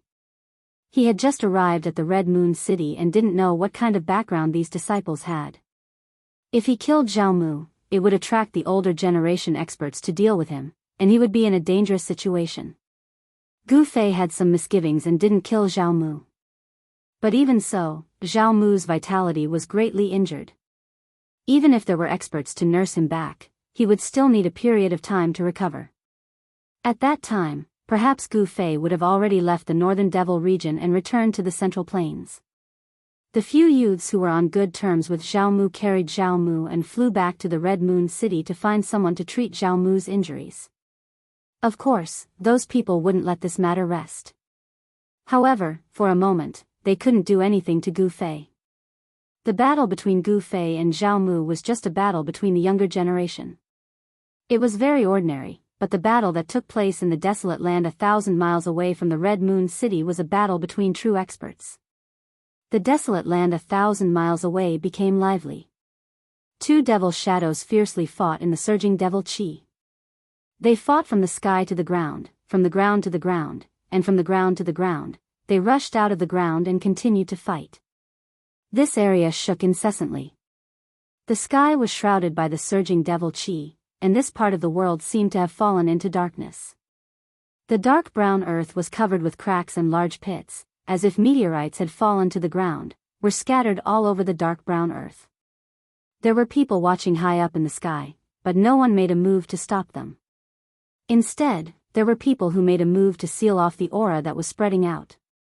Even further away, there were still devil masters rushing over from the direction of the Red Moon City. But they didn't dare to approach, because in a battle of this level, if they were unlucky enough to be affected, there would only be one outcome, and that was, to be annihilated in a puff of smoke, and have their souls scattered. In the terrifying devil chi that shrouded the sky and earth, the two devil Dao experts were moving as fast as lightning. To the experts of the Red Moon City, they were no strangers. It was a battle between two devil generals of the void-controlling realm. One of them was the Lord of the Red Moon City, Meng Lang. The Lord of the Red Moon City, Meng Lang, was a terrifying devil general. His cultivation base had reached the peak of the 9th heaven of devil general, and he was only a step away from becoming a sovereign king great devil. And the person fighting with him also had a great background. That person was not only one of the experts of the devil palace of the 6 paths from the sovereign king city, but also the third son of the devil monarch of the 6 paths, 7 luminaries. Chapter 296. The first son of the demonic monarch of 6 paths, Chu Gu, had invited 7 luminaries. With the help of the void-controlling realm's 7 luminaries, Chu Gu believed that Gu Fei, who was only at the transcending mortality realm, would not be able to escape from 7 luminaries' grasp. 7 luminaries had also arrived at Crimson Moon City. He had battled with the demonic dragon in the Lost Forest for a day and a night. If he hadn't been fighting with the demonic dragon, he would have rushed over to capture Gu Fei when the people from the demonic 6 paths intercepted Gu Fei in a town. However, 7 luminaries, who was also known as the War Demon, did not seem to be satisfied with the demonic dragon. The moment he arrived at Crimson Moon City, he immediately went to find the city lord, Meng Lang. Crimson Moon City and the demonic 6 paths demonic palace in the monarch city had been fighting for many years. Meng Lang and 7 luminaries had fought dozens of times. However, the city lord's cultivation was clearly higher than 7 luminaries. With his cultivation at the peak of the 9th heaven, Meng Lang was able to defeat 7 luminaries every time they fought. Whenever Meng Lang attacked, 7 luminaries would always find a way to retreat. This made Meng Lang very angry. Of course, 7 luminaries was the third son of the demonic monarch of 6 paths, so Meng Lang did not really want to kill 7 luminaries. Meng Lang was not afraid of the demonic monarch of 6 paths. Although the demonic monarch of 6 paths was a monarch-level great demon, his cultivation had reached the terrifying half-demon realm. However, Crimson Moon City also had a trump card, which made the demonic monarch of 6 paths fearful of starting a war. If the 2 superpowers were to start a war, it would only benefit the other 7 superpowers. This was something that neither Crimson Moon City nor the demonic monarch of 6 paths wanted to see.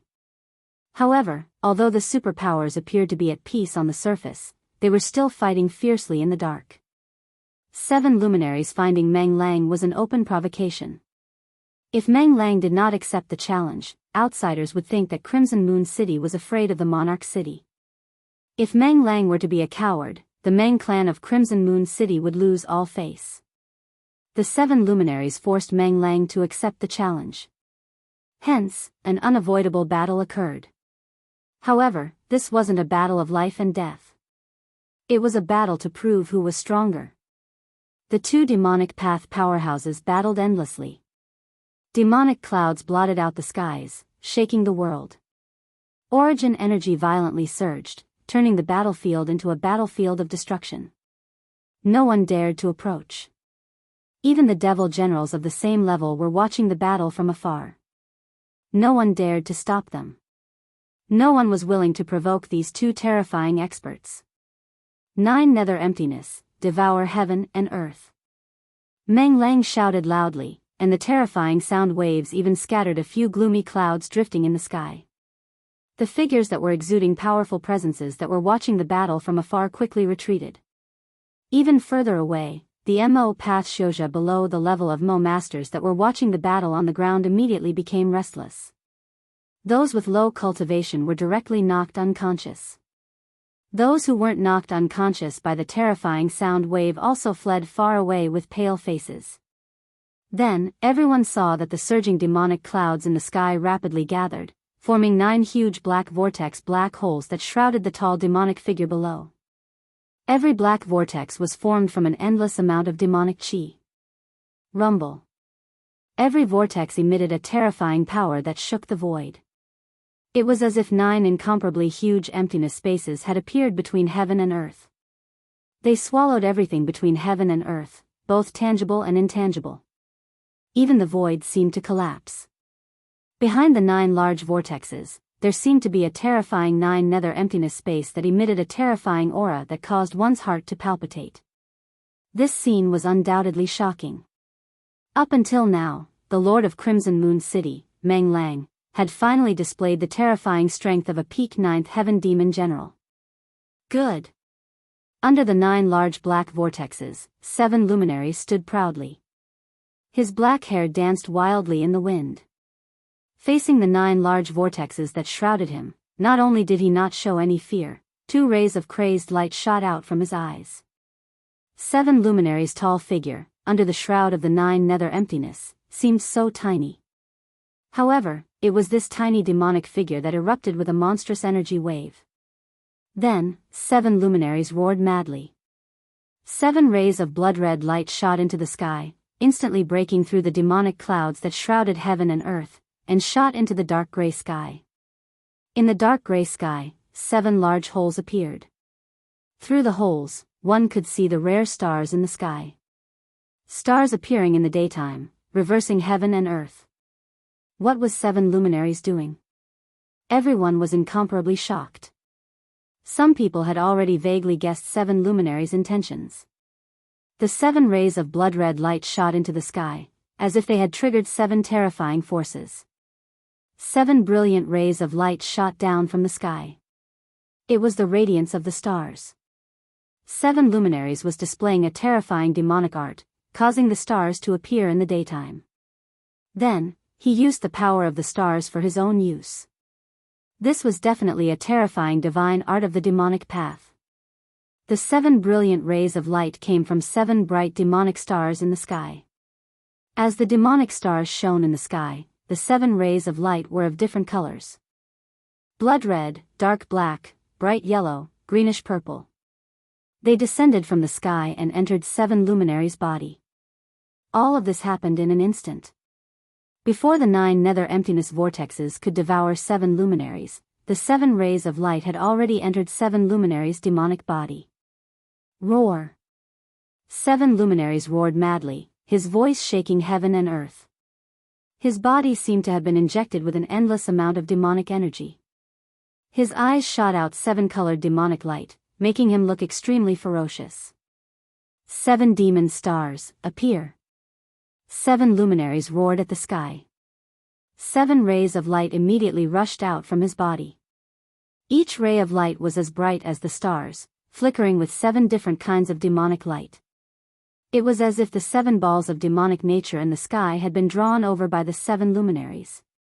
The 7 balls of starlight circled around the 7 luminaries, and a hazy starry sky seemed to appear around the 7 luminaries. The starry sky of the demon domain. Kill.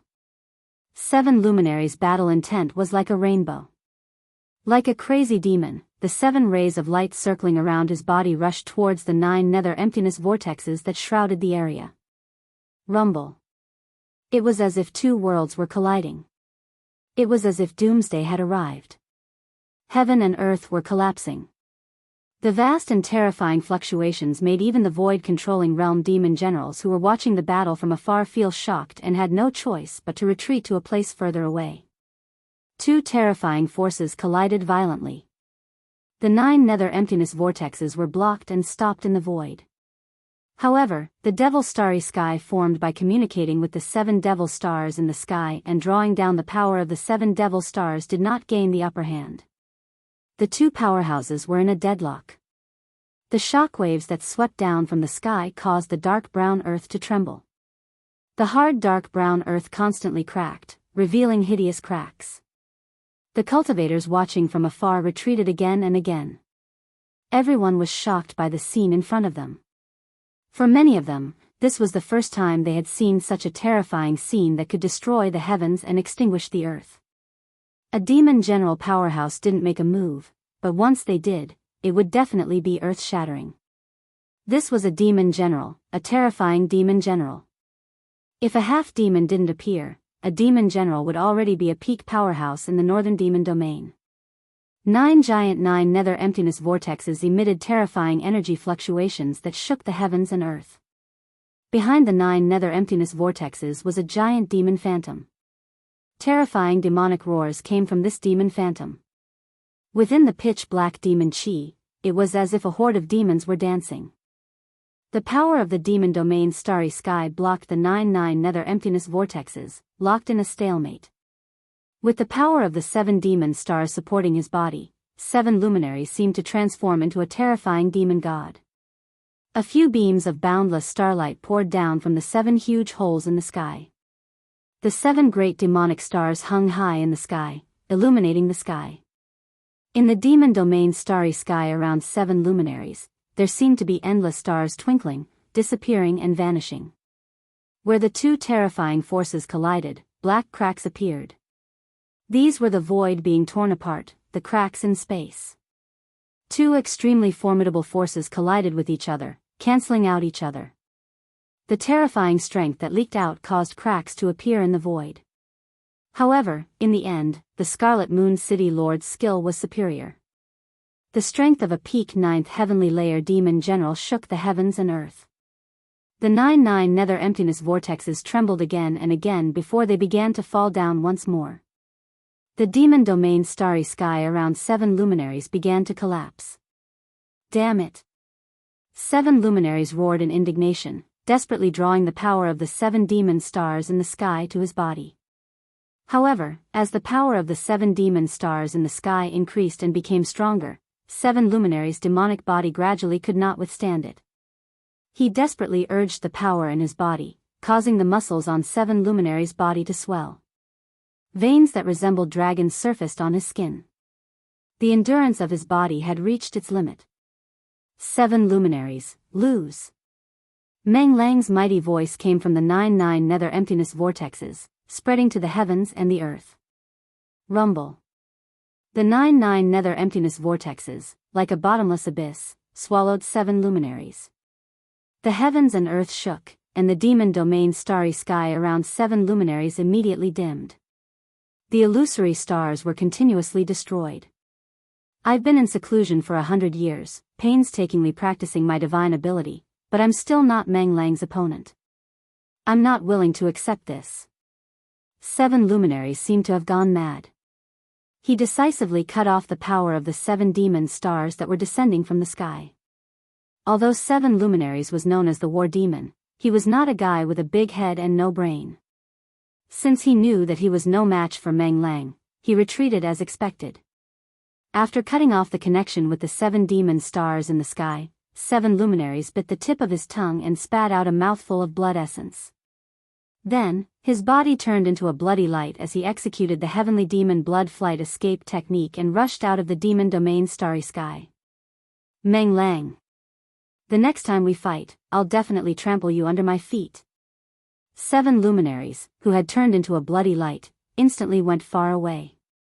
It was impossible to stop him.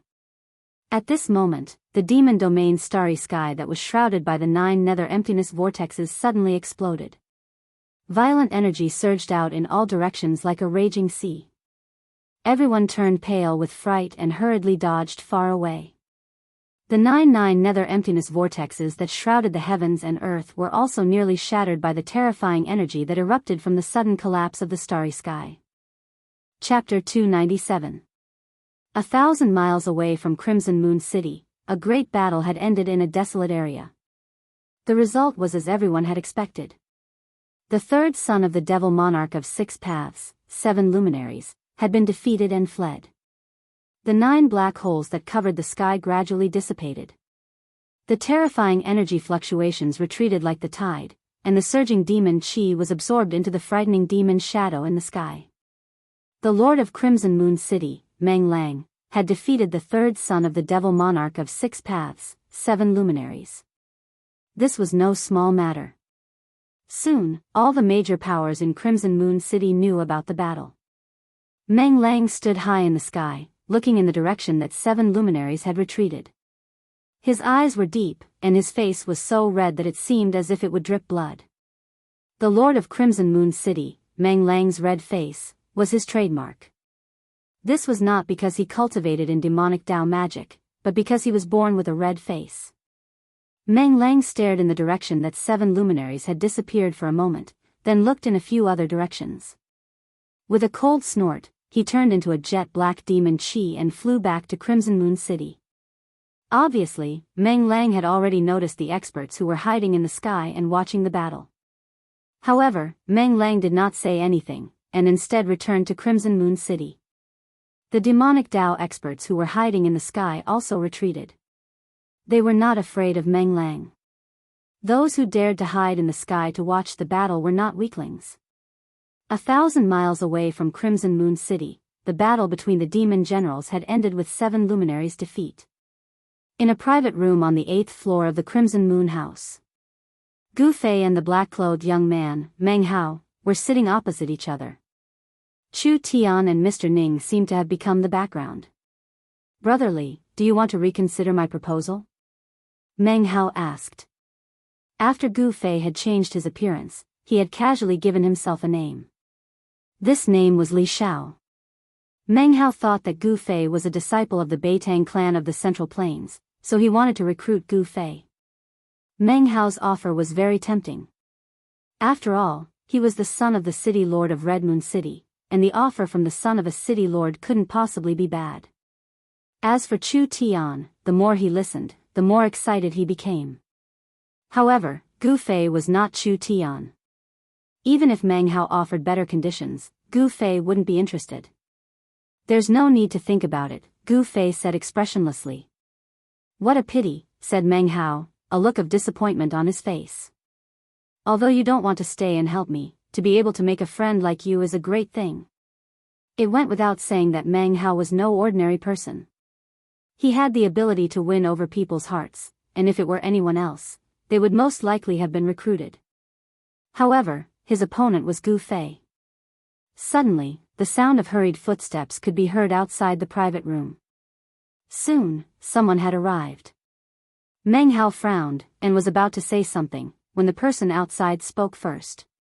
"Young master, master requests that you return to the mansion immediately." Meng Hao stared blankly for a moment, then seemed to think of something. His face grew serious, and he said to Gu Fei, "Brotherly, I'll take my leave first." With that, Meng Hao stood up. "Brother Chu," Meng Hao said to Chu Tian, "how about we talk about that another day?" Of course, of course.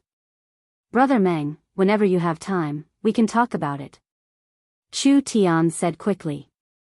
Meng Hao was the son of the city lord of Red Moon City, so he was flattered. Then, Meng Hao clasped his hands to Gu Fei and Chu Tian, then opened the door and walked out. Standing outside was a middle-aged man in green robes with white hair. He looked like a servant. When the white-haired man saw Meng Hao walk out of the private room, he quickly moved to the side. Meng Hao and the white-haired man walked down the stairs.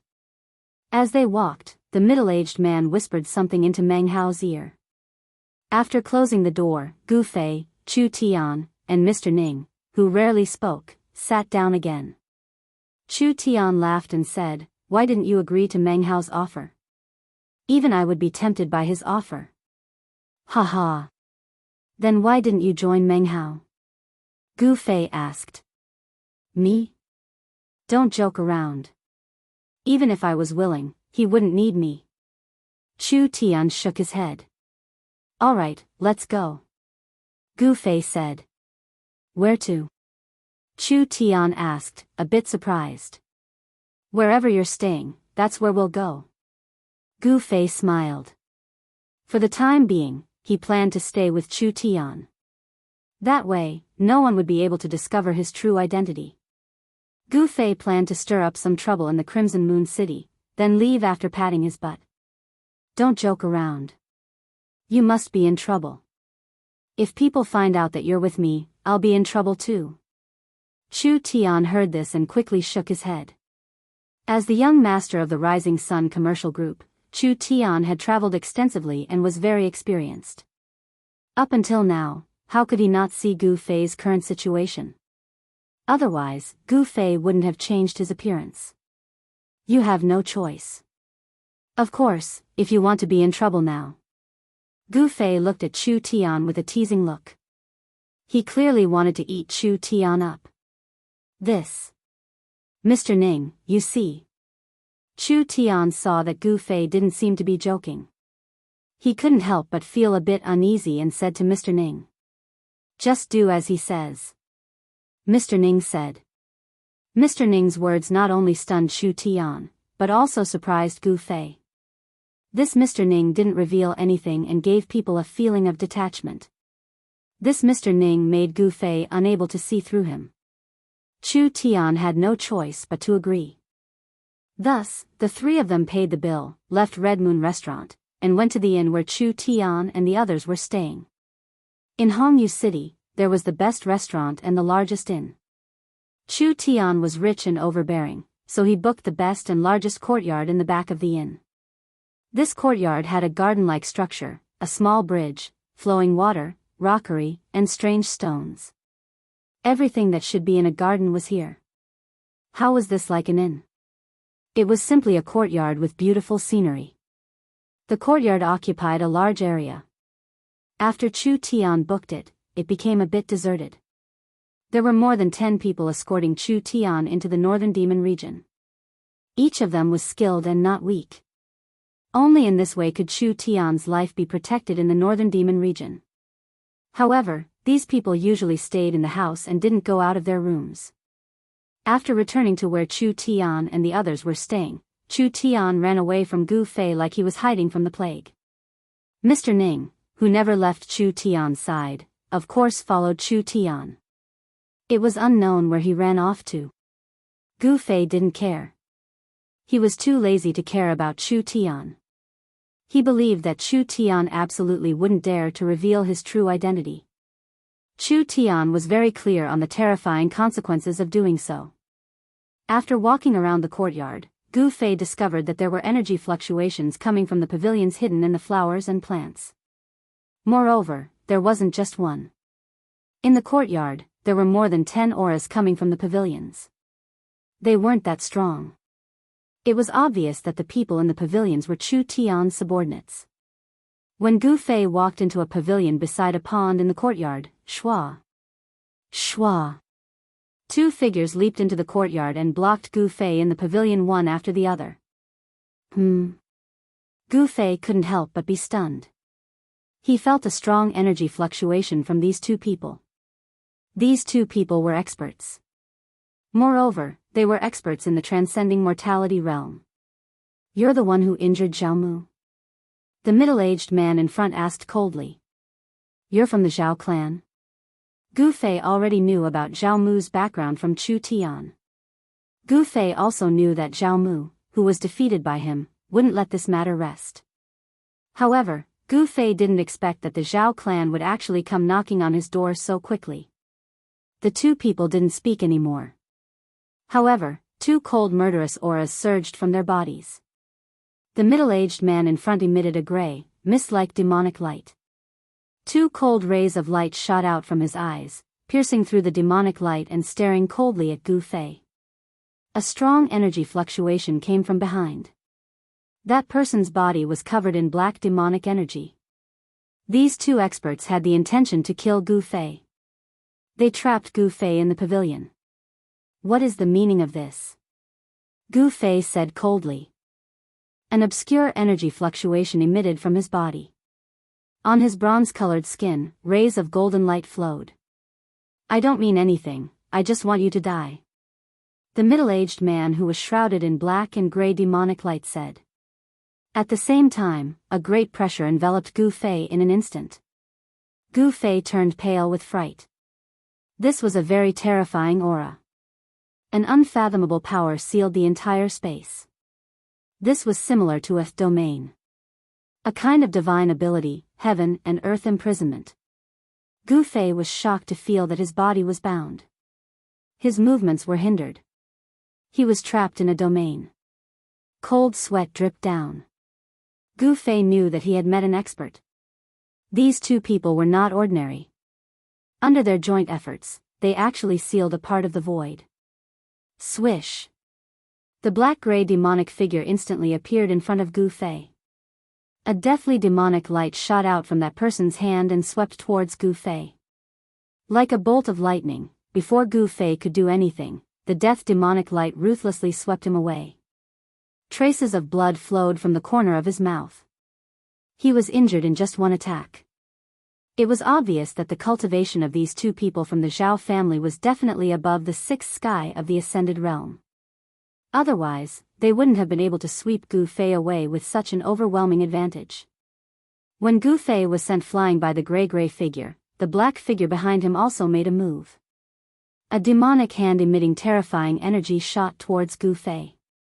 Both of Gu Fei's hands moved and a golden light shield appeared in front of him. Bang! The black demonic hand slammed against the golden light shield in front of Gu Fei. Without any suspense, the golden shield shattered and Gu Fei was sent flying 20 zhang away like a meteor. With a boom, he smashed a fake mountain into pieces. Chapter 298. Swoosh! A figure shrouded in a dark gray deathly aura instantly appeared before Gu Fei. Chi! A dark gray deathly light shot towards Gu Fei, who was rolling among the rubble. From the moment Gu Fei was sent flying to crashing into a rockery, it happened in an instant. However, the two middle-aged men were too powerful, and their cultivation was also terrifying. They seemed to have completely suppressed Gu Fei, causing him to fall into a dangerous situation in an instant. The unknown domain power enveloped Gu Fei the moment the dark gray figure approached. Gu Fei only felt that there was an unfathomable power surging from all directions in the void around him, trying to completely imprison him. Roar! Gu Fei let out an enraged roar as his eyes instantly turned bloodshot. A powerful force burst out from his body, which forcibly broke the seal on his body. In the nick of time, he rolled to the side, allowing the deathly ray to brush past his body and land on the ground. A pitch-black hole immediately appeared on the ground. Gu Fei was almost pierced by that dark gray deathly light. You're just struggling on your deathbed.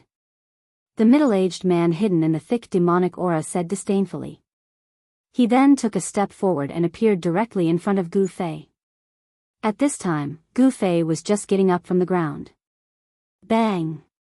That person moved forward like a ghost and kicked fiercely at Gu Fei's chest. The unfathomable domain power imprisoned a part of the world.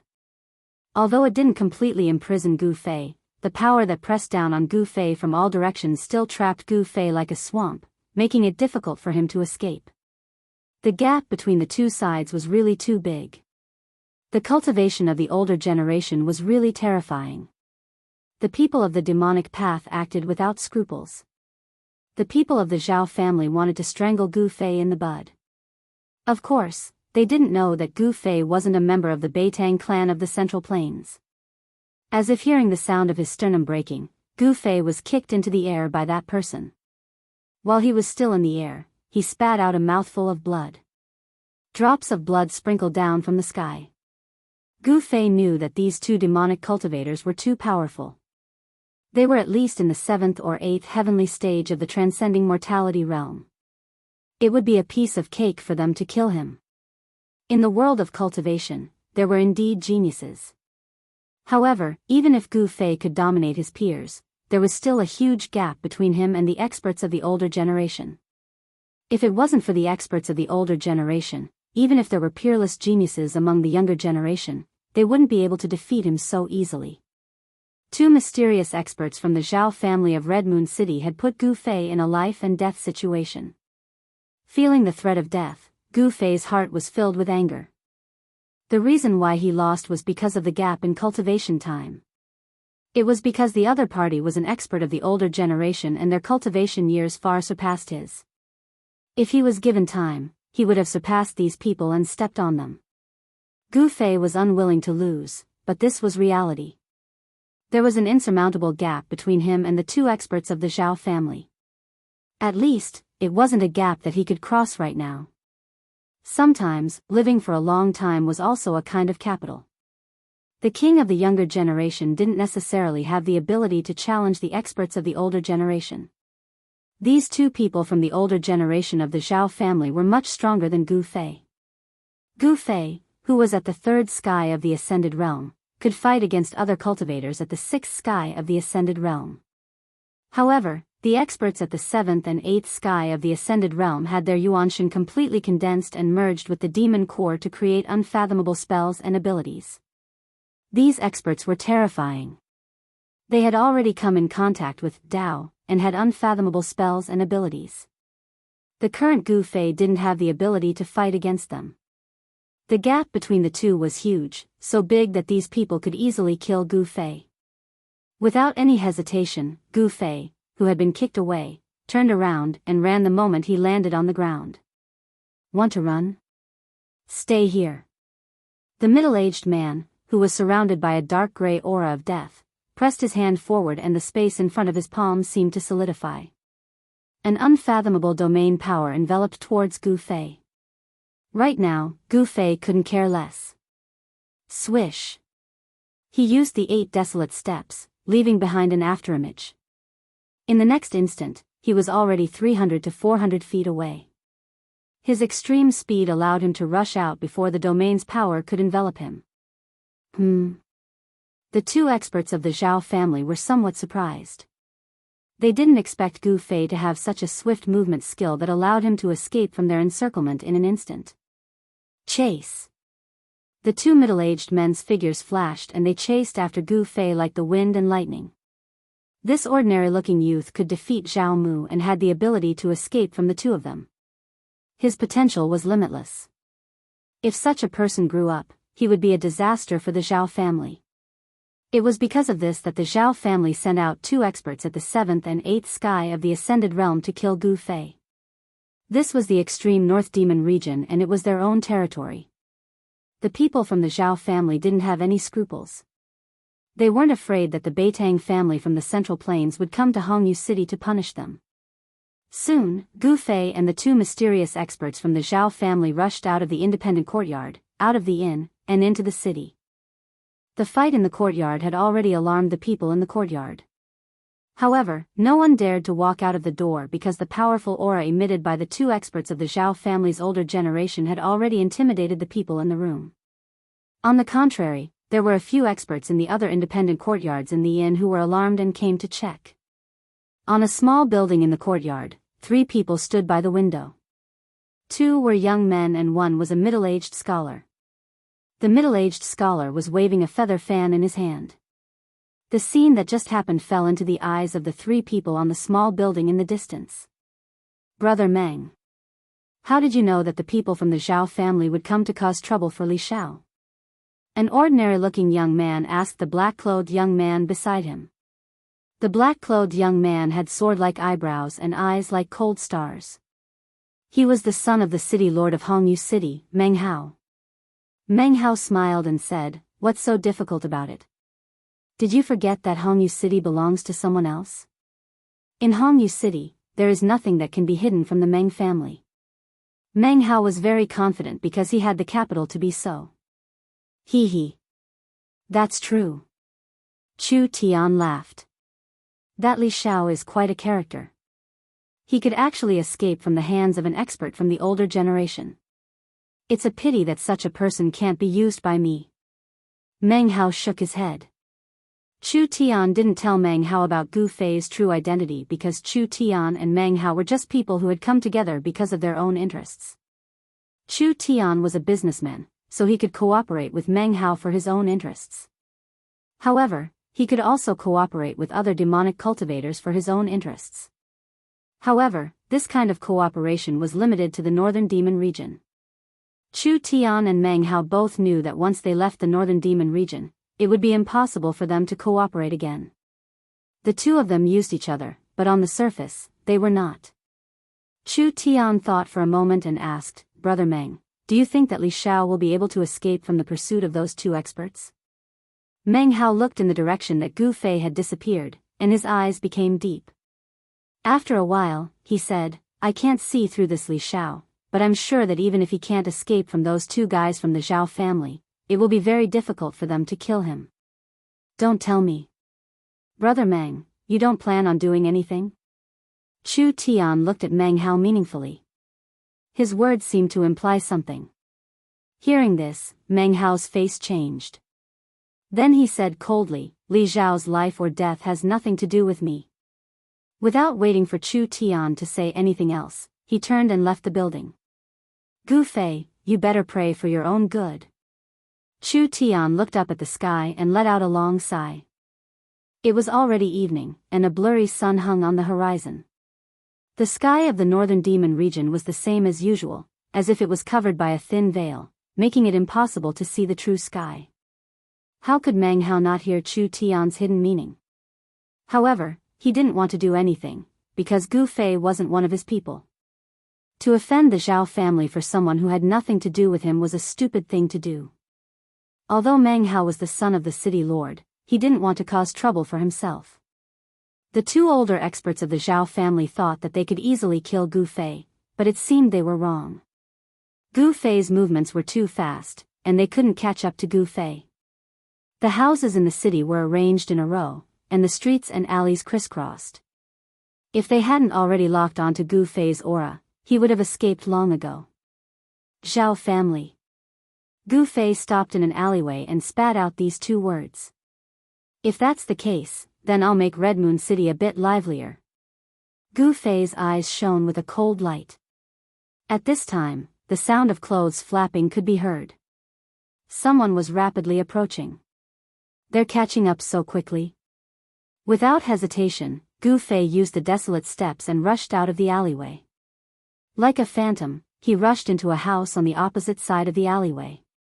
Shwa! Shwa! Two demonic shadows, like ghosts, silently chased after Gu Fei. As the chase continued, Gu Fei and the two older experts of the Zhao family played hide and seek in the city. 2 hours passed, 4 hours passed. When night fell, the two experts of the Zhao family still hadn't caught up to Gu Fei. Moreover, when Gu Fei's figure once again disappeared into the shadows between the houses, the two experts of the Zhao family who had been chasing Gu Fei like dog skin plasters suddenly realized that Gu Fei's aura had suddenly disappeared. How is this possible? The two experts of the Zhao family stopped on a roof, and their eyes swept around like lightning. They faintly felt a trace of unease. Gu Fei's aura had already been locked onto by them. It was absolutely impossible for him to suddenly disappear from their senses. Chapter 299. Demonic cultivators at the 7th and 8th heavens of the ascended mortality realm had extremely powerful primordial spirits. As long as they locked onto a person's aura, as long as that person was still within their sensing range, it was impossible for that person to disappear just like that. If this person's aura was truly gone, then there were only two possibilities. One was that this person had suddenly died. The second was that this person had used a magic treasure that could isolate aura, or an extremely powerful concealment technique to block the aura that was leaking out of his body. However, in the eyes of the two mysterious experts of the Zhao clan, Gu Fei was a disciple of the Beitang clan of the Central Plains. Since he was able to defeat Zhao Mu, the most outstanding descendant of the Zhao clan, even if he was injured during the fight, he would not die suddenly. Could it be that the Beitang family of the Central Plains had an extremely powerful concealment technique other than the 5 elements' divine ability? In the dark night, most of the houses in front of them were emitting light. Even in the Crimson Moon City, there were very few people walking around after nightfall. After nightfall, most of the people who walked around in the Crimson Moon City were demonic cultivators with cultivation. Ordinary people would usually stay in their houses. The streets were very deserted. Occasionally, there would be some figures in black rushing past. It was completely different from the lively atmosphere during the day. There was no other way. Even in the Crimson Moon City, there was still danger after nightfall. Ordinary people were too weak for demonic cultivators. Of course, the demonic cultivators in the city would not go too far. After all, those demonic cultivators still needed to recruit disciples from the ordinary people in the city. The people in the city were the resources of the major forces in the city. It was also the biggest capital for these families to pass on their inheritance. No one would start a massacre in the city. Where the hell is that guy hiding? A figure shrouded in a dark gray death chi said in a low voice as he stood on the tallest building in the building. Beside him stood a hazy figure shrouded in demonic chi. He must still be in this area. He must be hiding in a corner. The hazy figure shrouded in demonic chi said coldly. Search again. The figure with a heart-palpitating deathly aura said. Then, the two figures separated and rushed into the houses and pavilions below. The two figures quickly moved through the streets and alleys. The aura of death and the terrifying demonic chi caused the residents of this region to tremble in fear. The two experts of the Zhao clan didn't even bother to conceal their powerful auras. In the distance, someone was secretly spying on what was happening here. The Zhao family had sent out two great experts to hunt down Gu Fei, which had already been noticed by several major forces in the city. Outrageous. Where the hell is that guy hiding? The figure shrouded in death chi walked out of an alley. Another figure surging with ink-like demon chi rushed out of the houses and returned to the highest pavilion. Two terrifying divine lights shot out from the demonic aura, sweeping in all directions. However, he still didn't find anything.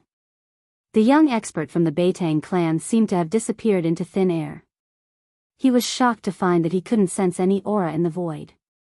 However, at this moment, an unforeseen event occurred. The figure shrouded in death aura outside the alley did not notice at all that a hand had reached out from the darkness behind him. A dim golden sword shadow silently appeared from the hand that had reached out from the darkness. Then, in an instant, it shot towards the figure shrouded in death chi at the entrance of the alley. There were no energy fluctuations or auras. It was as if the blurry golden sword shadow was traversing through another world.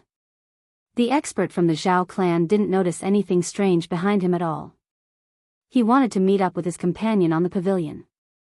However, at this moment, the golden sword shadow silently pierced through the layer of death chi outside his body. That master instantly became alert, but it was already too late. The golden sword shadow was as fast as lightning, piercing through the deathly aura around his body. Only then did he realize that at such a close distance, it was impossible for this master to dodge. The expert of the Zhao family was scared out of his wits in that instant. Before he could do anything, that blurry, faint golden sword shadow pierced through his abdomen with a puff sound. How is this possible? Behind me, in the alley, there's no one. The moment the expert from the Zhao clan was pierced through his abdomen, the light in his eyes disappeared. It was as if all the strength in his body was pouring out from the bloody hole in his abdomen. The person who had sneakily attacked him from behind was clearly aware of the weakness of the Devil Dao cultivators. When the illusory golden sword shadow pierced through the Zhao clan expert's abdomen, it also shattered the devil core in his body. Devil Dao cultivators were the same as Taoist cultivators. The devil core was condensed in the dantian of Devil Dao cultivators, while the Taoist core was condensed in the body of Taoist cultivators. There was no difference between the two. They walked the same path. The only difference was the nature of the power. One cultivated righteousness, while the other cultivated the most evil and evil power to kill all living beings. The expert from the Zhao clan didn't die. Instead, he staggered forward. The person behind him walked out of the dark alley and was about to give him a fatal blow. However, at this moment, the other expert from the Zhao clan who was standing at the top of the pavilion had already noticed something strange. He immediately rushed over like a cloud of black smoke. The person who walked out of the alley quickly retreated back into the alley. Swoosh! A figure shrouded in devil chi instantly appeared at the entrance of the alley. He reached out to support the middle-aged man who was on the verge of collapse. At this moment, the middle-aged man who had his abdomen pierced and his devil core destroyed, the layer of heart-palpitating death chi around him had already dissipated. What's wrong with you? The devil chi surged. The devil shadow and the devil chi emitted a strong energy fluctuation. Two beams of divine light shot out from the illusory figure and scanned the surroundings. Be careful, he's nearby. The seriously injured expert from the Zhao clan said in a trembling voice. His strength seemed to have been completely drained. His originally black hair gradually turned snow-white. Just a moment ago, he was a devil Dao cultivator with profound cultivation. Now, he had turned into a white-haired old man. His skin also quickly lost its luster, lost its elasticity, and wrinkled. After the devil Dao expert from the Zhao clan had his devil core destroyed, he rapidly aged, as if he had been deprived of endless vitality. He became a weak old man. He's nearby. Did he hurt you? How is this possible? The expert from the Zhao clan who was supporting the old man was shocked. At the same time, he couldn't believe it. His sharp gaze swept around, but he couldn't find any trace of Gu Fei's aura. In the void, there were no residual fluctuations of the power of metal. I didn't see wrong, that's a golden sword shadow. The old man said in a trembling voice. He was weak. The current him no longer had the prestige he had when he was chasing after Gu Fei. The devil core had been destroyed by Gu Fei's sword. He had already changed from a high and mighty expert to a white-haired old man who was inferior to ordinary people. He was already crippled. Roar! The black shadow shrouded in devil chi roared towards the sky. His voice shook the sky. He was angry. This time, they had miscalculated. They thought that killing Gu Fei would be an incomparably easy matter. Who would have thought that not only did they not kill Gu Fei, but Gu Fei had also crippled the cultivation of an older expert. The residents of this area, under the roar of the devil's shadow, were terrified. Let's go back first. The devil's shadow roared fiercely on the deserted street. Then, he grabbed the arm of his companion who had already turned into an old man, soared into the sky, and quickly left the area. The enemy was in the dark, they were in the open, and one of them had already been crippled. The current situation was very disadvantageous for the two older experts of the Zhao clan. They decisively retreated. And after Gu Fei's attack succeeded, he immediately fled. A silhouette silently traversed through the layers of houses. An unfathomable power isolated this person's aura, as if he had jumped out of this part of the world. It had to be said that the Red Moon City was an incomparably huge city. From the west of the city, Gu Fei passed through countless streets and alleys. With his speed, it took him an hour to arrive at the east of the city. He leaped into an abandoned house. The location of this house was very remote, and there were very few people around. The abandoned courtyard was overgrown with weeds. The broken doors and windows swayed in the wind, making creaking sounds. Creak. The surroundings were very quiet, so quiet that it made people feel a sense of oppression. Gu Fei did not enter the house. Instead, he sat down under a withered tree in the courtyard in front of the house. The brief exchange with the two experts of the Zhao clan made him feel the threat of death. Under the internal inspection, Gu Fei discovered that his sternum, which was glowing with a faint multicolored glow, was not only covered with cracks, but even his internal organs were injured by the kick of the Zhao clan expert. Withdrawing his divine sense from his body, Gu Fei opened his eyes. Then, he took out a vermilion spirit herb from his storage bag and chewed it and swallowed it. Gu Fei only felt a warm current flowing down from his throat. Between his chest and abdomen, he suddenly felt warm, as if he was soaked in warmth, and the pain was greatly reduced. Gu Fei immediately operated his mysterious technique, guiding the medicinal power to the injured parts of his body. At the same time, the huge life force contained in his body was also released in the vibration of his muscles, bones, and flesh. The cracks on his sternum were healing at a speed visible to the naked eye. The clotted blood in his internal organs was also forced out of his pores by the cleansing of life force. From the beginning to the end, the purple mark between Gu Fei's eyebrows had been gently vibrating, releasing a vast amount of inner space energy that enveloped Gu Fei's body, isolating him from all the strange fluctuations that were produced when he circulated his energy to heal his injuries. Chapter 300. In an abandoned courtyard in the east of Hongyu City, Gu Fei sat cross-legged under a withered tree as he circulated his Xian Qi to heal his injured body. With his cultivation at the peak third sky of the Ascended Realm, he had trained his bones to the point that they were as tough as steel. He was strong enough to fight against magic treasures of cultivators at the same level as him. However, demonic cultivators at the 7th and 8th sky of the Ascended Realm were extremely powerful. They were at least 4 or 5 heavens higher than him. The current Gu Fei still couldn't fight against such a powerful opponent. The kick from the Zhao clan's older generation expert was so powerful that not only did it shatter his sternum, but it also penetrated his internal organs, causing his internal organs to be shaken violently. Under the tree, rays of spiritual light flowed on the surface of Gu Fei's body. This was the origin energy of a cultivator. It originated from the flesh and flowed out. The 5 elements resonated with each other. Gu Fei seemed to have escaped into the world around him. He didn't dare to connect with the world and use the power of the 5 elements to heal his injured body. This was because if he did, it would be easy for the experts in the city to sense the ripples of energy between heaven and earth. There was no lack of experts in Jianghu City. Those true experts could even sense the slightest ripple of energy in the air and find the source by following the ripple. This was also the reason why Gu Fei had to consume a spiritual herb. The purple mark between his eyebrows appeared, and the space energy within the inner space spread out like ripples of water from the vertical mark between his eyebrows.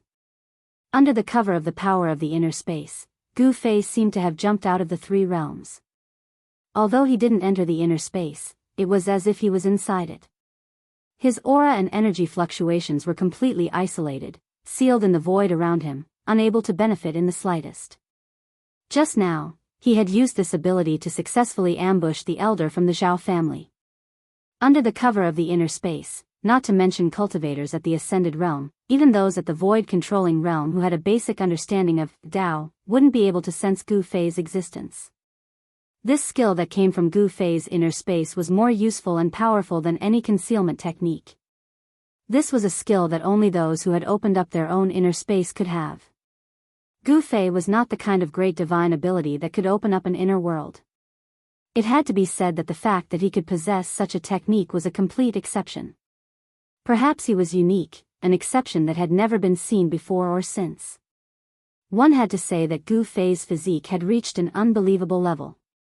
4 hours later, Gu Fei's cracked ribs had already healed. His internal injuries were all healed as well.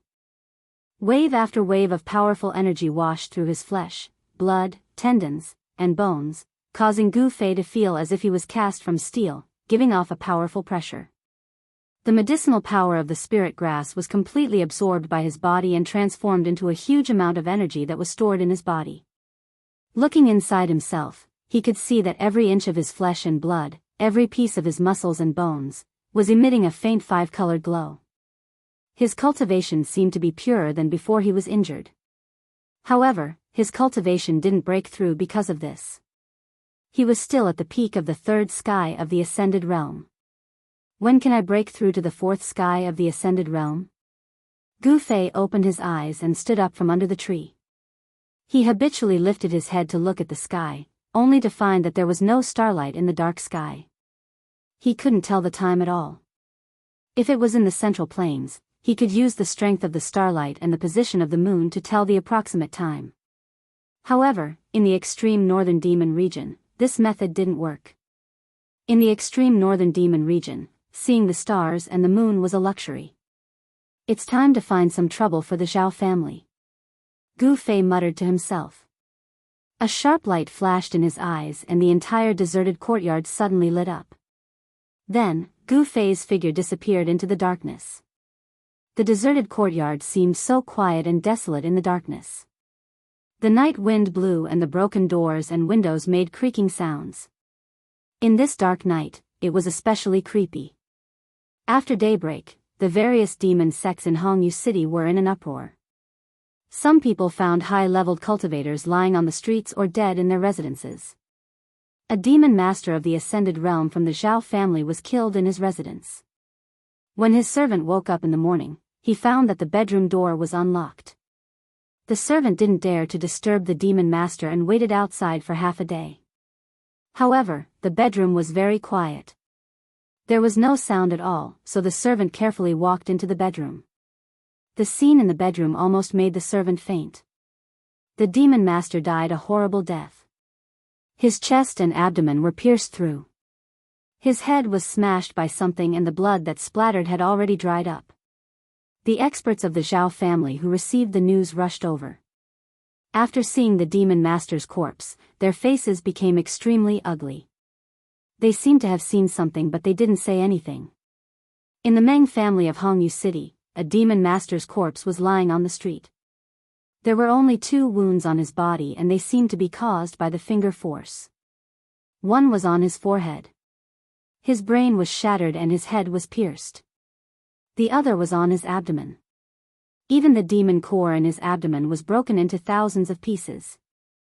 The 2 wounds looked like they were burnt. There was not a drop of blood on the corpse or the ground. This overbearing finger force was very similar to the divine piercing finger force of the Zhao family. In Hongyu City, besides the Meng family, experts from other forces were also killed. There were only 2 wounds on their bodies. One was on their forehead and the other on their dantian. This is a conspiracy. Someone is framing my Zhao family. Zhao Shentong, the head of the Zhao family, roared in front of the higher-ups of the major forces who came to question him. Because even someone from the Meng family was suspected to have died under the divine piercing finger of the Zhao family, and the city lord of Hongyu City, Meng Lang, had personally come to the Zhao family to denounce them. In an instant, all the spearheads were pointed at the Zhao family. In Hongyu City, the Zhao family was a major demonic force second only to the Meng family. Not only was the Meng family afraid of the Zhao family, but the other demonic forces were also eager to take this opportunity to attack the Zhao family. There were even people who wanted to take advantage of this opportunity to bring down the Zhao family. The atmosphere in Hongyu City suddenly became tense. Even if the other forces in Hongyu City knew that someone was framing the Zhao family, they didn't plan to let the Zhao family go. This was especially true for the Meng family. The strength of the Zhao family threatened the Meng family's rule over Hongyu City. If the Meng family didn't have a super expert holding down the fort, the Zhao family would have taken action long ago. Even so, in the past few years, the Zhao family had gradually become restless. Anyone with a discerning eye could see that the Zhao family was eyeing the position of city lord of Hongyu City covetously. At this time, Gu Fei had changed his appearance again. He mingled in the city and observed the movements in the city. He knew that the Zhao family had to deal with the pressure from all sides and still couldn't send people to kill him. The city lord's mansion was the largest and most imposing building in Hongyu City. The city lord's mansion was located in the center of Hongyu City. It was like a city within a city, and it was formed by a group of magnificent buildings. In an inconspicuous courtyard in the city lord's mansion lived the most powerful person in the entire Hongyu City. However, this person wasn't the city lord of Hongyu City, Meng Lang. At this time, there were disputes everywhere in the city. However, the several major forces had been causing trouble in the Zhao family for an entire day, but no intense conflict had broken out. The major forces had vaguely formed a common front against the Zhao family. However, these people were loud like thunder, but there was no rain. To be able to survive in Hongyu City, the upper echelons of these forces were all shrewd. No one was willing to stand out. They all waved the flag and shouted, then watched from the side. The situation didn't develop as Gu Fei had expected.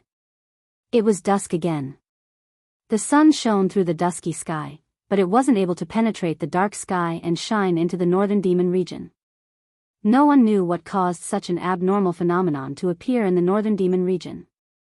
Some people said that in order to understand why the northern demon region didn't see the light of day, they would have to trace it all the way back to when the northern demon region was formed.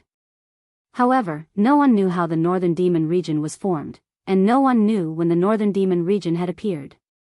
From the beginning of the written records, the northern demon region had already existed. No one knew what had happened in the distant ancient times. In the ordinary courtyard of the city lord's mansion of Hongyu City, an old man was lying on a rattan chair under a tree. He held a white jade wine pot in his hand, leisurely tasting the wine. The fragrance of the wine could be smelled from far away. This old man was thin and wore a purple robe.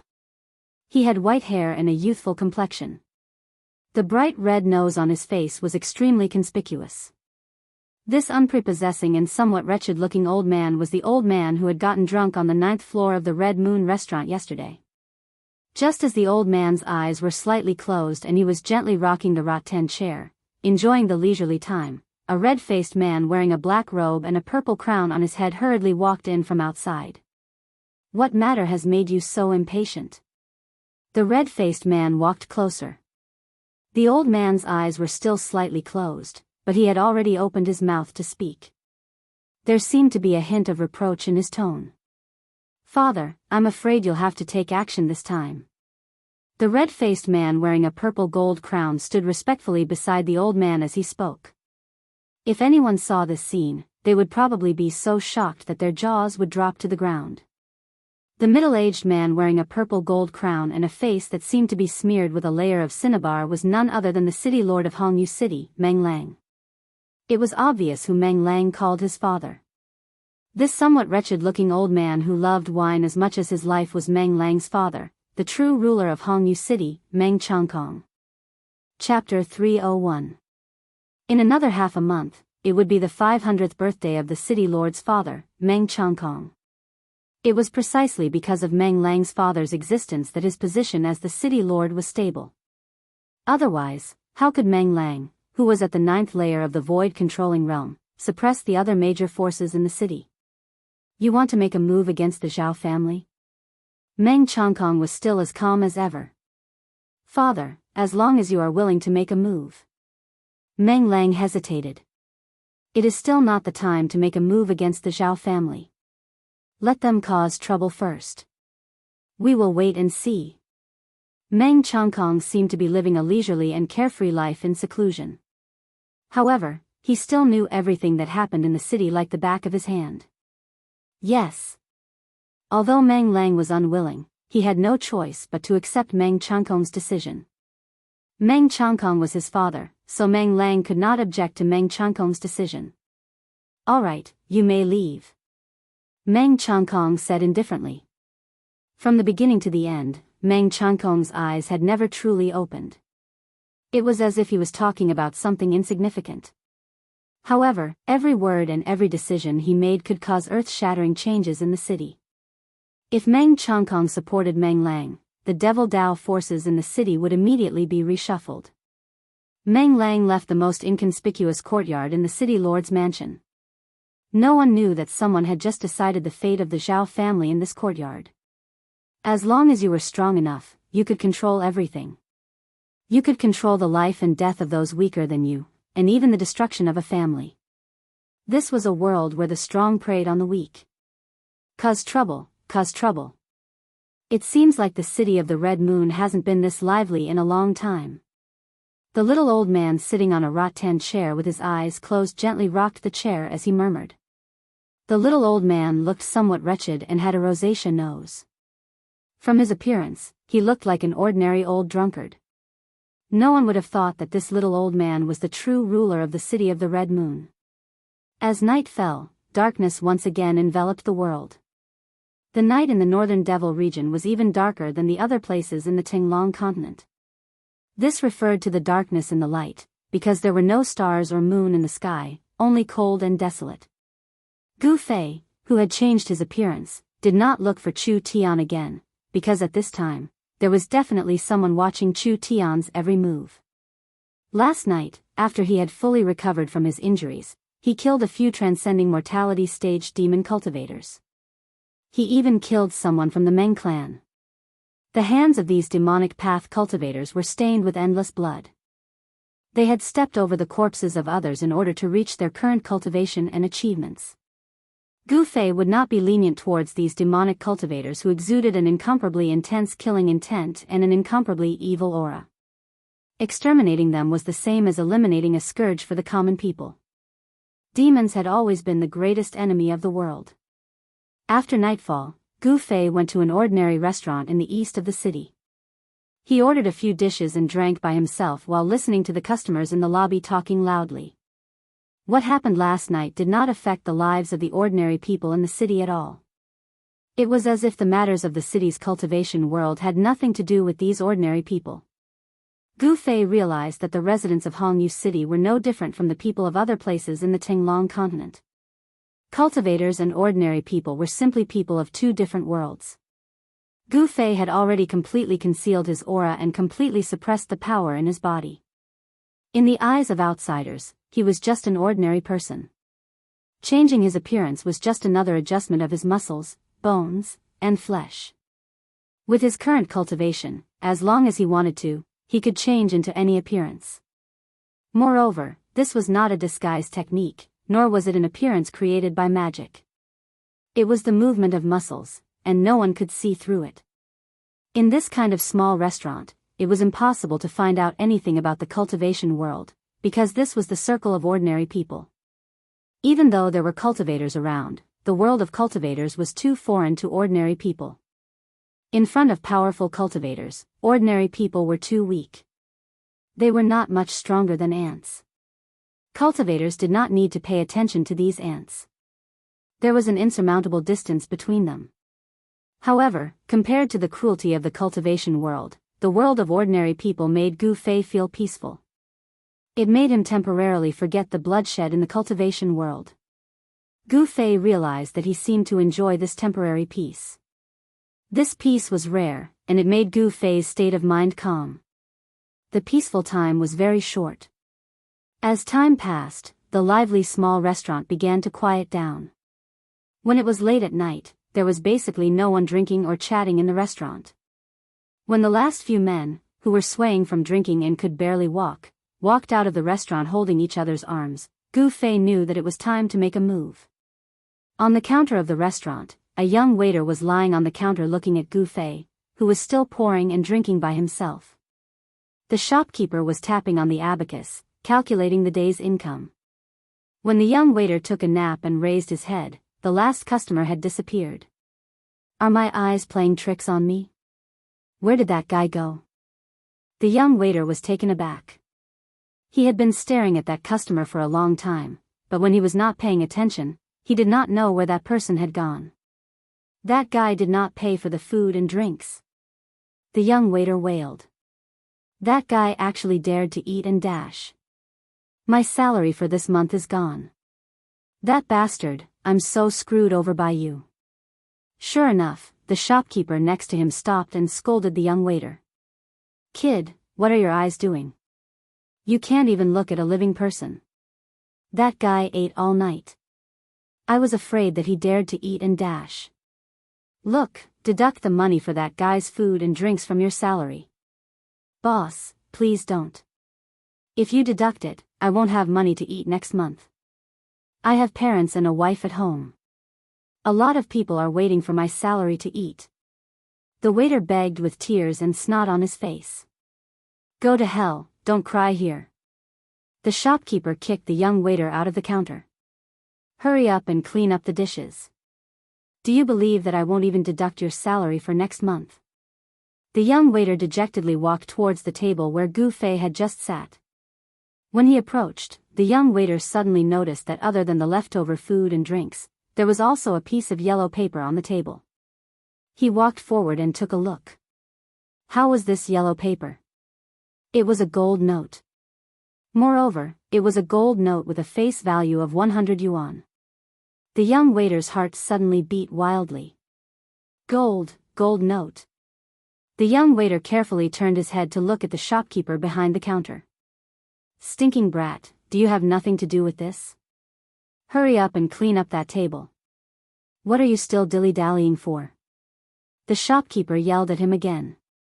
After yelling, the shopkeeper went back to calculating his accounts. This guy was simply Zhou Peipi. The young waiter cursed in his heart.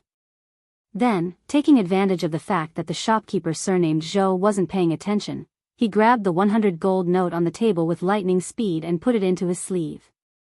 Deduct it. Not to mention a month, even if you deduct my salary for a year, it doesn't matter. The young waiter was ecstatic.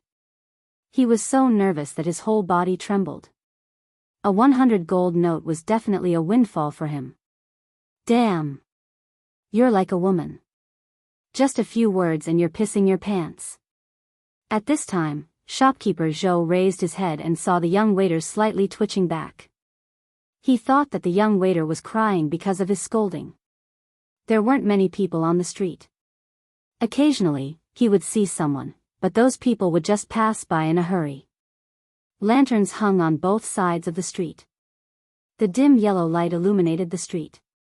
As Gu Fei walked on the street, he only felt the cool and cold wind constantly brushing against his face, making him feel refreshed. Since the fire isn't strong enough, then let it burn a bit more, Gu Fei murmured. Then, with a schwa sound, he took a step forward and instantly disappeared from the deserted street. He wanted to fan the flames and cause complete chaos in Crimson Moon City. Crimson Moon City's Zhao family, in a manor in the east of the city, was still brightly lit. From time to time, one could see that in the dark corners of the flowers and trees in the manor, there were figures silently passing by. This place was heavily guarded, as if facing a great enemy. Although Zhao was a direct descendant of the Zhao family, because he had been unable to break through to the Demon Master realm, he had never been valued by the family. It wasn't until his cultivation had recently broken through to the Demon Master realm that he once again entered the eyes of the family's upper echelons. He was sent to the east of the city to be in charge of the family's business. The east of the city wasn't the Zhao family's sphere of influence. Because of the assassination that shocked the entire cultivation world of Crimson Moon City last night, all the major forces in the city were pointing their spears at the Zhao family. This made Zhao, who was on the periphery of the Zhao family's power, very uneasy. Zhao transferred all the manpower that could be mobilized to the manor to protect himself. He also invited his uncle, a demon master of the sixth heaven, to sit in the manor. He arranged for his uncle to stay next to him. Zhao was undoubtedly very afraid of death. It wasn't easy for him to have the day to make a name for himself. He hadn't had the chance to show off his skills and realize his ambitions. Of course, he didn't want to die. With a demon master of the sixth heaven, Zhao was relieved. However, he never thought that even though his manor was heavily guarded, and there was a demon master of the sixth heaven next door, someone would still silently appear outside his door. The intruder was like a ghost, suddenly appearing outside his door. Without a sound, he directly broke open his door and strode in. Who is so bold as to dare break into the Zhao family's place? At the moment when the person smashed the door, an angry shout came from the next room. Then, with a bang, someone directly smashed the door and rushed out of the next room. Chapter 302. A hazy demonic shadow silently broke into a manor of the Zhao family in the east of the city. All the sentries in the manor were useless. No one noticed the figure shrouded in thick demonic qi. That person appeared directly outside the door of the manor's owner, Zhao Hai's room. Suddenly, he smashed the door and strode in. Just as that person broke into Zhao Hai's room, the room next to Zhao Hai's room suddenly erupted with a terrifying and evil aura. A person rushed out with a roar. Die! The expert that rushed out of the room directly attacked the person that broke into Zhao Hai's room. The expert raised his hand as a demon dragon rushed out. Then the demon dragon charged towards Zhao Hai, baring its fangs and brandishing its claws. There was no superfluous words. In this critical period, anyone who broke in must be killed. Humph. That person sneered. He didn't turn around, but waved his hand behind him. A mass of demonic qi immediately rushed out to meet the demonic dragon. Within the demonic qi, there was a powerful fluctuation that made people's hearts palpitate. Vaguely, one could see a fist-sized demonic stone smashing into the dragon's ferocious head. Pung! The demonic stone directly smashed the dragon's head, turning it into a mass of demonic qi and dissipating into the void. Moreover, the demonic stone didn't stop. The dragon's head exploded, and the dragon's body was smashed into a mass of turbulent demonic qi. The expert of the Zhao clan, who was at the sixth layer of the Devil Master, was shocked. The fist-sized devil stone seemed to possess an unstoppable power. After destroying the demonic dragon, it was still like an ancient demonic mountain, emitting endless demonic energy as it flew towards him. He felt danger. Without any hesitation, he turned into a demonic shadow and quickly retreated. At this time, in Zhao Hai's room, there was a scream of despair and unwillingness. Then, with a bang, the whole room suddenly exploded. The terrifying power shook the heavens and the earth. Dust flew high into the sky. The incomparably hard bricks melted like ice and snow, turning into dust and floating in the void. The mighty energy directly destroyed everything within a radius of 20 feet. It was as terrifying as the end of the world. The Zhao family members in the manor cried out in alarm and scattered to avoid the flying bricks and tiles. Those unlucky Zhao family members couldn't dodge in time and were directly pierced by the flying bricks and tiles, dying on the spot. Those who hadn't broken into the Demon Master realm didn't have a demonic core condensed from demonic energy. Although they were stronger than ordinary people, if they were fatally injured, they would still die. Zhao Hai. The sixth heavenly layer Demon Master roared. Even with his cultivation, he was sent flying dozens of feet away by this sudden burst of violent energy. His clothes were torn and tattered, and he looked like a beggar. He was in a sorry state. If he guessed correctly, Zhao Hai's demonic core had been broken by someone. Moreover, that person not only broke Zhao Hai's demonic core, but also drew out the power of the demonic core, causing it to explode. An expert, definitely an expert. While Zhao Hai's uncle was pained by Zhao Hai's death, he was also secretly shocked. The opponent's cultivation seemed to be higher than his own. However, after killing Zhao Hai, that person took back the magic stone and disappeared into the night. That person seemed to have come to kill Zhao Hai. That magic stone, could it be him? After Zhao Hai's uncle calmed down, he seemed to think of something. His face immediately turned gloomy. Among the demon masters, there was only one person who used a magic stone as a weapon. It was the stone demon of the Hexagon Demon Palace.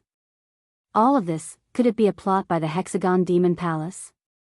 Thinking of this, Zhao Hai's uncle couldn't help but break out in a cold sweat. Then he hurriedly left. He had to immediately report this important discovery to the upper echelons of the family. From all the signs, it seemed that the Hexagon Demon Palace really was behind this, sowing dissension and causing conflict between the major powers of Crimson Moon City. This was a method to weaken Crimson Moon City's strength. Several powerful divine senses swept over the manor in the east of the city. The experts in the city had already noticed that something was wrong. Soon, several figures appeared in the sky above the manor. However, the terrifying figures standing in the void did not linger for long. Soon after, they left in different directions. No one knew that there was a wretched, red-nosed old man in a dark cloud high up in the sky. He had seen everything from start to finish. Even the powerful demon Dao cultivators who appeared in the sky above the manor didn't notice anything strange in the sky. Interesting. Why did that kid want to kill a demon master from the Zhao family who had just entered the demon master realm? The wretched, red-nosed old man muttered to himself. Then, as if he had teleported, he suddenly disappeared in the sky. After killing Zhao Hai, Gu Fei had wanted to kill the demon master at the sixth heaven as well. However, after killing Zhao Hai, he felt an inexplicable sense of trepidation. Therefore, he didn't hesitate and immediately retreated. What he didn't know was that no matter how well he hid it, even if he only used the demon Dao treasures he had obtained from the demon Dao cultivators he had killed, he was still being watched. Gu Fei didn't stop. He wanted to burn this fire in Crimson Moon City. Therefore, he decisively moved on to his next target. During the day, he had already locked on to the people he wanted to deal with. Zhao Hai, who was in the east of the city, was one. His next target was in the west of Crimson Moon City. Crimson Moon City, Heaven Desire Palace, was a place like the palace of an emperor.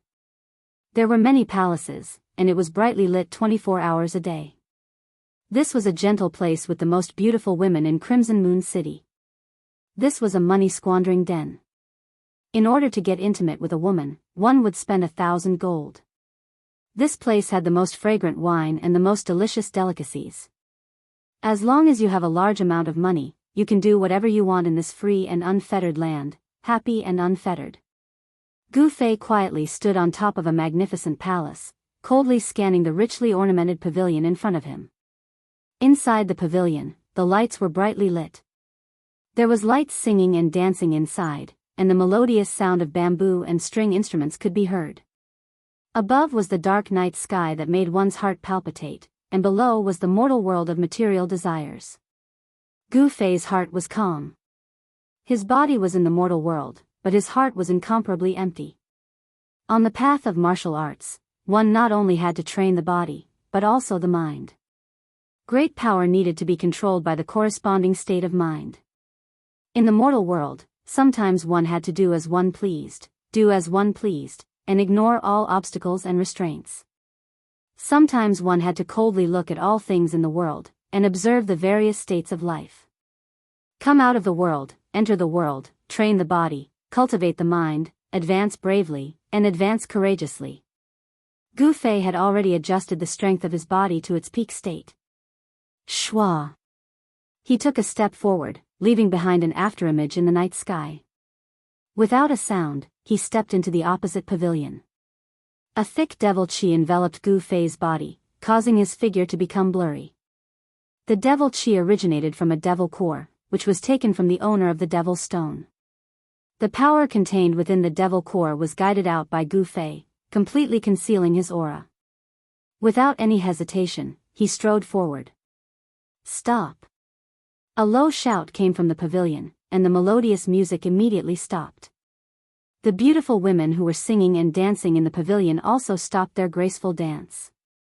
At this moment, Guo Chen had unbuttoned his shirt and was drinking wine by himself with one arm around a beautiful woman. His bronze-colored, robust body seemed to be coiled by numerous dragons. He was strong and powerful, filled with explosive power. His skin seemed to be flowing with a layer of precious splendor. This was a wild young man with a pair of beast-like eyes that flickered with a light that made people's hearts palpitate. He glanced outside the hall and said in a deep voice, "Who is it? Since you are here, come in." Gu Fei pushed the door open and entered, calmly walking to the center of the hall. His eyes were as sharp as a knife, directly piercing through the thick devil chi and staring straight at Guo Chen. "Guo family, Guo sixth," Gu Fei said coldly. This wild young man in front of him was Gu Fei's second target.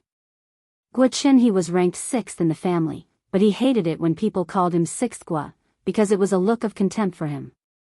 Guo sixth glanced coldly at Gu Fei, and the temperature in the pavilion began to plummet. The beautiful women in the pavilion were so frightened that they couldn't stop shivering. Guo Laolu pushed away the glamorous woman next to him, stood up, and looked down at Gu Fei as he said, "What a sneaky guy. You were the one who killed those trash last night, weren't you?" Guo Chen immediately thought of what had happened last night. A dead man doesn't need to know so much. Gu Fei said in a low voice. "Ha." Guo sixth was so angry that he laughed, as if he had heard the funniest joke in the world. Then his expression turned cold. "Even Meng Hao wouldn't dare to be presumptuous in front of me. Is that so?" Gu Fei laughed coldly, his words revealing deep disdain for Guo sixth. Preposterous. Guo sixth was enraged, and an incomparably powerful wave of energy suddenly exploded from his body. He looked disdainfully at the world and disdainfully at the same level as him. "Go to hell." Gu Fei said no more, and directly punched forward. Terrifying demonic chi surged forward like a black wave, and the floor under his feet immediately burst open. The wild Guo Laoyu's temperament was somewhat similar to Gu Fei's. His long hair fluttered even though there was no wind as a terrifying battle intent erupted in an instant. "Good," he said coldly, "killing an opponent like you is not a disgrace to my fists." Having said that, he kicked away the long table in front of him, took a step forward, and directly punched forward. He spoke with his strength. At this time, the beautiful women in the pavilion had already sensed that something was wrong, and they dodged. In the huge hall, only Gu Fei and Guo sixth were left. Boom! Two surging demonic chi instantly collided. Two fists surrounded by demonic chi collided violently in the midst of the demonic chi, and the entire pavilion immediately shook violently. The two demonic shadows quickly separated like black lightning, and then instantly collided again. Boom! The entire pavilion suddenly exploded, and the rubble scattered in all directions. Amidst the flying rubble and debris, two figures soared into the sky. Chapter 303. Bam! Bang! Boom! Two demonic shadows moved swiftly in the air like two bolts of black lightning, colliding and clashing. The two hadn't even used any magical powers yet. It was a pure clash of brute force. Roar! Roar! Gu Fei, Guo Chen, and Old Sixth of the Guo family roared at the same time. Gu Fei's fist landed on Old Sixth Guo's shoulder, while Old Sixth Guo's palm was aimed at Gu Fei's lower abdomen. However, Gu Fei's fist landed solidly on Old Sixth Guo, while Old Sixth Guo's palm was met by Gu Fei's knee. Bam! Bang! The sound of fist colliding with flesh and the explosive sound of the knee and palm colliding rang out at almost the same time. The two figures were sent flying backward in the air. Gu Fei landed on top of a pavilion. His cold gaze pierced through the thick, pitch-black demonic aura and swept over Guo Chen, who was sent flying backward. He saw that Old Sixth Guo was sent flying 300 feet away by Gu Fei's punch. He crashed into a pavilion before he could stop himself from flying backward. Both of them were equally powerful and could exchange blows in the air for a short period of time. However, it was obvious that Old Sixth Guo was no match for Gu Fei in a physical confrontation with Gu Fei. Damn it, I misjudged. At this moment, Gu Fei felt that something was amiss. Guo Lalio's cultivation was not weak, and his physique was also extremely tough. Ending the battle quickly, Gu Fei pushed off with both feet, and the pavilion beneath his feet immediately exploded. Then, Gu Fei took a step forward in the air. With just one step, he appeared above Old Sixth Guo's head as if he had teleported. Amidst the roiling demonic aura, a pitch-black foot stomped down on Old Sixth Guo. A terrifying force field sealed off the space beneath its feet. As the foot landed, the space beneath it immediately trembled. Damn it! Endless pressure descended from the sky, acting on Old Sixth Guo's body. With a crack, the ground beneath his feet exploded. The foot above his head was like a primordial demonic mountain crushing down on him. At this moment, Old Sixth Guo could no longer remain calm. Roar! Old Sixth Guo roared at the sky. His eldest son was incomparably ferocious. In an instant, his eyes turned pitch black, emitting two frightening rays of black light. A monstrous evil aura erupted from Old Sixth Guo's body, as if a terrible demon had awakened within him. Then, a huge, illusory figure emerged from Guo Lalio's body. The demonic figure was indomitable. Although it wasn't a real person made of flesh and blood, the aura of a powerhouse that looked down on the world was not fake. Old Sixth Guo's right fist blasted toward the foot that was descending. The giant's demonic figure moved in unison, and spun off its fist upward. Boom! The illusory giant fist collided with the mighty force of the unparalleled leg. A terrifying force erupted, shaking the heavens and the earth. The giant demonic figure that emerged from Old Sixth Guo's body seemed to be howling and roaring, but it didn't make any sound. The demonic figure collapsed, and Old Sixth Guo was half buried in the ground. He coughed up large mouthfuls of blood, and the ground beneath his feet was shaken into dust. Gu Fei didn't fare well either. He was punched into the air by the giant demonic figure that emerged from Guo Chen's body, and a trace of blood seeped from the corner of his mouth. Gu Fei was stronger than Guo Chen and could suppress him, but it would not be easy for him to kill the sixth son of the Guo family. Gu Fei could already tell that the terrifying demonic figure was very similar to the demonic soul released by the demon master he killed outside Crimson Moon City. Could it be that the demon master he killed in the forest outside Crimson Moon City had something to do with the Guo family? At this time, the confrontation between Gu Fei and Old Sixth Guo had alarmed many people. Several incomparably powerful divine wills emerged from all over the western part of the city, sweeping toward Heaven Desire Palace. Gu Fei knew that if his attack didn't succeed, he wouldn't have time to launch another attack, because the experts in the city would arrive soon. Gu Fei had no choice but to stride in the void, leaving behind a series of afterimages in the void as he pounced towards the densely packed houses below.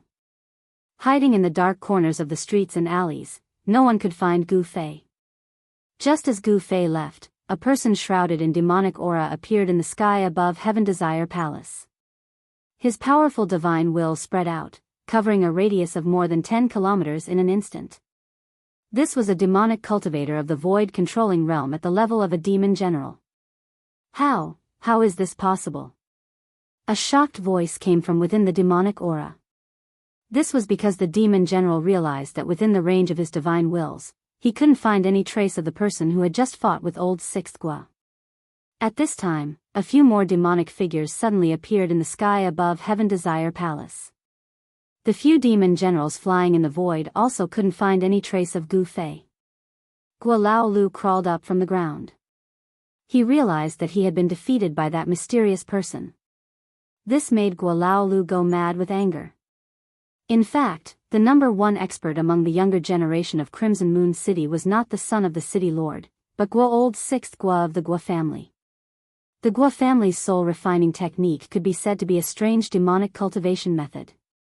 It could be used to summon a powerful demonic soul and quickly increase one's strength. However, even after summoning the demonic soul, old Sixth Gua still couldn't fight against Gu Fei.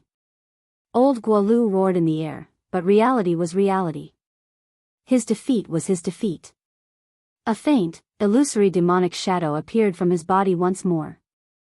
The demon generals in the sky above Heaven Desire Palace whispered to each other, then flew in different directions. They didn't believe that person could escape from under their noses. As long as they found that person, they would know who was behind this. At this time, the spatial energy of Gu Fei's inner space blocked the aura on his body. He did not go far, but sat cross-legged in a dark corner. The devil core in his hand had already become dim. When he fought with old Sixth Gua just now, he had drawn out a large amount of demonic energy. Almost half of the demonic energy in the devil core had been consumed. Because the owner of the devil core had been killed by Gu Fei, the demonic energy in the devil core could not be replenished after it was used up. If this went on, after using it a few more times, the magic energy contained in this devil core would be exhausted. After putting away the devil core, Gu Fei channeled the power of space with all his might. He wanted to enter the inner space to lie low until the wind blew over. He didn't expect that the dissipated old Sixth Gua was actually a hidden expert. He had miscalculated. No matter when or under any circumstances, he couldn't underestimate his opponent. Gu Fei couldn't kill old Sixth Gua with overwhelming strength and almost put himself in danger. The power of the inner space continued to flow out from the vertical purple mark on Gu Fei's forehead. Soon, Gu Fei's figure completely disappeared in the void. He had entered the inner space that he had opened up. As his cultivation continued to increase, Gu Fei's inner space continued to expand. The diameter of the inner space was now about 1 or 2 meters. Moreover, the yellow sand under his feet was gradually turning into soil, becoming suitable for the growth of plants.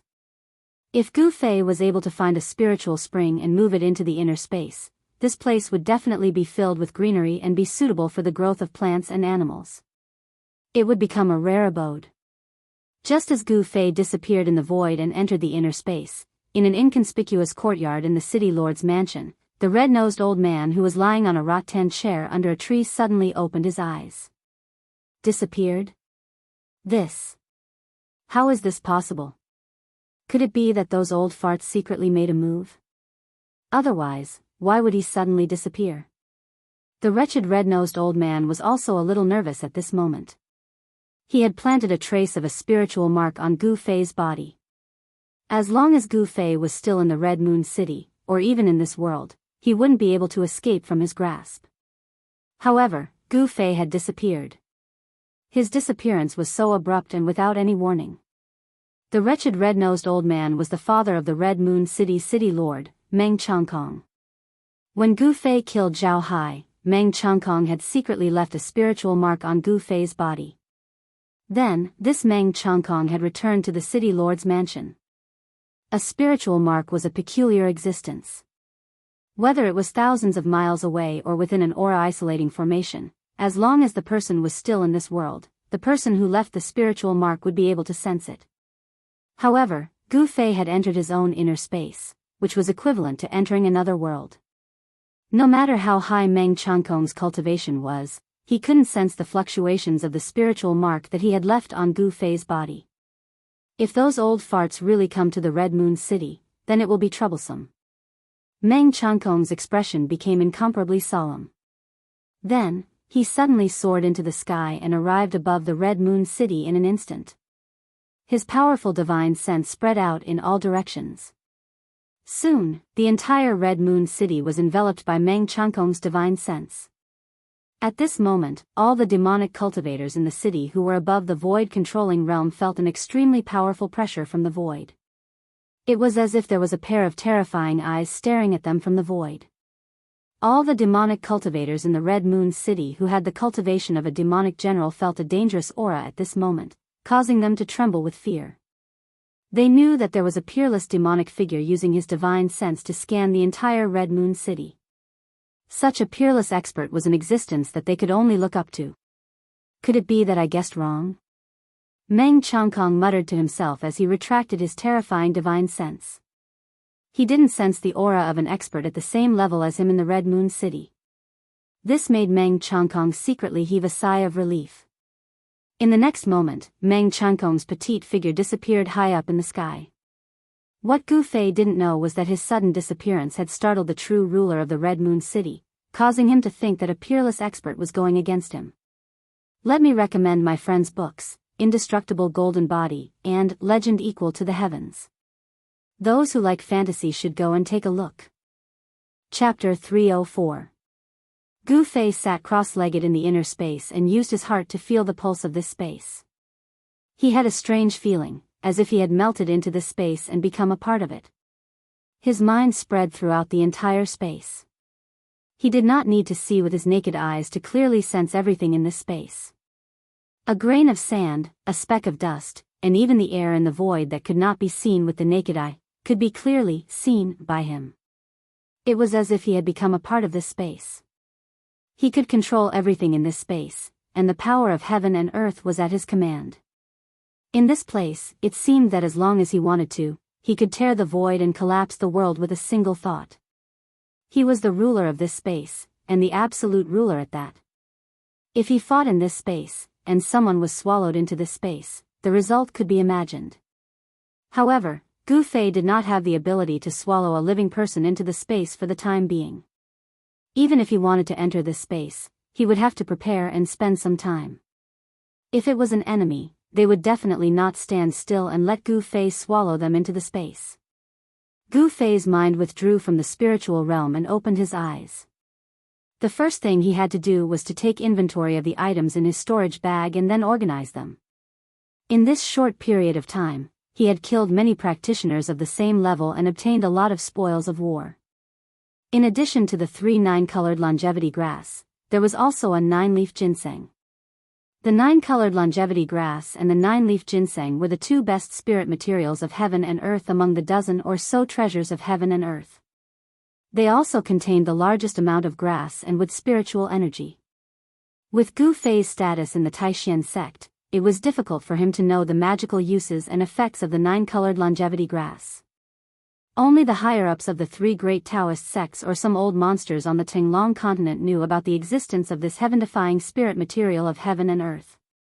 However, Gu Fei knew about the 9-leaf ginseng. He had seen the description of this spirit material in the ancient books of the sect. This kind of spirit material grew 1 leaf every 1,000 years. From the first leaf to the 9th leaf, it would take 10,000 years.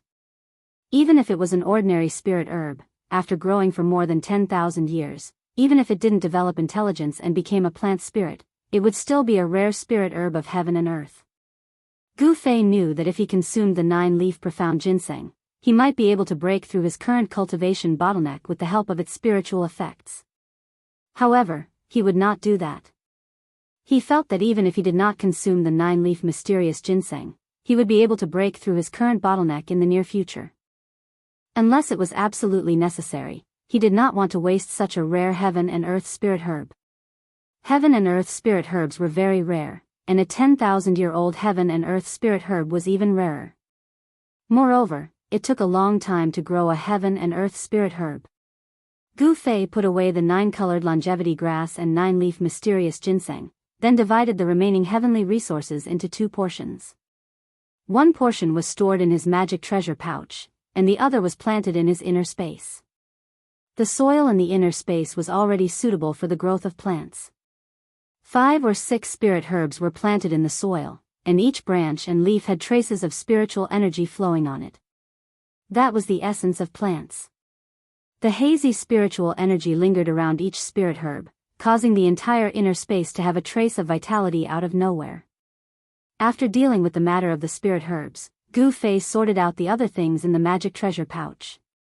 A large pile of refining materials was placed in a corner of the magic treasure pouch. He did not know how to refine weapons, and he did not want to waste time to do so. This was because his body was the best magic treasure. The ready-made magic treasures were a small sword surrounded by demonic energy, a demonic stone, and a demonic pill. These 3 items could be said to be incomparably precious to a demonic cultivator. Even a transcending mortality realm demonic master would be envious of them. However, for Gu Fei, these things were of little value. It would be a pity to throw them away, but it was tasteless. If he had not broken into the transcending mortality realm, and could sense the heaven and earth, and guide the demonic energy contained in these demonic magic treasures and demonic pills, these 3 items would be 3 useless pieces of trash. When he was in the Taishan sect, the Dao talisman that he had obtained from Wang Yuanji was no longer of interest to Gu Fei. That talisman? Although it could release a powerful attack of the transcending mortality realm, and could sweep away cultivators of the awakening mortality realm, it was useless against cultivators of the transcending mortality realm. However, it was useless against cultivators in the transcending mortality realm.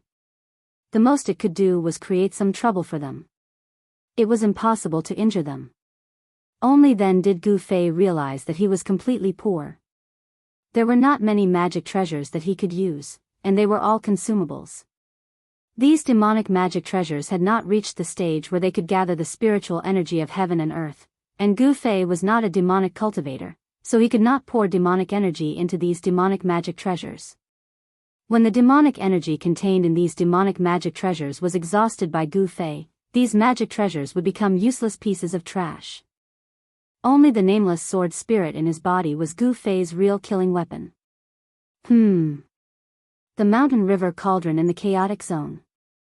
I wonder if I can communicate with this treasure with my current strength. In the chaotic zone outside the inner space, there were 2 other treasures. However, Gu Fei was a little helpless towards these 2 treasures. The mountain river cauldron was a complete treasure, and it could nurture a chaotic nascent embryo, which was a heaven-defying item. The other treasure was the Yin Yang jade pendant, but it had an owner. There was a mysterious remnant soul in the Yin Yang jade pendant, and this remnant soul had its own intelligence. After greeting Gu Fei, it sealed itself in the jade pendant and went to rebuild its body. The mountain river cauldron.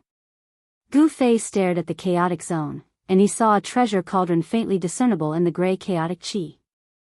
If he looked closely, he could see that there were traces of chaotic qi constantly entering the body of the cauldron.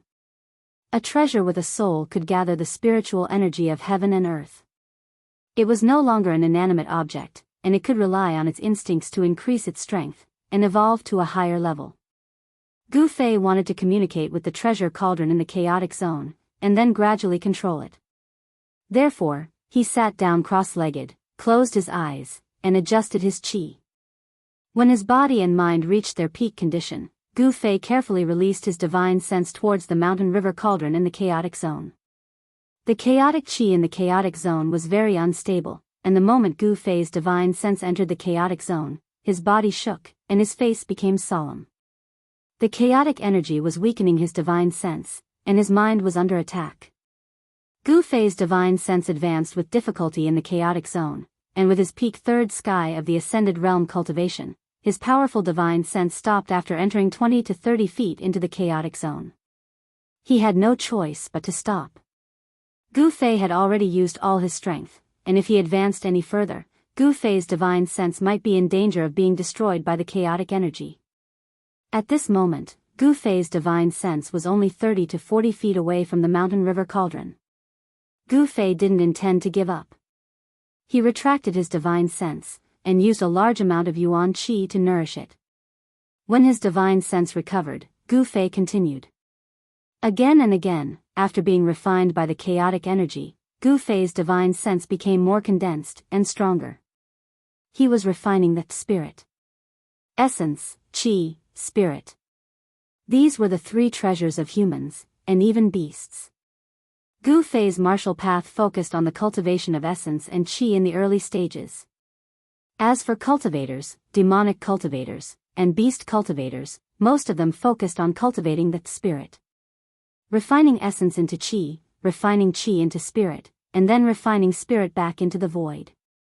The essence and qi they cultivated were all to prepare for the spirit transformation. They firmly believed that as long as their soul wasn't destroyed, they would be able to transcend reincarnation and live forever. However, martial Dao cultivation methods were different.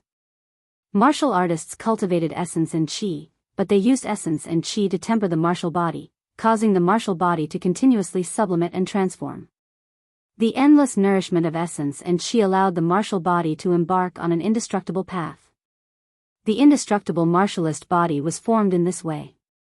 Even if the martial experts who cultivated the indestructible martialist body died, their bodies would still be immortal, and their essence and qi would exist forever. Their bodies still possessed incomparably powerful strength. If a demonic person who knew how to refine corpses obtained an indestructible martialist body, then this indestructible body would become a terrifying killing machine. However, although the martial path focused on cultivating essence and qi, they also cultivated the spirit. However, the martial path cultivation method was different from that of cultivators. They directly condensed their soul, so that the wheel of life wouldn't be destroyed. Compared to cultivators who refined Dao pills, formed Dao nascent soul, and reversed the void and merged with the Dao, it seemed to be higher. The spirit of a martialist reached the source of life, so that the imprint of life wouldn't be destroyed. The more solidified the divine sense, the stronger it was, and the more stable and solid the soul would be. Time passed silently, but in Gu Fei's inner space, he didn't seem to feel the passage of time. Before he knew it, half a year had passed. Gu Fei was still sitting cross-legged in the inner space like a stone statue. His body was already covered in a layer of dust. Not far from him, the 5 or 6 spirit extracts on the ground were emitting a fragrant scent of plants. Vaguely, one could see rays of light curling around them. It was unknown whether it was because of the spiritual energy of plants that the spirit extract emitted, or if Gu Fei's space had really given birth to life, but a small patch of grass had actually grown around the 5 or 6 spirit extracts. Even Gu Fei didn't expect that he would sit there for half a year. His mind was completely immersed in the spirit refinement. He failed again and again, and continued again and again. The primal chaos energy had refined his divine sense to an incomparably pure level, and his soul had also gradually become stronger. Only a strong soul could make the fire of life even more vigorous. He didn't know how many times he had failed. 100,000 times? 200,000 times? Gu Fei couldn't remember, but he persevered. Every time he failed, he would immediately nourish his soul, recover his consumed divine sense, and attack again. On this day, a rumbling sound came from the primal chaos zone. A sound that sounded like muffled thunder rang out. A huge cauldron began to shake, releasing a vast and mighty aura that caused the already chaotic primal chaos energy to surge. Gu Fei's inner space was also affected. It shook violently, and the edge of the space seemed to show signs of returning to the primal chaos. Chapter 305. In the chaotic zone, a treasured cauldron was emitting powerful energy waves. On the ancient cauldron, the countless ancient beasts seemed to be coming to life, emitting a misty glow. And those were the beast souls of the mountain and river cauldron.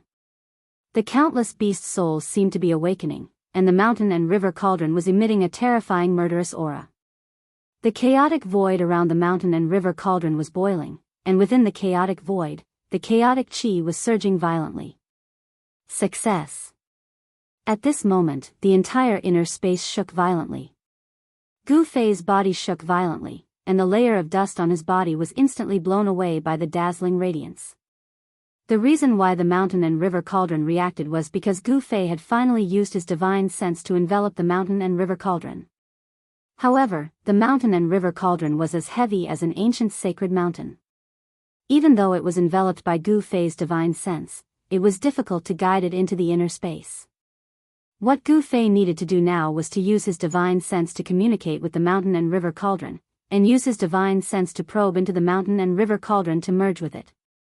With Gu Fei's current cultivation, it was definitely difficult to truly refine the mountain and river cauldron. However, he did not want to refine the mountain and river cauldron into his own magical weapon, because Gu Fei was very clear that with his current cultivation, it would be difficult to do so. He only wanted to move the mountain and river cauldron into the inner space. The mountain and river cauldron could suppress the mountains and rivers, so with the mountain and river cauldron to suppress the inner space, Gu Fei would not need to worry about the inner space collapsing. Although Gu Fei's divine sense enveloped the mountain and river cauldron and caused it to shake, the mountain and river cauldron was as heavy as an ancient sacred mountain, and it was difficult to move it. In the blink of an eye, 2 months had passed. Gu Fei only did one thing every day, and that was to concentrate on refining the mountain and river cauldron. The mountain-river cauldron was indeed a rare sacred weapon. Gu Fei refined it continuously for 2 months before his spiritual will broke through the seal of the beast's soul and came into contact with the mountain-river cauldron. In the blink of an eye, another 4 months had passed. The mountain and river cauldron finally moved, but it was very slow. Even so, Gu Fei was so happy that he almost jumped up from the ground. Network E. The mountain and river cauldron was successfully activated. Rumble. The unadorned yet huge cauldron slowly moved towards the inner space. Primal chaos energy surged around the cauldron. Wisps of chaotic energy continued to seep into the mountain and river cauldron. Inside the inner space, there was no heaven or earth, no sun or moon. Before he knew it, Gu Fei had already been in the inner space for more than a year. Cultivation knows no time. This phrase described how hard cultivators cultivated, to the point that they forgot about time. Gu Fei was still sitting cross-legged on the ground, as if he did not feel the passage of time. He was still guiding the mountain and river cauldron into the inner space bit by bit. Crimson Moon City was the same as before. Ordinary people lived peaceful lives, but those who truly controlled the fate of Crimson Moon City were still scheming against each other. It was dusk again. Dusk in the extreme northern demon territory was always so cold. A cold wind blew through the streets. Besides a few wisps of dust, there seemed to be nothing else. When night fell, in a remote alley in the western part of Crimson Moon City, in a dark corner, transparent ripples spread out. It was as if the void had turned into ripples of water. Then, the void shattered and a figure walked out from the shattered void. The Crimson Moon House was still as lively as ever. The young nobles of the city, as well as some famous demonic cultivators, all gathered in the Crimson Moon House, talking loudly. There were no longer many people on the streets. A young noble in brocade robes was walking straight towards the Crimson Moon House with a servant. This young noble had delicate features and was a handsome young master. However, his slightly pale face and lifeless eyes showed that this dignified young noble had been hollowed out by wine and women. Lu Quan, hurry up and follow me. I want to have a good time tonight. Let's go to the Crimson Moon House first, then to the Heaven Desire Palace, the young noble urged. The young noble's servant was a 17 or 18-year-old young man dressed in a green gown. Network, yes, yes. The young man in the green gown replied repeatedly and followed closely behind the young noble. However, just as they passed by a street corner, a figure suddenly walked out from a dark corner and blocked their way. Where are you in a hurry to go? The person asked. Who are you and where we are going has nothing to do with you. The young noble looked disdainfully at the person who suddenly walked out from the side with an arrogant expression. How is it none of your business? Because I also want to go to the Crimson Moon House. The person said again. With the light from the lanterns hanging high on both sides of the street, one could see that this person was short and had an ordinary appearance. You go to hell, I'll go to hell. A good dog doesn't block the way, get out of the way. Seeing that the person actually stood in front of him and blocked his path, the noble young master was immediately displeased. "If I go, you won't be able to go." Gu Fei grinned and looked at the young noble with interest. "What?" When the young noble heard this, he immediately felt that something was wrong. At this moment, Gu Fei directly grabbed the young noble with one hand. Without any suspense, Gu Fei easily knocked out the master and servant. Then, he dragged them into a small alley with each hand. After searching the young noble's jade identification card, Gu Fei stuffed the master and servant's mouths with clothes, tied them up, and threw them into a dark corner of the alley. This was to prevent them from escaping when they woke up. After doing all this, Gu Fei tidied up his clothes, walked out of the alley, and went straight to the Crimson Moon house. In a private room on the 8th floor, Gu Fei ordered a few side dishes and drank by himself. The reason he had come here was to find out the situation in the Crimson Moon City. The Crimson Moon House could be said to be the place with the most information in the entire Crimson Moon City. He had already successfully moved the mountain and river cauldron from the chaotic zone into the inner space. Furthermore, before he came out of the inner space, his extremely powerful mind sensed a strange fluctuation in his body. It was a trace of mind fluctuation. Although it was very weak and indistinct, he still managed to catch it. When Gu Fei caught this trace of mind fluctuation, his clothes were instantly drenched in cold sweat. It turned out that someone had tampered with his body at some point in time. As soon as he left the inner space, he was afraid that the person who had tampered with his body would immediately find him. However, just as Gu Fei refined the indistinct mind fluctuation on his body, in an inconspicuous courtyard in the Crimson Moon City Lord Mansion, the red-nosed old man, who was leisurely lying on a rattan chair and enjoying fine wine, suddenly jumped up from the chair as if someone had stepped on his tail. "Good fella, where did that kid come from? He actually refined that trace of my mind imprint." The red-nosed old man's eyes shone brightly. At this moment, he was no longer a wretched old man who loved wine as much as his life. Instead, he was a terrifying powerhouse. Over the past year, Meng Chongkong had been paying close attention to the traces of his missing mind imprint. However, he was disappointed. That person seemed to have really disappeared from this world and never appeared again.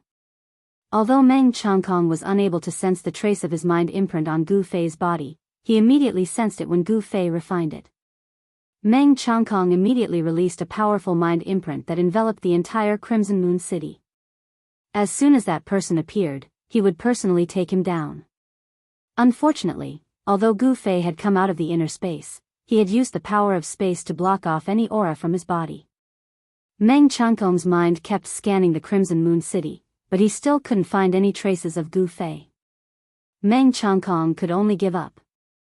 Gu Fei carefully listened to the conversations of the aristocratic family's disciples and demonic cultivators outside.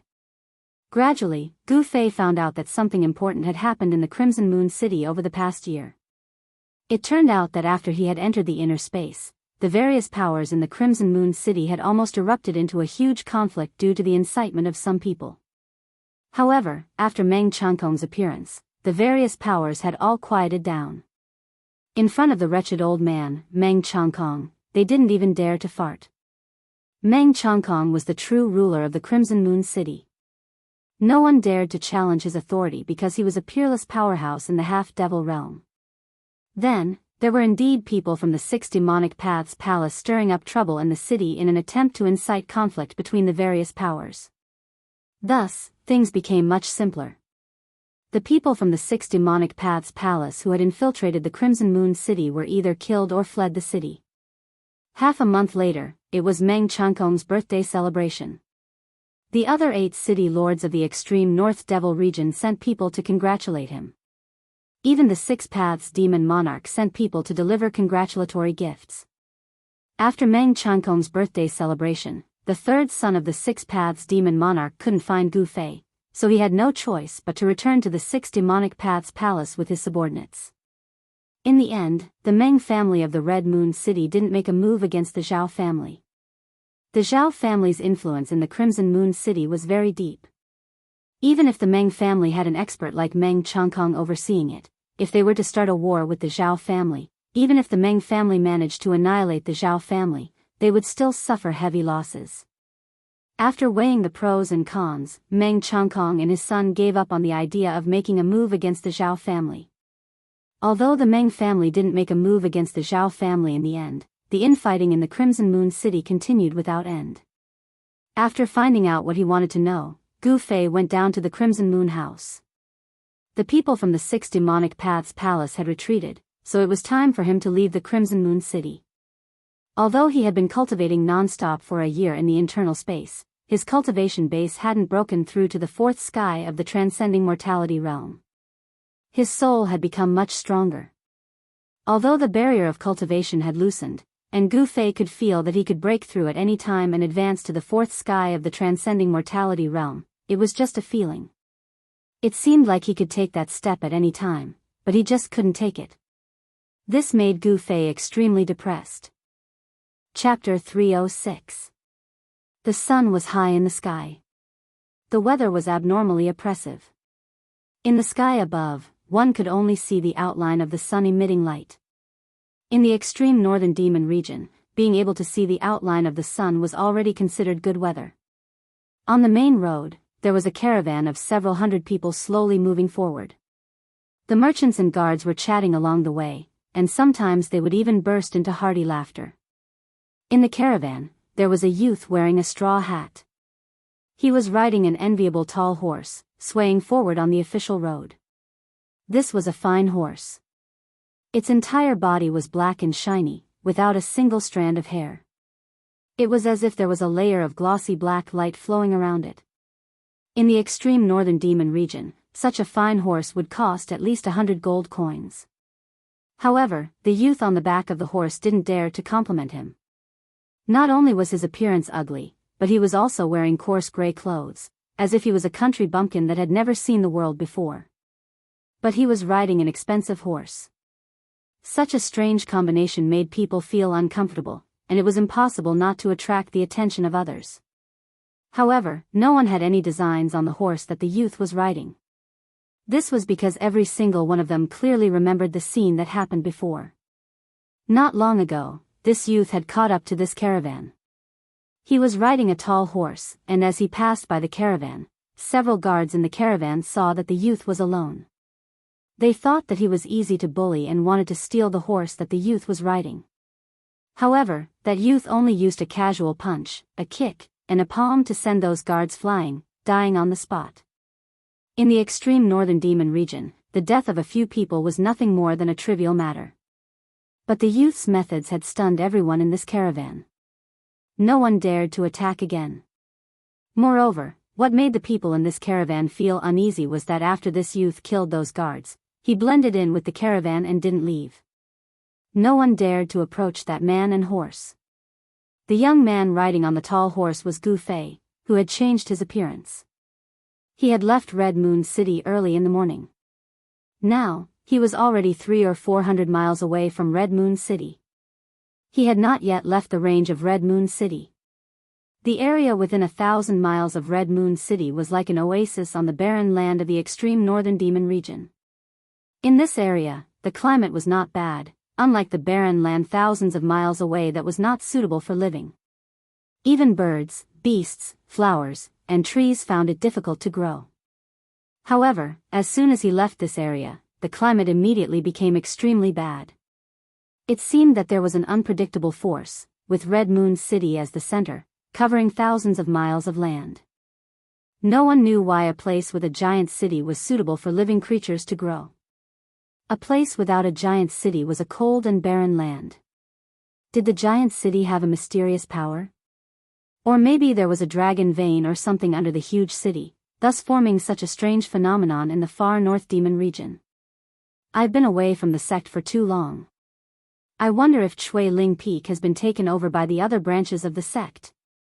Gu Fei rode on the black horse, but his mind had already flown to Taishan Mountain in the eastern Qi Kingdom. I've been away from the sect for too long. I don't know if Green Spirit Peak has been taken over by the other branches of the sect. Gu Fei rode on the black horse, but his mind had already flown to Taishan Mountain in eastern Qi. When the other 8 branches saw that he was lost in the virtual sky world, they might think that he was dead and divide up Green Spirit Peak. If that was the case, he would not even have a place to stay in Taishan sect. Gu Fei couldn't help but worry a little, but soon he got over it. He was determined to move forward bravely and only wanted to make a difference on the road of martial arts. It didn't matter if he had a place to cultivate or a cave. In this world, as long as your fist was harder than others, you could get what you wanted. Along the way, the caravan did not encounter any sudden incidents, nor did they encounter robbers. However, when they passed some villages along the way, the guards of the caravan were extremely nervous, as if there were fierce beasts in the villages that would suddenly pounce on them and attack them. There was no surprise or danger. In the evening, the group arrived at a small town. The town was not big, but it was not small either. It was located in a gorge with a narrow entrance that could only allow 2 carriages to pass side by side. On both sides were cliffs that were hundreds of feet high. There were sentry posts on the cliffs, each guarded by 7 or 8 burly men with long spears and broadswords. At the entrance, there was a small group of soldiers in dark armor. Although the entrance of the town was narrow, the inside was spacious. It was shaped like a gourd, and this town was called Gourd Town.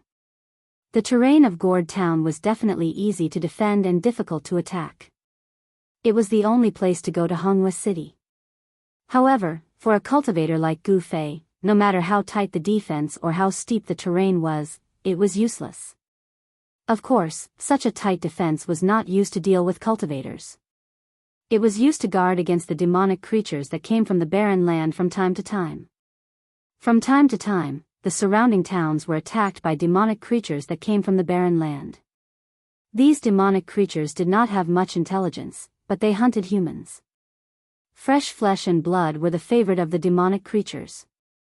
Gourd Town was the last stop before leaving the territory of Honghua City, but it was also the front line to resist the demonic creatures. In other words, the comfortable days were coming to an end. Once they left the territory of Honghua City, they would be greeted by terrible weather and terrifying demonic creatures that wandered the barren land. There were too many merchants and guards, but there were many inns in the town. Because it was the last stop, the caravan planned to rest here for the night and replenish their supplies before continuing on their journey. It was difficult for a few hundred people to stay in one inn, so a portion of the caravan stayed in another inn. As night fell, the quiet town became lively. The sounds of people and flattery lingered in the ears. Gu Fei handed the reins to a waiter who came out to greet him and then walked into an inn in the town. The lobby of the inn was crowded with people. There were dozens of wooden tables in the wide lobby, but even so, it was still a little crowded. Gu Fei looked around and saw that most of the tables were already occupied. He then noticed an inconspicuous table in the corner that was still empty, so he walked over. Just as he sat down, the waiter came to his side, so Gu Fei ordered a few dishes and a pot of wine and quietly drank by himself in the corner. Suddenly, a loud noise came from outside the door. Then, a group of people walked in from outside. Gu Fei looked up, and a strange light flashed in his eyes.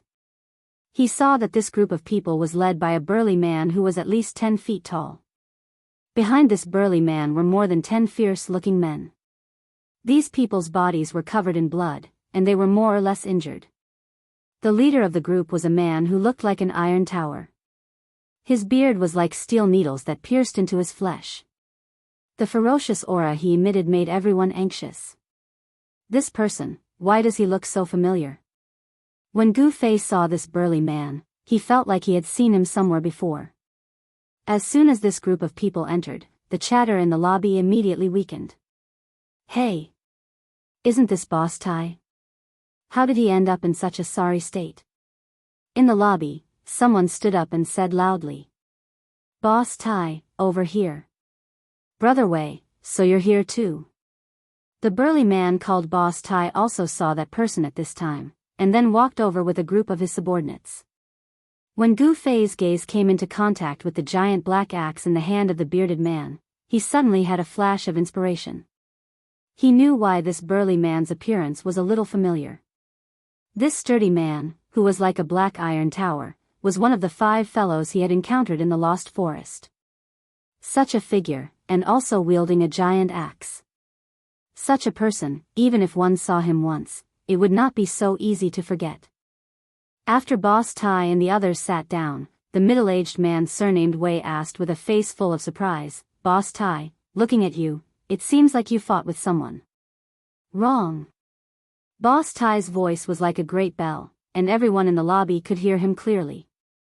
"If you didn't encounter a formidable enemy, could it be?" The middle-aged man surnamed Wei's face changed from surprise to shock. He stared at Boss Tai without blinking. "Yes." Boss Tai's words were very concise.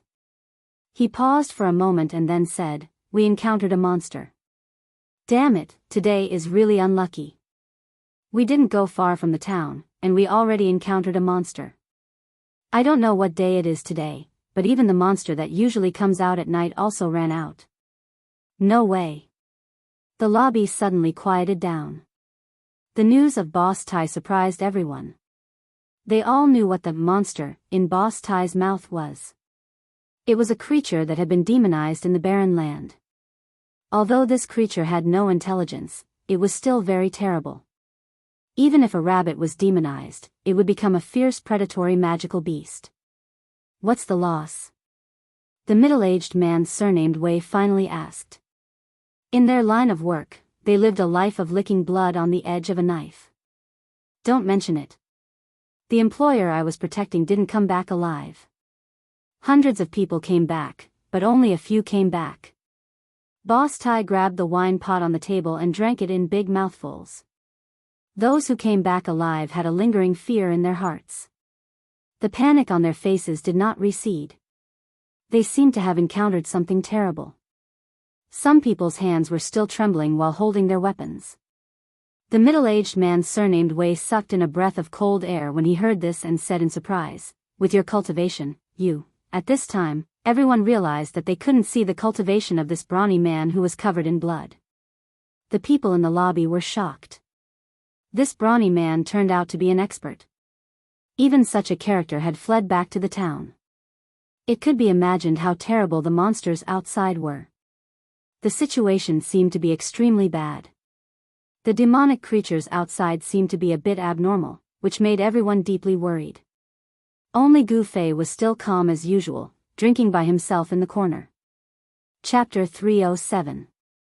First Sky of the Ascended Mortality Realm. This big guy is not bad. It seems like the devil core worked, allowing his cultivation to break through to the Ascended Mortality Realm. In front of Gu Fei, Boss Tai's cultivation was clear. Gu Fei had once used a devil core to make Boss Tai and his 3 companions kill each other. Since Boss Tai had appeared here, then the other 3 people who had fought for the devil core that day had either been killed by Boss Tai or had escaped. However, Gu Fei noticed that Boss Tai's cultivation was not very stable. It was obvious that he had only recently broken through to the Ascended Mortality Realm. If I were you, I wouldn't be in a hurry," Boss Tai said, then slammed the table and yelled, "Waiter, serve the wine and food, I'm hungry." Everyone was startled by his actions, and they began to whisper to each other. Many of them even quickly walked out of the inn. Everyone felt the seriousness of the situation. If an expert like Boss Tai had to escape back to Gourd Town, then they would be trapped in Gourd Town. Gourd Town's terrain was easy to defend and hard to attack, but if it was surrounded by a large number of demonic beasts, it would become an isolated town. It would be difficult for the people in the town to rush out. Night had fallen, and the town was brightly lit. The atmosphere in the town had changed. The merchants, guards, and bounty hunters all had solemn expressions, as if a storm was brewing. Gourd Town only had 2 exits, one at the front and one at the back. At this time, the gates of the 2 exits were already tightly shut. Behind the gates stood rows of soldiers in dark armor. This was still the territory of Crimson Moon City. Crimson Moon City had stationed a group of black armors here to protect Gourd Town from the invasion of demonic beasts. The black armors of Crimson Moon City were not ordinary soldiers. They were elites with strength comparable to Awakening Self-Realm cultivators. Every black armors had at least the strength of Awakening Self-Realm. Of course, they were not cultivators who pursued immortality, but were trained by Crimson Moon City to be absolutely loyal to the Meng family. With medicine or other methods, the Meng family could train soldiers who were many times stronger than ordinary people to maintain order in Crimson Moon City. After Gu Fei finished his dinner, he walked out of the inn. The sky had already turned completely dark, but the town was still bustling with noise and excitement. The merchants, guards, and bounty hunters who stayed in the town were all moving about in a hurry. The tense atmosphere in the town didn't affect Gu Fei at all. Others might be afraid of the demonic creatures outside the town, but he wasn't. Gu Fei didn't plan to spend the night in the town. After leaving the inn, he rode a big horse and went straight to the town exit. When he arrived at the exit of the town, the gate was already tightly shut. A group of black-armored soldiers blocked Gu Fei's path. A black-bearded middle-aged officer shouted at Gu Fei, "Get back!" His pair of beady eyes kept glancing at Gu Fei's horse. Gu Fei's horse was extraordinary. At a glance, one could tell that it was a good horse that could travel thousands of miles in a day. The horse that Gu Fei was riding on was extraordinarily spirited. At a glance, one could tell that it was a good horse that could travel thousands of miles in a day. The middle-aged officer also revealed a look of envy, but he did not dare to openly snatch it. Open the door. Not only did Gu Fei not retreat, but he also did not even look at the group of murderous black-armored soldiers in front of him as he said coldly, "How dare you? Did you not hear me tell you to retreat?" The officer shouted. "Humph. Did you not hear me tell you to open the door?" Gu Fei said. "Rebellious, rebellious. Men, arrest this madman." The officer was furious. He pointed at Gu Fei and gave the order. Swish. The dozen black armors behind the officer immediately rushed forward and surrounded Gu Fei. They pointed their spears at Gu Fei, and a murderous aura immediately filled the air. These black armors had a strong killing intent. They were obviously people who had been on the battlefield and seen blood. You overestimate yourself. Quickly open the door, or you will have to bear the consequences.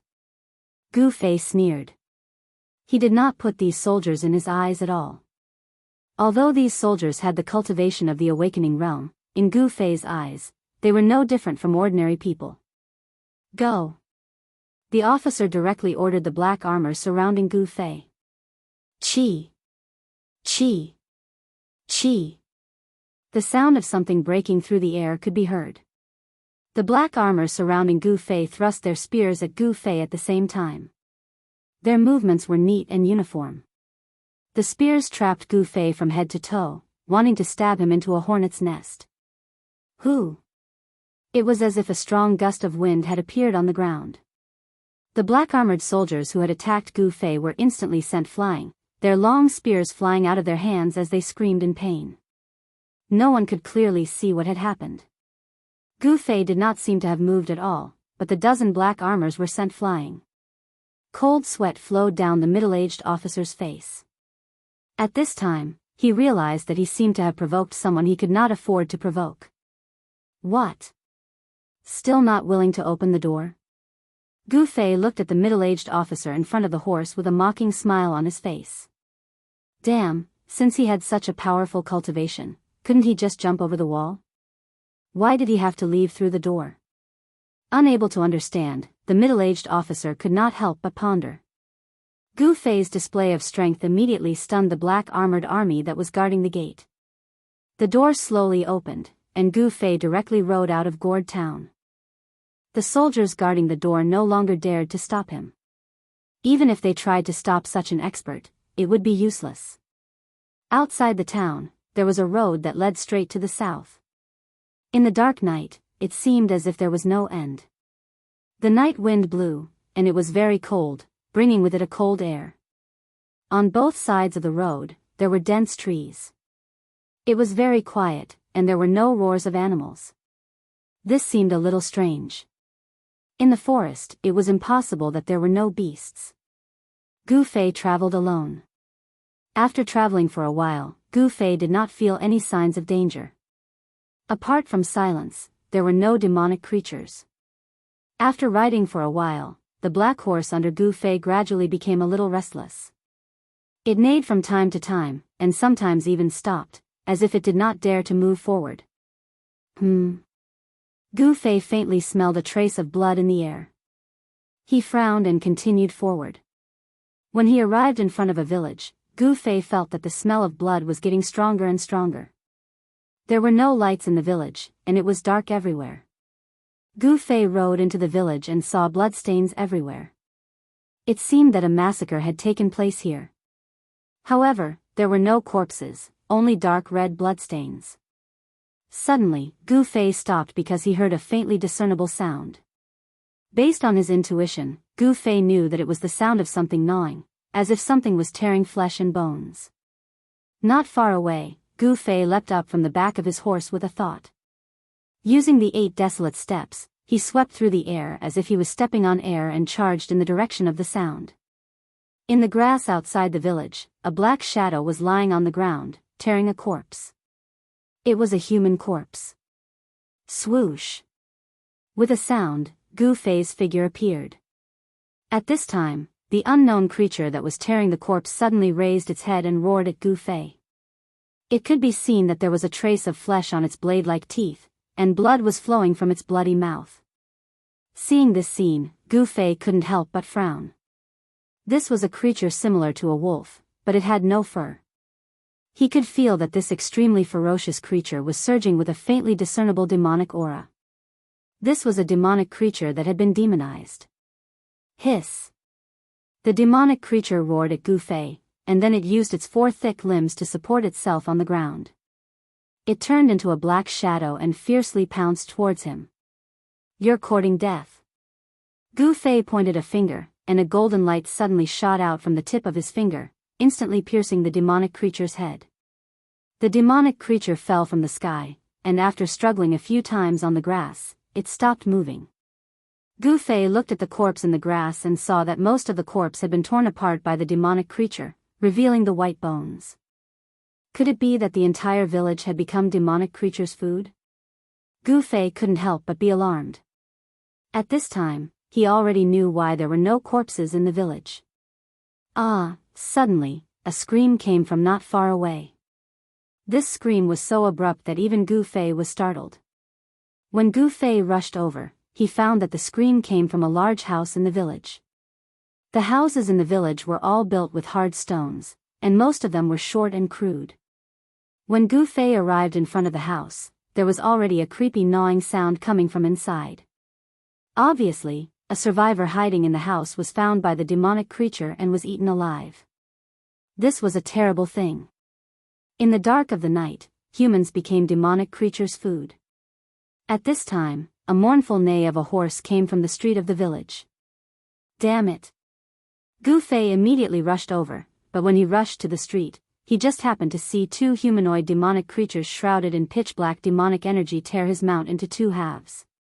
Blood mist evaporated, and the horse's internal organs scattered on the ground. The scene was extremely bloody. He could clearly see 2 eerie cold lights coming from the heads of the 2 humanoid demonic creatures. It was a pair of gloomy and terrifying eyes. Preposterous. Gu Fei was infuriated. These 2 demonic creatures actually killed his mount, which made him very angry. In the next moment, Gu Fei directly left an afterimage in his place and rushed forward like a whirlwind. He blasted a punch towards the 2 demonic creatures. The bright divine light instantly illuminated the night sky, and the surging fist energy swept forward like a big wave, enveloping the 2 demonic creatures in an instant. There was no one around, so Gu Fei no longer needed to hide his strength. The vast fist energy directly shook the void. Chapter 308. Bam! Bam! Bam! Bam! 2 black shadows flew out from the dazzling aura that Gu Fei blasted out. Their ear-piercing roars resounded in the dark night, causing one's heart to palpitate. Network, they're still alive? Gu Fei was a little surprised. These 2 demonic creatures did not seem to be simple. They were actually able to withstand one of his punches. No wonder that lump of metal was at a disadvantage. Only then did Gu Fei realize that Boss Tai's words were not false. The demonic creatures that appeared near Gourd Town were really powerful. Even transcending mortality realm cultivators had to retreat. Gu Fei was about to chase and kill the two humanoid demonic creatures, but at this moment, he suddenly heard rustling sounds coming from all directions. It seemed that countless unknown creatures were quickly approaching. Pung! A humanoid demonic creature rushed out from the bushes beside the village road. With a roar, it pounced towards Gu Fei with its claws and fangs bared. Then, a second one, a third one. A total of more than 10 humanoid demonic creatures rushed out from the bushes on both sides. The smell of blood drifting in the void attracted a group of terrifying demonic creatures. Each of the demonic creatures was shrouded in a layer of demonic chi, and a fierce and ferocious aura immediately filled every inch of space. Humph! Gu Fei wielded his palm like a blade, and a golden divine light cut through the void. Shwa! The demonic creature that pounced over was directly cut in half. The two pieces of the corpse fell on the street and slid forward for several feet before stopping. The demonic creatures that smelled the smell of blood immediately pounced on the one that was cut in half by Gu Fei. Then, a series of bone-chilling chewing sounds were heard. In just a short while, the corpse of the demonic creature that was killed by Gu Fei was torn to pieces by more than a dozen demonic creatures that swarmed over and ate it. Not even the bones were left. Seeing this scene, even Gu Fei couldn't help but feel a chill in his heart. After feasting on the corpses of their own kind, the dozen or so magical beasts clearly had not satisfied their appetites. Their ferocious gazes swept over Gu Fei once more. Hiss! One of the monsters let out a roar. Its body sank, and its four limbs pushed off the ground. Suddenly, it turned into a black bolt of lightning and pounced towards Gu Fei. Although these unintelligent monsters looked very much like humans, they were not actually formed after humans were demonized. They were a kind of alien species that roamed the barren land. This kind of humanoid monster was called a predator by the people of the northern demon region. Although predators were not particularly powerful demonic creatures, the people who traveled to the 9 great cities of the extreme northern demon region were most unwilling to encounter such demonic creatures. To ordinary people, predators were terrifying demons. Usually, a single predator could slaughter a caravan or destroy a small village. However, Gu Fei was not an ordinary person, so these predators were out of luck. Buzz! A sword chime rang out from Gu Fei's body. Then, 5 hazy sword silhouettes appeared in the 5-colored aura around him. Golden, turquoise, aqua blue, fiery red, earthy gray, each sword shadow revealed a kind of color, representing the 5-element sword essence. The 5-element sword chi surged out from the 5 sword shadows. Die! Gu Fei's hands separated, and the 5 hazy sword shadows immediately shot out. An amazing scene appeared. The 5 sword shadows that shot out suddenly shook, and suddenly turned into endless 5-colored sword chi. Like a circle of countless sword shadows formed a huge wave, sweeping out in all directions. Without any suspense, the dozen or so predators were instantly annihilated in the storm-like sword rain, cut into thousands of pieces. Although the 5-element sword essence was still in its embryonic form, it was not something these monsters could contend with. Within a radius of 20 feet, the sword chi pierced through the void, and the houses next to it were also affected, instantly turning into dust. Around Gu Fei's body, there seemed to be a world of swords, a terrible world of swords that destroyed everything, tore everything, and pierced through everything. After killing the dozen or so predators, the 5-element sword shadows re-entered Gu Fei's body. He was about to leave, but the 2 predators that were previously blown away by his punch pounced on him from a distance. Don't these monsters know what fear is? Gu Fei frowned. With a wave of his hand, 2 strands of sword chi shot out and instantly killed the reckless demonic creature. In fact, as Gu Fei thought, these monsters really did not have this kind of instinct to fear. They seemed to not feel the existence of danger at all, and only knew to prey. After killing the last 2 predators, Gu Fei suddenly seemed to sense something, and the next moment, he disappeared from the place as if he had teleported. At this time, a figure came from the direction of the gourd town, and in the blink of an eye, he arrived near the village, and landed on the village road from the sky. What a strong sword chi, righteous and not evil. Could it be a sword expert of the righteous path? A demonic shadow was shrouded in a pitch-black demonic aura. To be able to fly in the air, this person must be a void-controlling realm devil general. Impossible, how could a person of the righteous path appear here? A cold voice came from the demonic aura, and two black lights shot out from the demonic aura, scanning in all directions. He did not leave any aura, this person is definitely an expert. A powerful divine sense swept across the radius of a few miles in an instant, but apart from those ugly monsters, there was no human aura. The figure shrouded in demonic aura stayed on the village road for a while, as if he was checking the surrounding situation, and then soared into the sky, heading towards the south. After waiting for the devil expert to leave, Gu Fei walked out from a house not far away. He felt that things seemed to be a little unusual, even a void-controlling realm devil general was dispatched. Gu Fei did not go far. With the power of the inner space, it was as if he was in a world independent of the big heaven and earth. Although the void-controlling realm devil general was powerful, he could not sense his existence. The devil general shrouded in demonic aura was heading towards the south, which made Gu Fei to be careful, because the south was the direction he wanted to go. This village that was attacked by monsters was not too far away from the gourd town, and a terrifying predator had already appeared. In the end, what dangers lay ahead, Gu Fei had no idea in his heart. Gu Fei continued on his way. In the extreme northern devil territory, walking in the dark was undoubtedly a very dangerous thing. Even Gu Fei did not dare to be careless. Gradually, the surrounding plants began to become sparse. Gu Fei walked silently in the darkness, and he clearly felt that the temperature around him was dropping. I'm almost out of the range of the Red Moon City. Gu Fei knew that he was about to step into the dangerous barren land. Along the way, Gu Fei did not find any traces of the monsters wandering in the darkness, hunting their prey.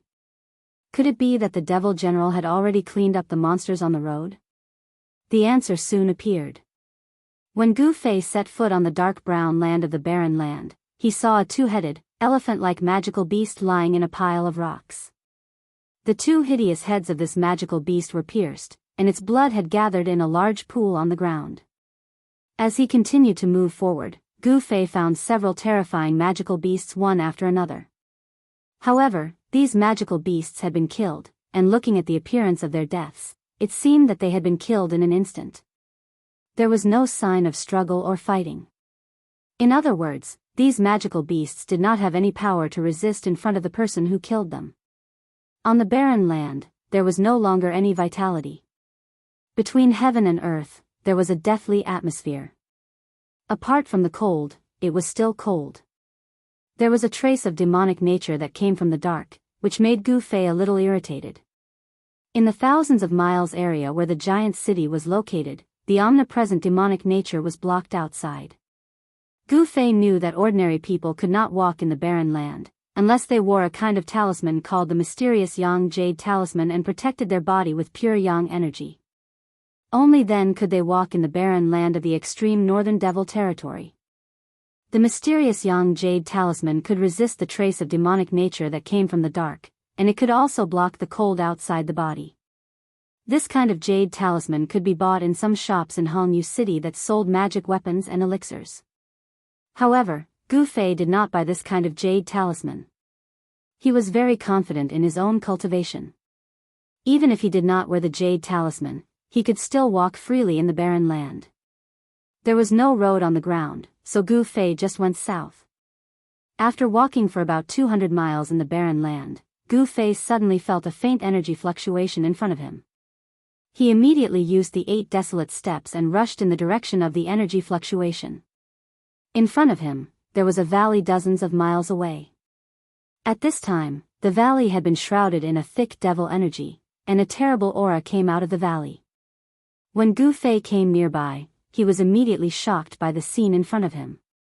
He saw that at the entrance of the valley, there were countless demonic creatures gathered. These demonic creatures were strange, some were as big as a hill, and some were as small as a cat and a dog. Among them, there were thousands of predators that had been killed by him before. They quietly gathered outside the valley, without making any sound. The silence was heart-palpitating. Gu Fei did not dare to approach. He hid behind a boulder and watched the scene nervously. He felt a strong sense of uneasiness. There was a strange fluctuation in the valley ahead, which made people feel a tremor from the depths of their soul. A chill rose from the bottom of Gu Fei's heart. After coming here, he clearly felt a strong sense of oppression, a great pressure that made his heart palpitate. It seemed that there was a powerful demon entrenched in the valley ahead. The devil energy in the valley was surging. It was dark, and the billowing devil energy shrouded the sky and the earth. Even Gu Fei could barely see the devil energy at the entrance of the valley. There seemed to be many vague figures standing there. Chapter 309. A demonic cultivator suddenly appeared outside the valley, causing Gu Fei to jump in fright. It also broke the silence of the surroundings. The countless demonic creatures gathered outside the valley immediately rushed towards the figure shrouded in demonic chi in the sky and roared. Their roars were like the howls of tens of thousands of demons, shaking the heavens and earth. Countless demonic creatures gathered together and erupted with an extremely tragic aura, causing Gu Fei to tremble with fear. If he was discovered by these demonic creatures, even if he had an extremely powerful mortal body and wasn't afraid of being bitten by these demonic creatures, he would still have to flee. Among the countless demonic creatures, there was a demonic creature with black wings on its back. It immediately soared into the sky and rushed towards the figure shrouded in demonic chi. The mysterious person shrouded in demonic chi stood in the void, exuding a majestic aura from head to toe. The posture of a powerhouse that looked down on the world was completely revealed. Gu Fei hid behind a boulder. He knew that the demonic cultivator in the void above the valley entrance was a terrifying powerhouse. The terrifying fluctuations that he emitted were enough to make one's heart palpitate.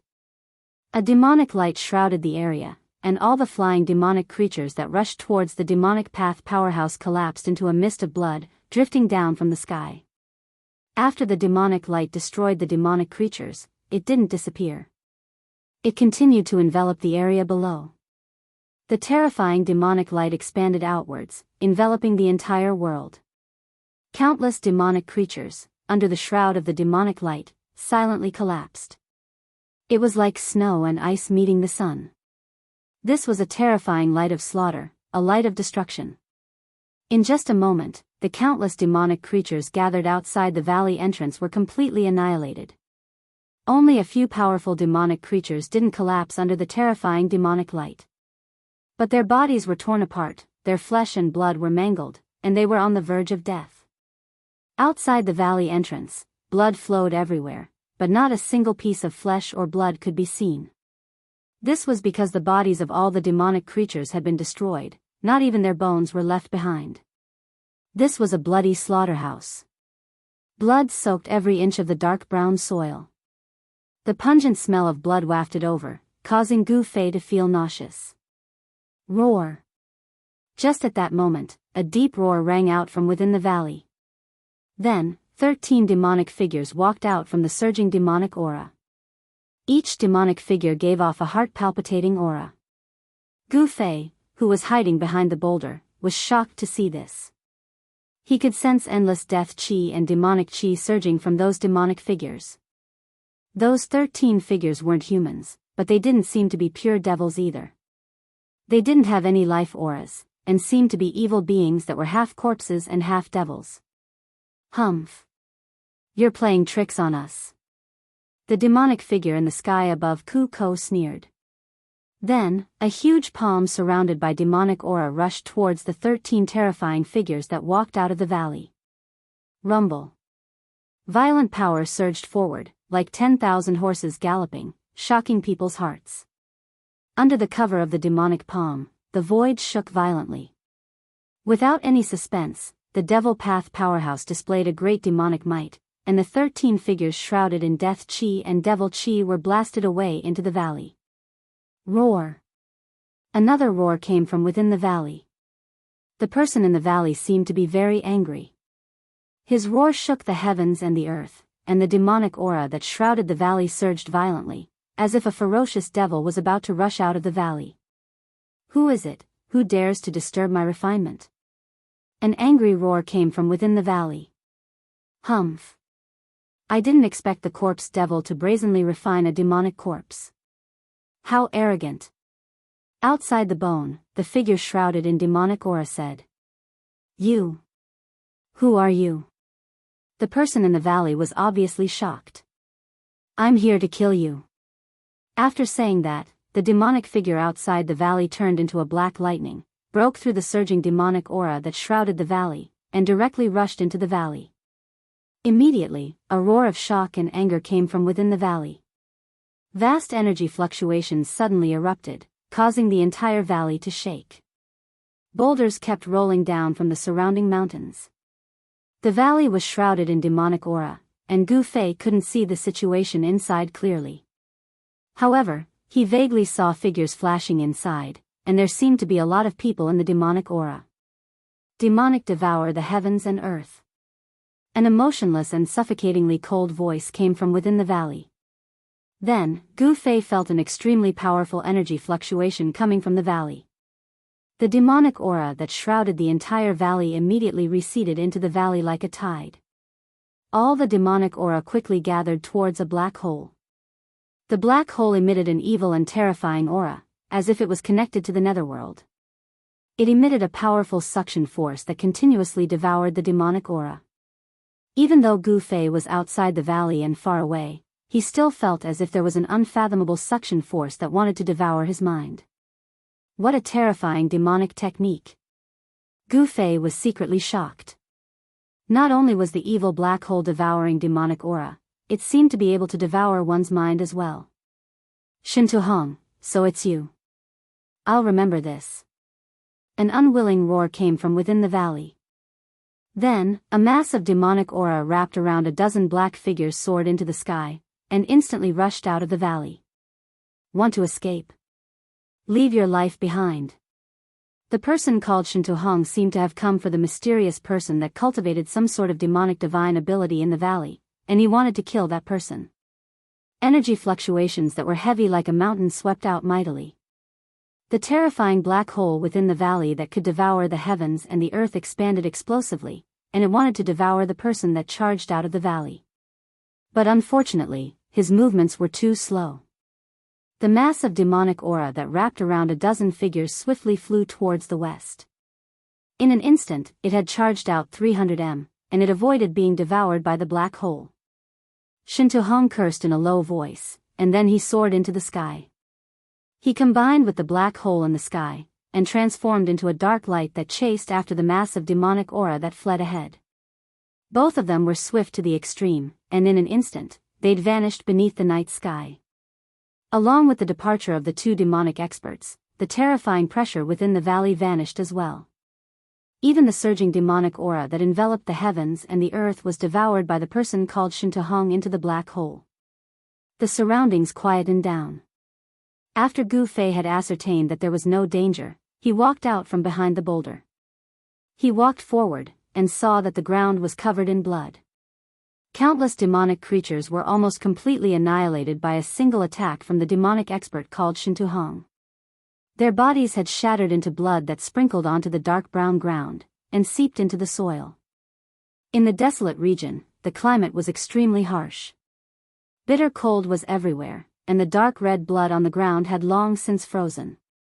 The few extremely powerful demonic creatures that had survived were now only gasping for breath, and it seemed as if they could die at any moment. Some of the demonic creatures at the periphery were lucky that they weren't enveloped by the destructive demonic light, and escaped the calamity. These demonic creatures seemed to be controlled by some sort of power, and that was why they had gathered outside the valley. Obviously, someone who cultivated some sort of demonic divine ability in the valley had used a secret technique to control the demonic creatures in the nearby region, and caused these creatures that didn't have much intelligence to guard outside the valley. Countless demonic creatures were enough to cause trouble for a demonic general with a cultivation of the void-controlling realm. However, it was a pity that the person called Shintuhong possessed extremely terrifying demonic arts, and was definitely a rare expert. Hence, these demonic creatures were out of luck. The surviving demonic creatures charged towards the few dying demonic creatures as if they had gone mad. Then, they ferociously bit off pieces of flesh, and swallowed them into their stomachs. Blood and flesh splattered everywhere, and it was extremely bloody. Gu Fei didn't pay any attention to those demonic creatures. He walked into the valley, and saw that white bones could be seen everywhere on the ground. As he walked into the valley, what entered his eyes were shattered rocks and cracked ground. Obviously, these were the traces left behind from the battle between the two people just now. Entering into the depths of the valley, a sacrificial altar stood on the dark brown ground. This was a collapsed sacrificial altar, and the sacrificial altar was stained with blood. Every brick and stone had blood-colored demonic runes drawn on them. Those runes weren't drawn with cinnabar, but seemed to be drawn with fresh blood. Gu Fei could smell the stench of blood. Very obviously, this demonic altar was destroyed by the demonic expert called Hong just now. There seemed to be many black demonic banners stuck around the sacrificial altar, but those banners had already been shattered. On the fragments of the demonic banners that were scattered on the ground, Gu Fei could still feel waves of demonic fluctuations. These demonic banners didn't seem to be ordinary demonic treasures. Around the sacrificial altar, there were many white bones scattered, and there were also 7 or 8 corpses lying on the ground. Gu Fei felt that these corpses seemed a little strange. This was because these corpses didn't wear any clothes, and their skin was also painted with demonic blood-colored runes. Gu Fei came to the front of a corpse. It was a middle-aged man. Gu Fei felt that the runes on this corpse seemed to have sunk deep into the skin. Gu Fei had a strange feeling that these runes didn't seem to be drawn on, but grew out of the body. What kind of demonic technique is that guy cultivating? Gu Fei felt a chill in his heart. What he saw in front of him was really too demonic. It gave him a creepy feeling. The yin qi in the valley was very heavy, at least a few times heavier than in other barren areas. The temperature in the valley was very low. Even Gu Fei felt waves of cold air rushing up his body. This valley seems to be a yin cave. Gu Fei looked at the surrounding terrain, and his face revealed a shocked expression. No wonder that person wanted to cultivate demonic techniques here. This was originally a place where yin qi gathered, and with the sacrificial altar set up by that person, and the formation set up to gather the mysterious yin qi between heaven and earth, it would be strange if this place wasn't cold. The 7 or 8 corpses that didn't wear clothes were all men, there were no women. Moreover, Gu Fei also felt the fluctuations of death qi and demonic qi from these corpses. From what Hong said about the corpse devil, could it be that the mysterious person who was expelled from the valley was refining the corpses? When Gu Fei thought of this, all the pores on his body exploded, and goosebumps fell to the ground. At this moment, one of the corpses behind Gu Fei suddenly moved. Then, the corpse abruptly opened its eyes, which flickered with a blood-red light. The pupils and sclera of the eyes disappeared in an instant, and 2 terrifying rays of red light shot out from the eyes, appearing exceptionally evil and terrifying in the night sky. The blood-colored runes on the corpse lit up, and every rune emitted a demonic blood-red light. The blood-colored runes seemed to come alive, and seemed to surge under the skin. It was indescribably demonic. Chapter 310. The demonic corpse silently stood up behind Gu Fei. Its blood-red eyes had no pupils and no sclera. They emitted a fierce and evil blood-red light. Its entire body was covered in blood-red runes. It was like a demon that had crawled out of hell. The blood-red runes on the evil corpse's body flickered 3 times. Then, a black demonic aura and a gray deathly aura surged out from the evil corpse's body.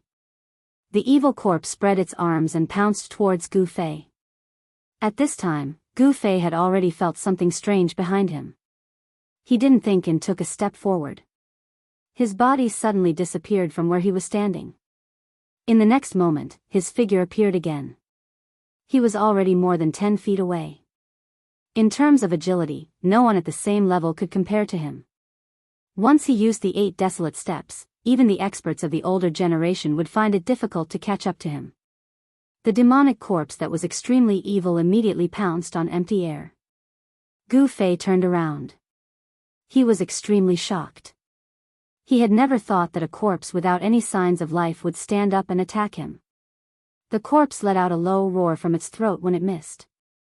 Devil qi and death qi surged out from the corpse's body. It was like the roar of an evil spirit from hell. The corpse once again pounced towards Gu Fei. The devil chi and death chi formed a dark fog that wrapped around the corpse. There were no signs of life. However, there were two kinds of energy fluctuations emitted from the corpse's body. Gu Fei could clearly feel that there were two different kinds of energy fluctuations. The death chi and the devil chi were unexpectedly able to coexist on the corpse's body. Bang! Gu Fei directly sent the corpse flying with a palm strike.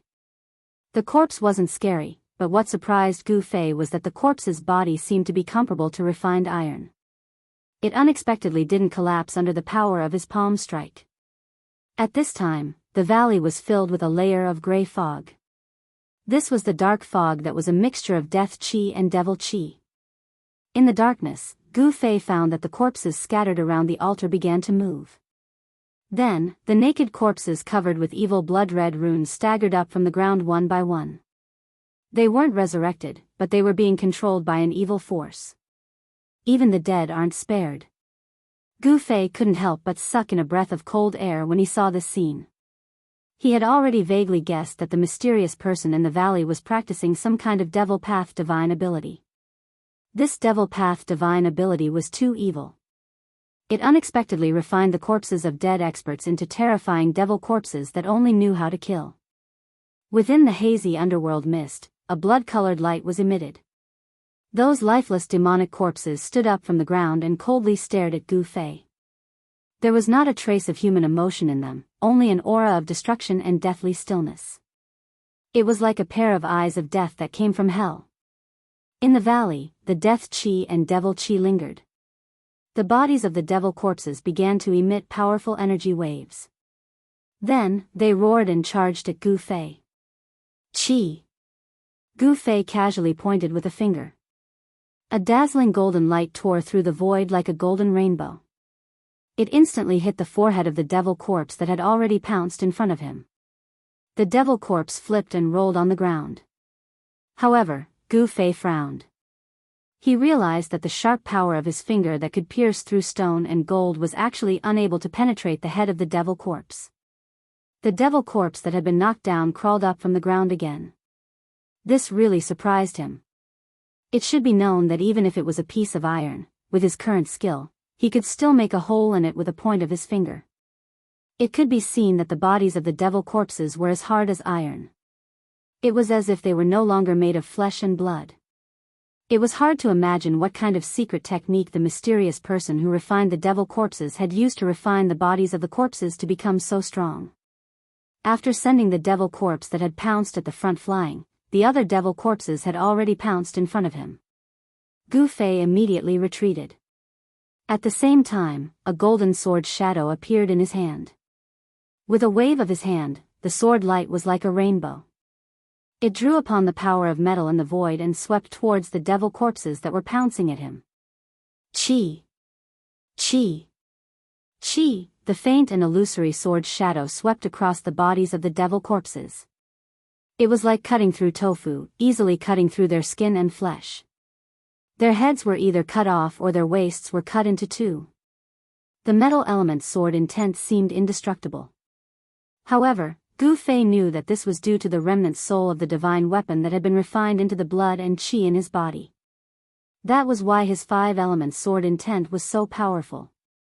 However, Gu Fei noticed that there wasn't a single drop of blood on the devil masters that had been slashed by the sword. It was as if the sword had slashed at dead flesh that had already coagulated with blood. This scene was very strange.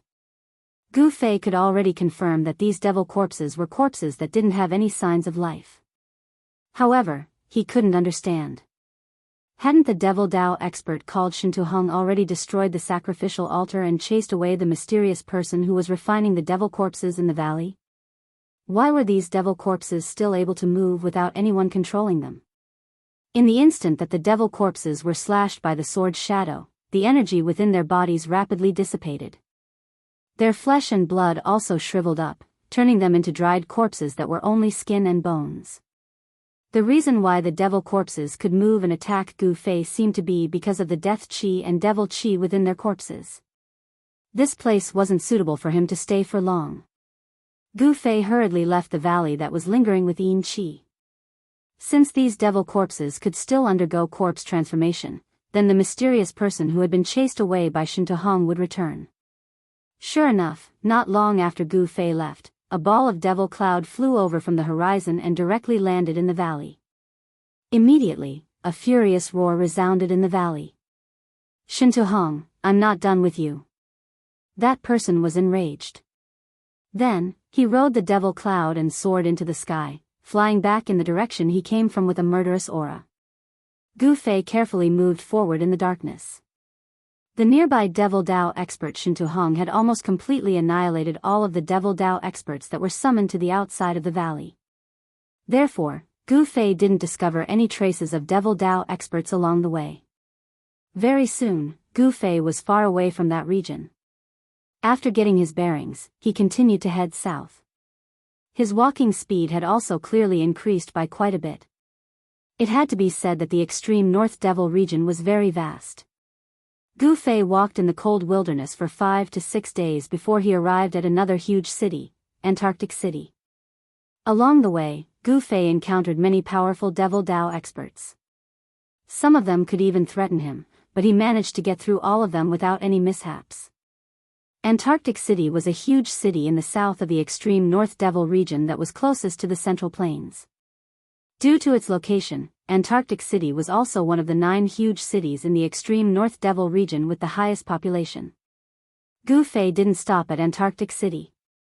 Instead, he continued to head towards the Central Plains. At noon on this day, when Gu Fei arrived at the foot of a barren mountain, he suddenly stopped in his tracks. This was because there were people fighting on the mountain. 2 figures were moving quickly on the mountain, and loud noises could be heard from time to time. Dong Li Patian, hand over the fire dragon's inner core, and I can let you off the hook and spare your life. Someone shouted on the barren mountain. I said before, I don't have the fire dragon's inner core. Dong Li Patian, don't refuse a toast only to be forced to drink a forfeit. That person's words became incomparably cold, so cold that it was suffocating, and the surrounding temperature seemed to have dropped. I don't have it means I don't have it. That person called Dong Li Patian seemed to be very angry. Very good. Then, there was a showdown of Devil Dao's magical techniques and magical techniques. The intense collisions caused the entire barren mountain to shake. Gu Fei didn't want to complicate matters. He didn't want to meddle in the conflict between Devil Dao cultivators. Just as he was about to take a detour, Gu Fei felt an intense murderous intent coming from behind him. He saw 7 or 8 figures standing on a dark cloud, blocking Gu Fei's path. Which force do you belong to? The 8 Devil Dao cultivators descended from the sky and surrounded Gu Fei. Someone asked, but it was obvious that they were surrounding Gu Fei. It's none of your business which force I belong to. Gu Fei's performance was very strong. He had no choice but to do so, or else the other party would see through him. If we belong to the same camp, it would be bad if there was a misunderstanding. The leader looked Gu Fei up and down, his eyes flashing with an almost imperceptible ominous light. I don't belong to anyone, nor have I joined any force. Gu Fei coldly said.